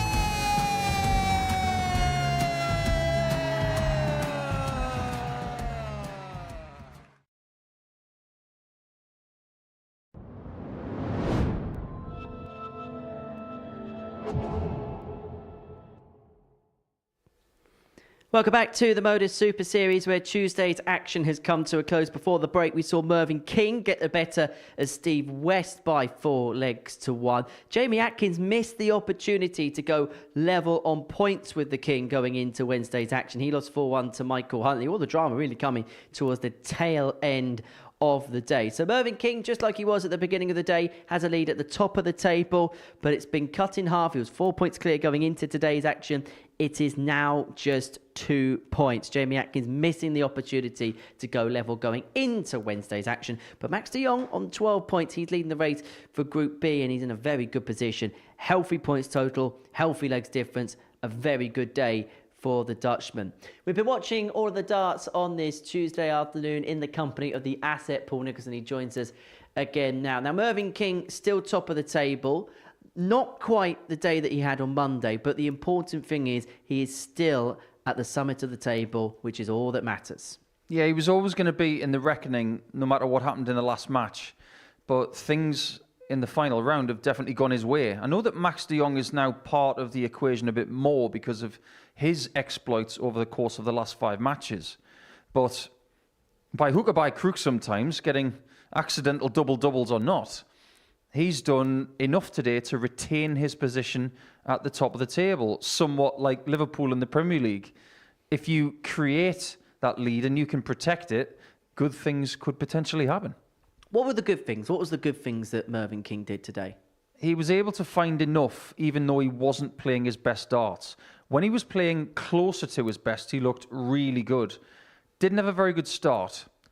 And I think the best thing about today is that after that suspect start with his first loss, he was able to bounce back quickly. And I suppose that was the key for Mervyn. Look, we saw him win 5 out of 5 yesterday. Perfect start to him. But I suppose, like every player that comes into this for the very first time, there's always that question mark of how are they going to deal with that first adversity? I think this is something that's going to come up again and again and again, year on year. But with seasoned players like Steve Beaton, like Mervyn King, they've played in Championship League darts before, where they've played 6-7 games in a day. And you don't win them all.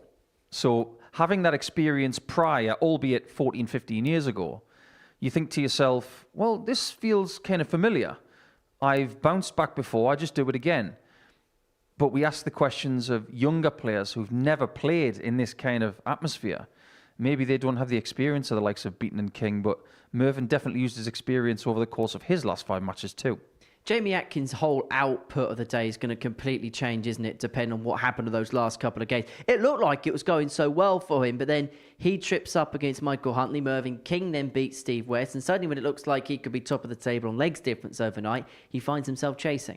There was so much to like about what Jamie was doing today, because he had a lot of passion out there, there was some vigour, and the drive was very evident. Throwing some super stuff like that 160 checkout as well. You just got the feeling that he looked ready to go 5 from 5. And when he's taken on Mike Huntley at the end, you think, hang on, what are the odds in this game? Because Huntley hasn't looked like winning and Jamie hasn't looked like losing. But darts is a funny old beast sometimes. Huntley played some steady stuff, averaging low to mid-80s, and Jamie wasn't really at the races. And that's going to be the first game tomorrow as well. So Jamie's going to have to dust that off very quickly. I don't really see that as a negative. I see that as a positive thing, because if you want to get back on the horse, most of the time it's better to do so against someone that you've got a score to settle with.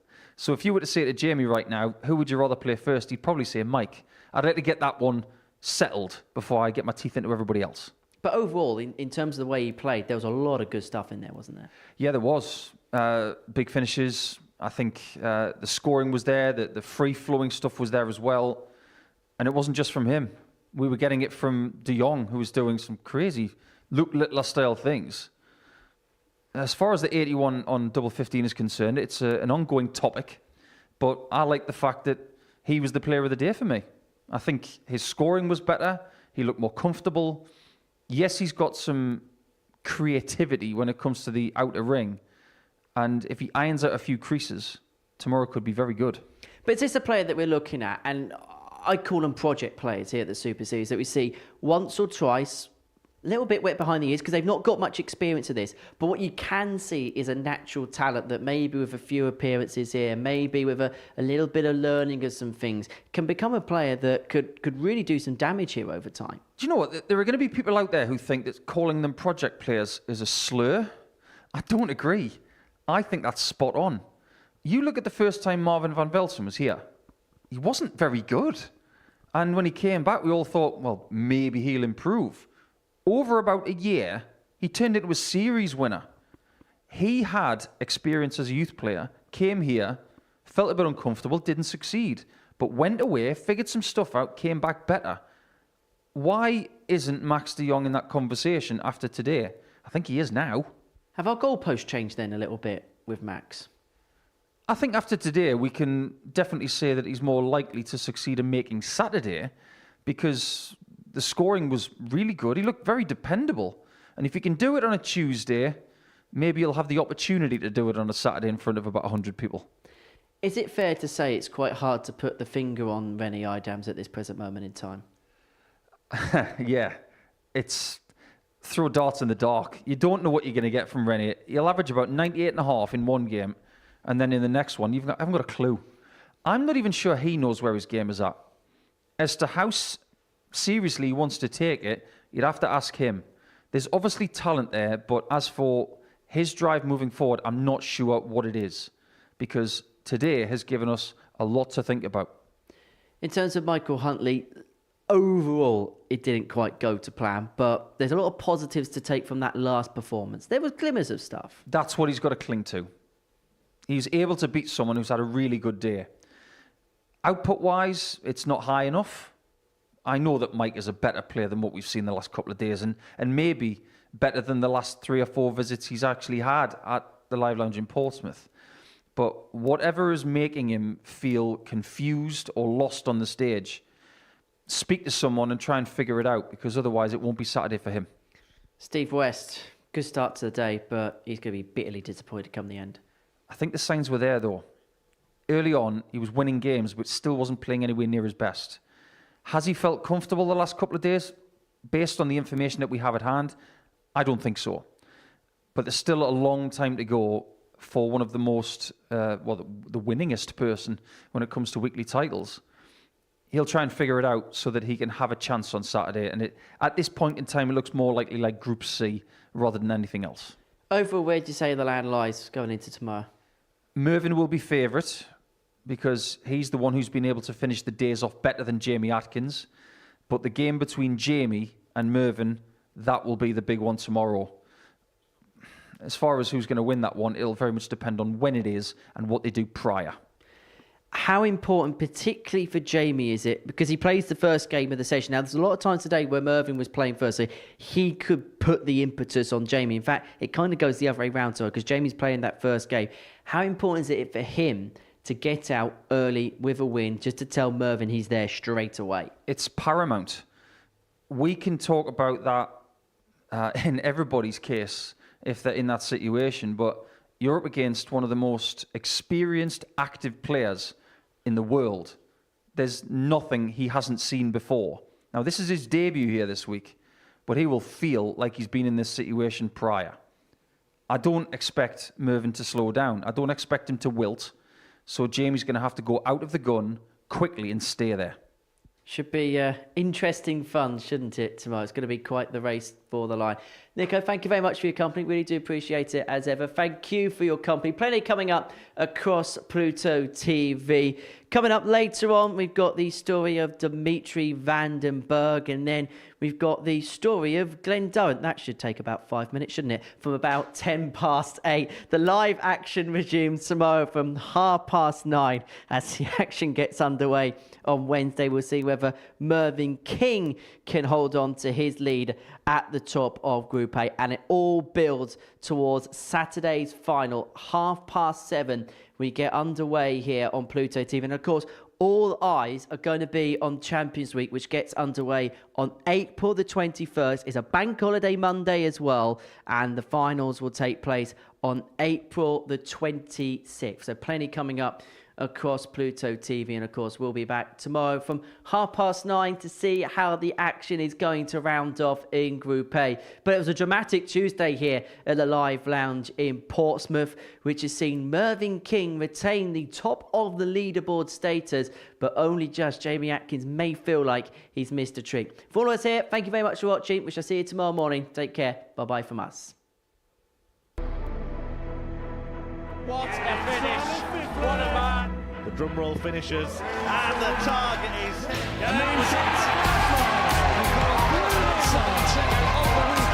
it comes on finals night, and it's a knockout player. Dirty Harrison! Van Velzen!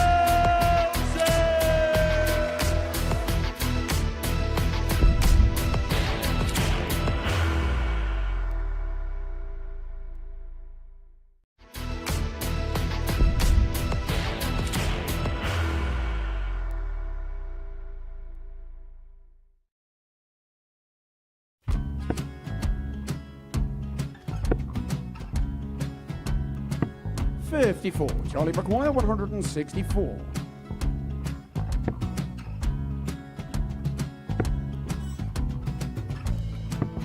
$44.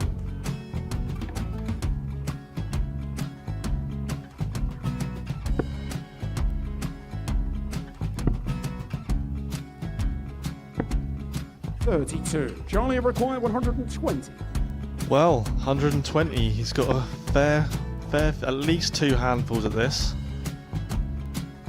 Just needs to stay 60. there. That's a good shot. Halves his score. Leaves himself on a 2-darter.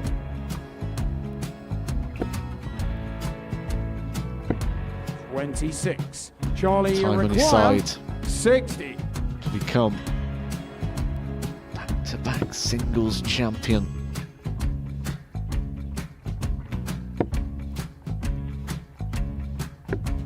$40. Definitely a couple of nerves in those last 2 darts, but he'll be coming back. It's a moment he's been in before this situation.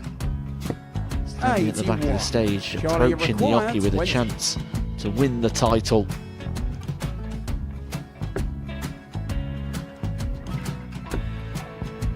He did this to win the first title, if you remember. 11. I think he's gone. Georgia I think he's gone to bust it, maybe. The first title he won, he wanted 20. He went 6-7-7 to win it. He had a chance to replicate it again. Yeah, I get the feeling that was for a bust, and 39. on that situation there, George Gage wasn't even 9. able to take it out going to the 18s on that switch. Yeah, I think he just panicked a bit, but he's done well to get that big one. Sometimes can be the hardest part. Georgia requires This is it. 79. It's got to be 19s. It's got to be 19s for this shot. Big 20 and a double. He's got the first one. He's going to get a match dart here.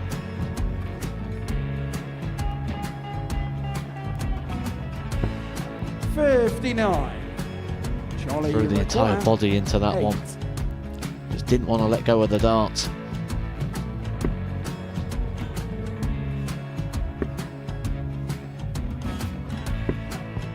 no score. He's given George a chance. George require 20. I think George has been quite good on double 10 today. So many opportunities for Charlie Murphy. Get Couldn't get the job done. Got in the match! And the Red Dragon George Modus Skate. Super Series Influencers Champion, George Skate!